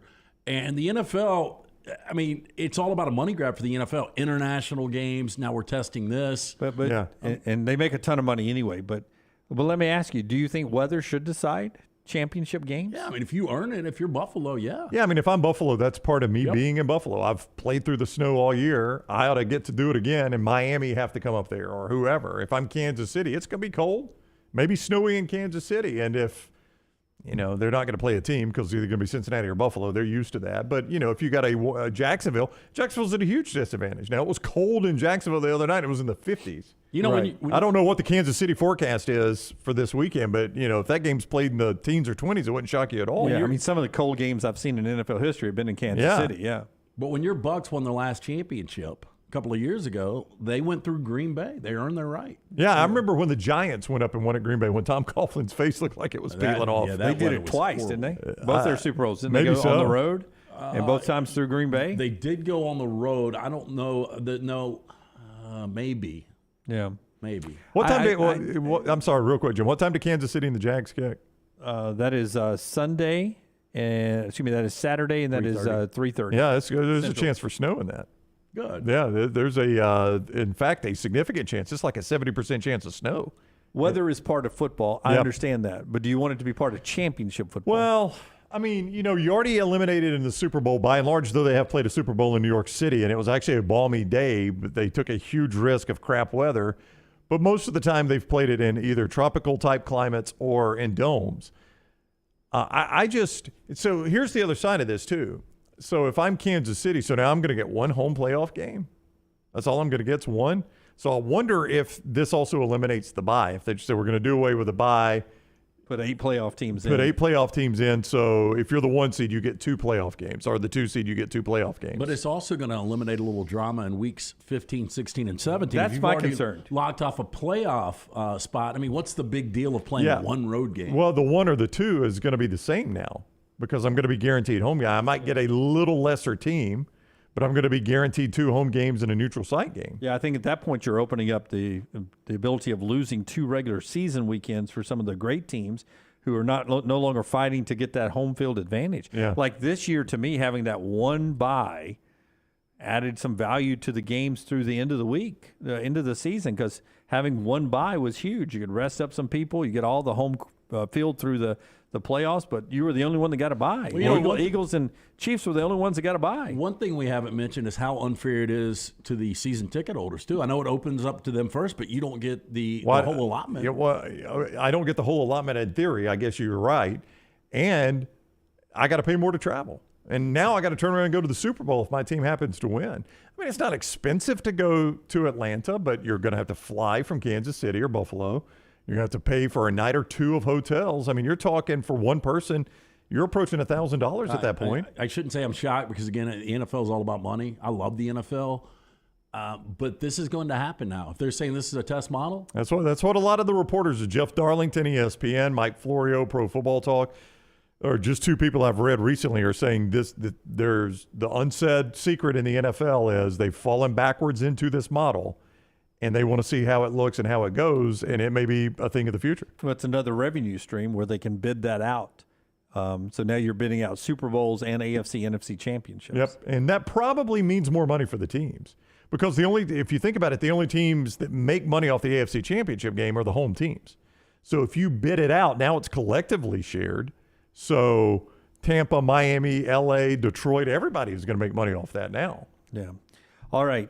Quick break here. Our friends at Greystone Chiropractic and everything that they have right there off of 119 and 280 brings you part of the show today, and then we'll get to 4 downs, Brownie. Element Wellness. Element Wellness is right there under the same roof as Greystone Chiropractic. Tattersall Park 280, just off of 119 there. And listen, you want to look the best you can, feel the best you can, and heal the best you can in 2023. Element Wellness helps you with that. Red light therapy, the infrared sauna, the cryotherapy, the IV bag infusion, all those things are available at Element Wellness. You can see more for yourself. ElementWellness.me, ElementWellness.me. Heal the best you can, feel the best you can, look the best you can in 2023 with Element Wellness. Take the next round anywhere you go with official Next Round gear. Buy yours today at nextround.store. Hi, this is Wes McClooney, owner of the New Balance Birmingham store. And if you're like me, you probably added an inch or two to your waistline over the holidays. If Santa didn't put new shoes under your tree, it's time to treat yourself so you can walk or run those extra pounds off. Make your New Year's resolution to get out and exercise. At the New Balance Birmingham store, get the perfect fitting shoe to motivate you. Shop the New Balance Birmingham store on Highway 280 next to Chick-fil-A. Hey, Lance Taylor from the Next Round. You've heard me for years talk about our friends at Bromberg's Jewelers, and we welcome you to stop by and see that great customer service at the Mountain Brook and Summit locations. But we'd also love for you to check out their new online shop. They've got plenty to choose from. Great gifts, big and small. Available online, they've got David Yurman, Tudor watches, select diamond and gemstone jewelry, William Henry, seasonal and favorite giftware items, and baby gifts as well. They've even got an online sale section. For more information, Brombergs.com. Peanut butter and jelly, chicken and biscuits. Man, I love great combos, and you'll love our combo. It's the Bama and Bourbon podcast. The Athletics' Aaron Suttles is part of our Next Round family, and he joins LT weekly for the combo of Alabama sports and bourbon. Find a new bourbon to add to your collection and get all the inside information on Alabama football and Alabama basketball on the field or off the field, on the court or off the court. It's Bama and Bourbon with Aaron Suttles, only on the Next Round video and audio platforms. It is the season of speed event at Alfa Romeo of Birmingham, and there is no better time to buy or lease a 2022 Alfa Romeo Giulia TI or Veloce model. Now through the end of the year, get 0% financing for 48 months or 1.9% financing for 72 months. Go by and see the great selection and take advantage of the low interest rates while you still can. It's the season of speed event. 48 months, 0% financing. Get into the best car I've ever driven at Alfa Romeo of Birmingham.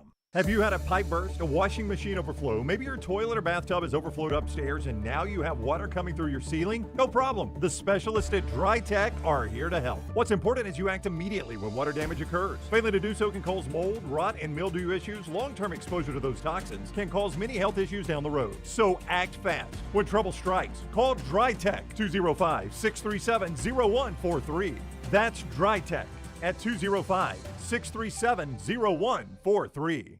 Want more of the show? Download the app or visit nextroundlive.com for the latest podcast, The Mystery Fifth Hour, our Not For All Ages podcast, The Last Call, and the entire Double Down Media podcast family. All at nextroundlive.com and on the Next Round app. Start your day online with our website, nextroundlive.com. The latest videos, podcasts, and college football stories. It's also a great way to stream the show or shop in the Next Round store. Stay connected by visiting nextroundlive.com.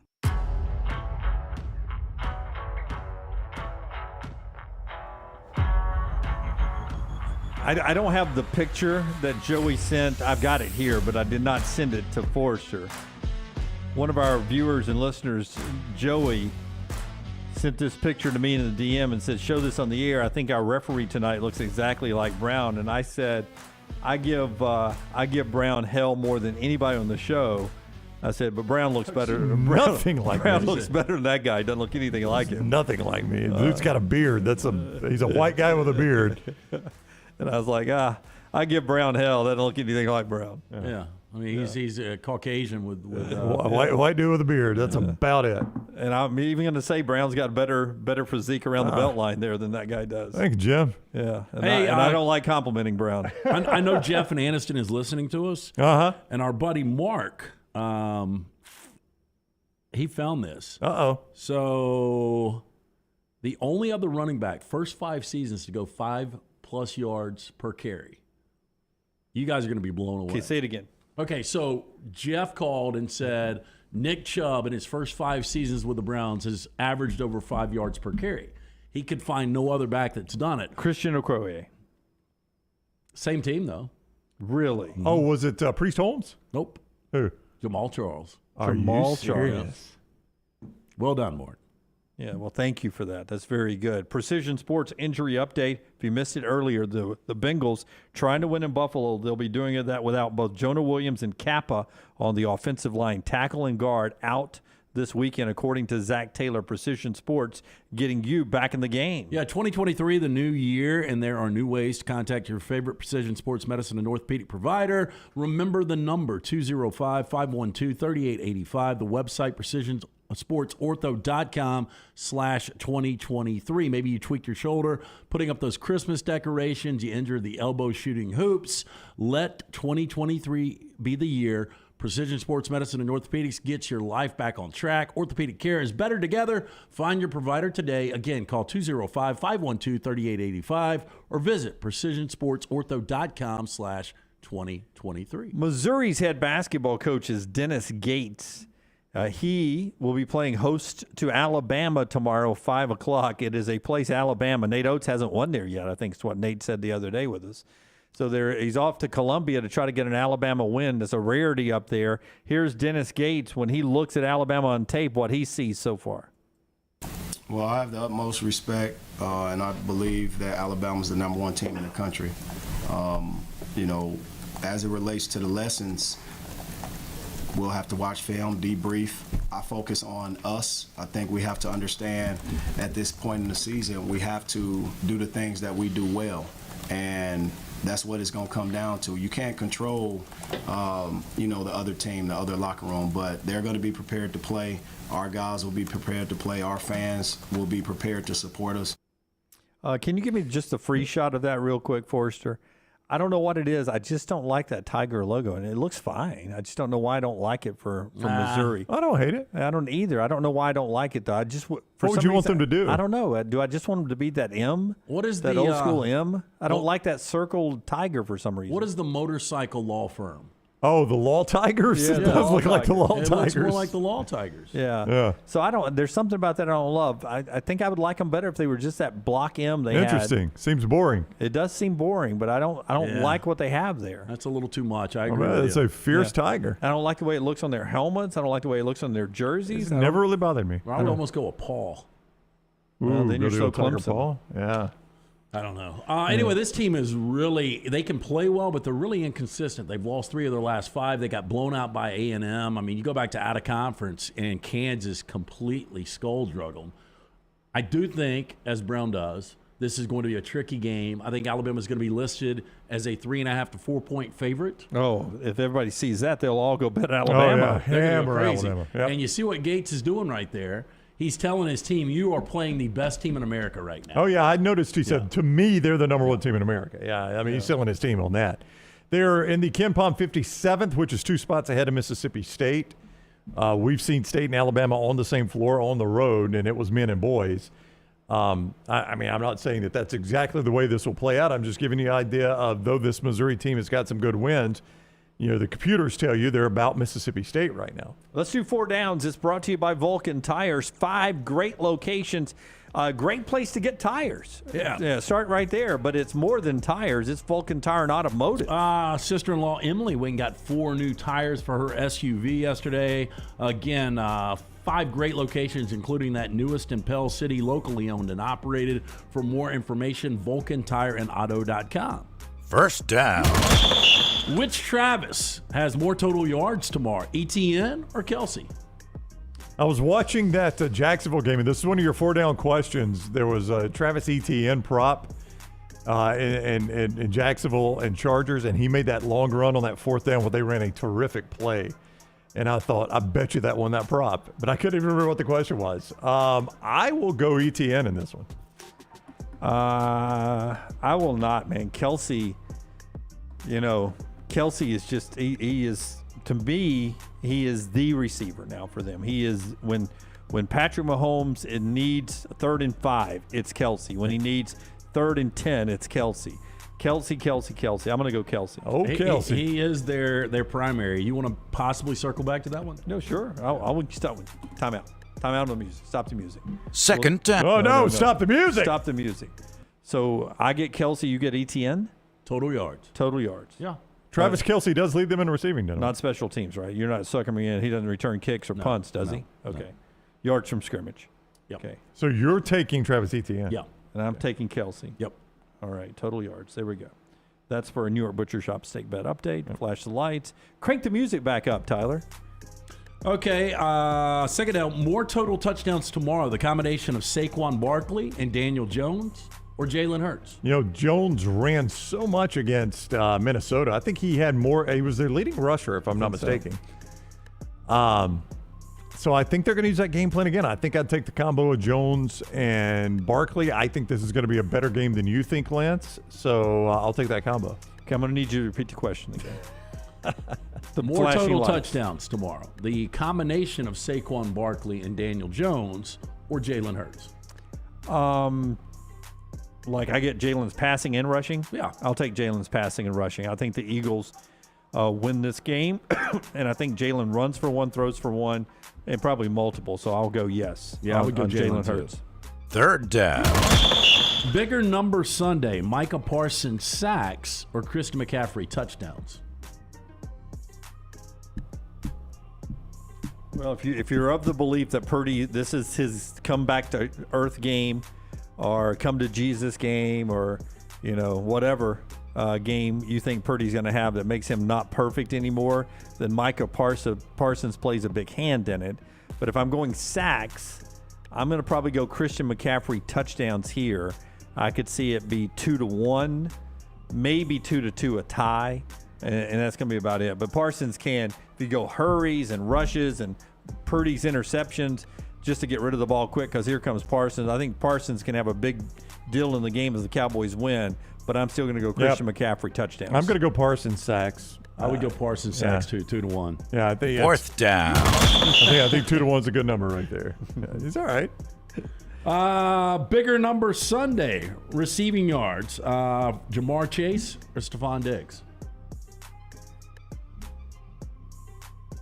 Well, one thing, if you've been watching the Bills over the last half of the season, there are times that it looks like since Josh hurt his UCL, he hasn't been the same. And I don't know if defenses are taking Diggs out more or if, that Josh, just because of what he can do with his arm, he doesn't feel comfortable throwing the tight windows to Diggs.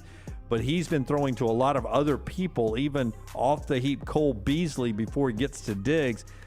Watching some of their broadcasts, you see, where's Diggs? Diggs isn't making a factor in the first half, and then he comes on and has a big second half. So it is a slow start sometimes for Allen and Diggs. But I think that's where I'll go. I'll go with Allen and Diggs. Let me ask you guys this. So I was in the car heading to Nashville last Sunday, and I was listening to your Dolphins and the Bills. And Diggs made that one-handed grab, and our friend Ross Tucker initially thought that it was a touchdown. They reviewed it. Obviously, it was not a touchdown, but how good was the catch? Oh, the catch was phenomenal. It was just too close to he had zero chance to get the feet in. But it was a phenomenal catch. I mean, if the Bengals are going to win, though, Chase yeah, I'm is going the answer. Jamar Chase. Yeah. I think I would go Jamar Chase here, too. I mean, Diggs had a really good game against Miami, 7 catches, somewhere 120 yards. That one that didn't count. But I'll go Jamar Chase in this one. Yeah, I believe whoever wins this 4 downs wins the game. On the 4th down question? Yeah, Chase and probably Diggs. so. Chase and Diggs. Probably so. Yeah. And that is 4 downs, brought to you by Vulcan Tires. Again, anything you need, brake pads, wheel alignment, tires, and more, they can do it bumper to bumper for you and your family. Locally owned and operated. Fantastic guys. For more information, VulcanTireandAuto.com. Michigan has now fired co-offensive coordinator and quarterback coach Matt Weiss following his arrest on computer access crimes on campus, better known as hacking. I did not. And I guess I just understand the story. I didn't understand the story, one, or know the details, but I don't guess I realized there was an arrest involved. I thought he was just caught by university officials and fired. I did not realize there was an arrest. After a review of university policies, the athletic department has terminated the appointment of co-offensive coordinator quarterbacks coach Matt Weiss. Consistent with university policy, we'll have no further comment on this personnel matter. So we'll see what he was hacking into. That'll be the most interesting part of this story. Yeah, I mean, if he's hacking into co-ed's cell phones. Now, I think I saw email passwords might have been leaked out or reported or something like that, that's what he was someone's email password. And as someone in the chat room said, not that it affects us that much, but for those of you in corporate America, he said, I work in this field. Be very careful sharing your passwords, even with people you like. If something happens under your password, you're in all likelihood taking the fall, not them. You know, I would say that anybody could have my email password because what do you really email? I would give it to anybody up here. But I'll never forget a guy we worked with. Him and his ex-girlfriend had a huge fight, a drunken fight one night, and she emailed the sales manager all kinds of stuff from his email. Oh, shit. Resigning and, I mean, cussing him like a dog. I'm going to need us to get to commercial break so I can find out who this one is. That's fascinating. I do not remember. This hacking thing scares me to death. T-Mobile, 37 million customers had stolen data. Yeah. I had one the other day. I got a you guys will love this. I got a alert like in the middle of the night from Lunsford may have used them before. It's one of the cryptocurrency platforms where you buy crypto, that they had a massive data leak. And then like randomly on Saturday, I get the most random text that's like trying to set up some sort of not ransom scam, but like blackmail scam.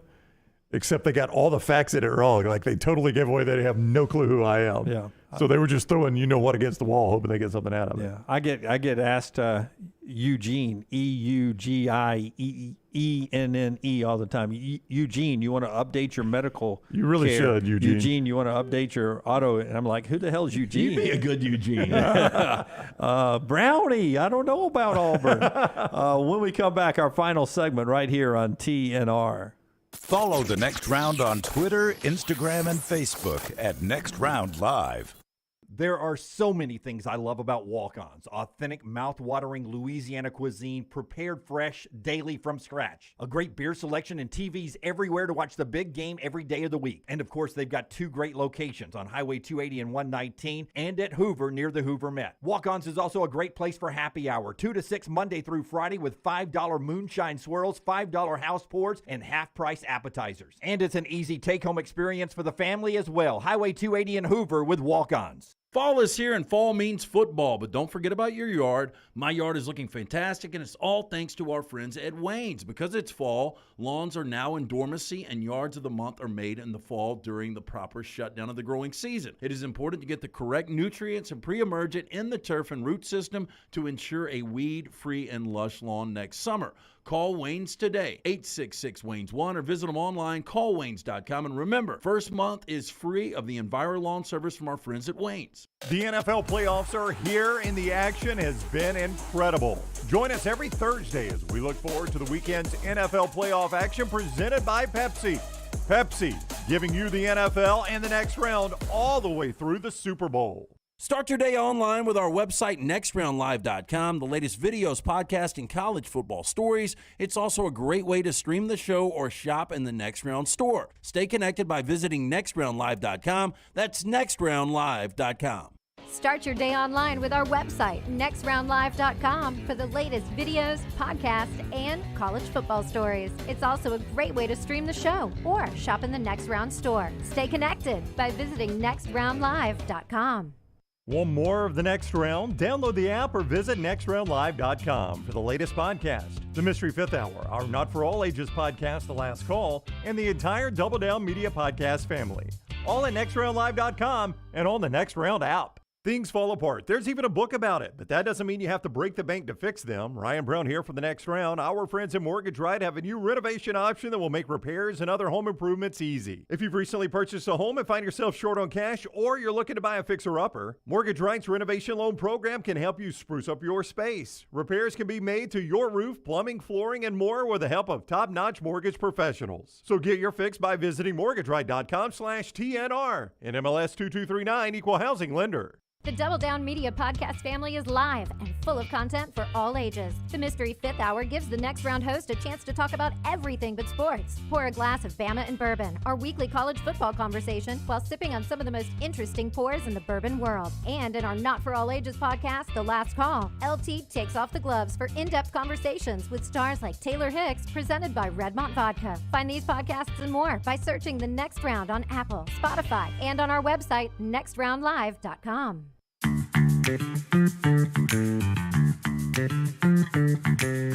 Back with you on the next round. One of the big stories today, let's see if we can recap them all. Jaden Rashada is now released from Florida, according to reports. So he is out looking for his next school. He no longer has a signed letter of intent with the Florida Gators. So free agent, free to negotiate, literally. Yeah.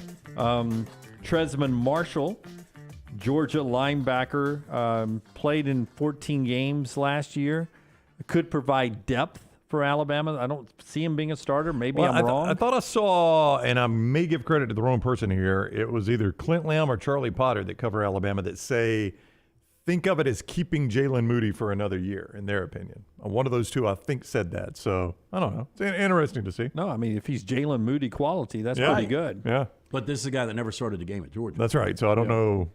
Well, I mean, I don't know what to expect out of him. But doesn't that become the problem with the portal is how do you keep depth? Because it seems like everybody who hits the portal is going to be trying to go be starters somewhere else. So if all your backup linebackers leave, like Alabama had to go to Arkansas and USC, where they're starters, and in Drew Sanders' case at Arkansas, a first-round draft pick, when he would have struggled to get on the field in Tuscaloosa, then how do you keep depth? Like at quarterback. I mean, Ole Miss has a lot of good quarterbacks right now. Alabama looks like they have a lot of potential at quarterback. But as soon as you see your number 3 on the list, you Walker Howard this thing and you leave. Well, that's when you go, again, Group 5. And bring those guys up, but are they going to come to your school to be the backup? I mean, I don't know. Would you rather be? I don't know. That's a great question. I think I want as much playing time as I can get. I can get to the NFL out of the Group 5. Yeah, I mean, it's going to be hard to get to the NFL sitting on the bench. That's right. Unless you're Matt Corral, chances are good. Your better chance of making it to the NFL is by actually playing games. That's right. I mean, I'm not going to get there sitting on the bench in all likelihood, but playing games, maybe I do. And Kevin's right over in the Vulcan Tire and Automotive chat room that Jamison Williams, I mean, there were no He stats. barely played. I think he had 8 grabs the year before he came to Bama. Yeah. So maybe, but this guy has stats. He played in 14 games. But he was depth at linebacker for Georgia. But we'll see. He's 4 years at Georgia, but he still could have 2 years because 1 year he didn't play 4 games because of an injury. Could get a red shirt for that, and then you have the COVID year. So he could be 2 years in Tuscaloosa. We'll see what he brings to the table down there. Our Cowan Equipment poll question, what's your favorite part of the hibachi experience? Shrimp toss into your mouth, onion, volcano, ginger salad dressing, or other? What do you think won it? Ginger. Ginger salad dressing.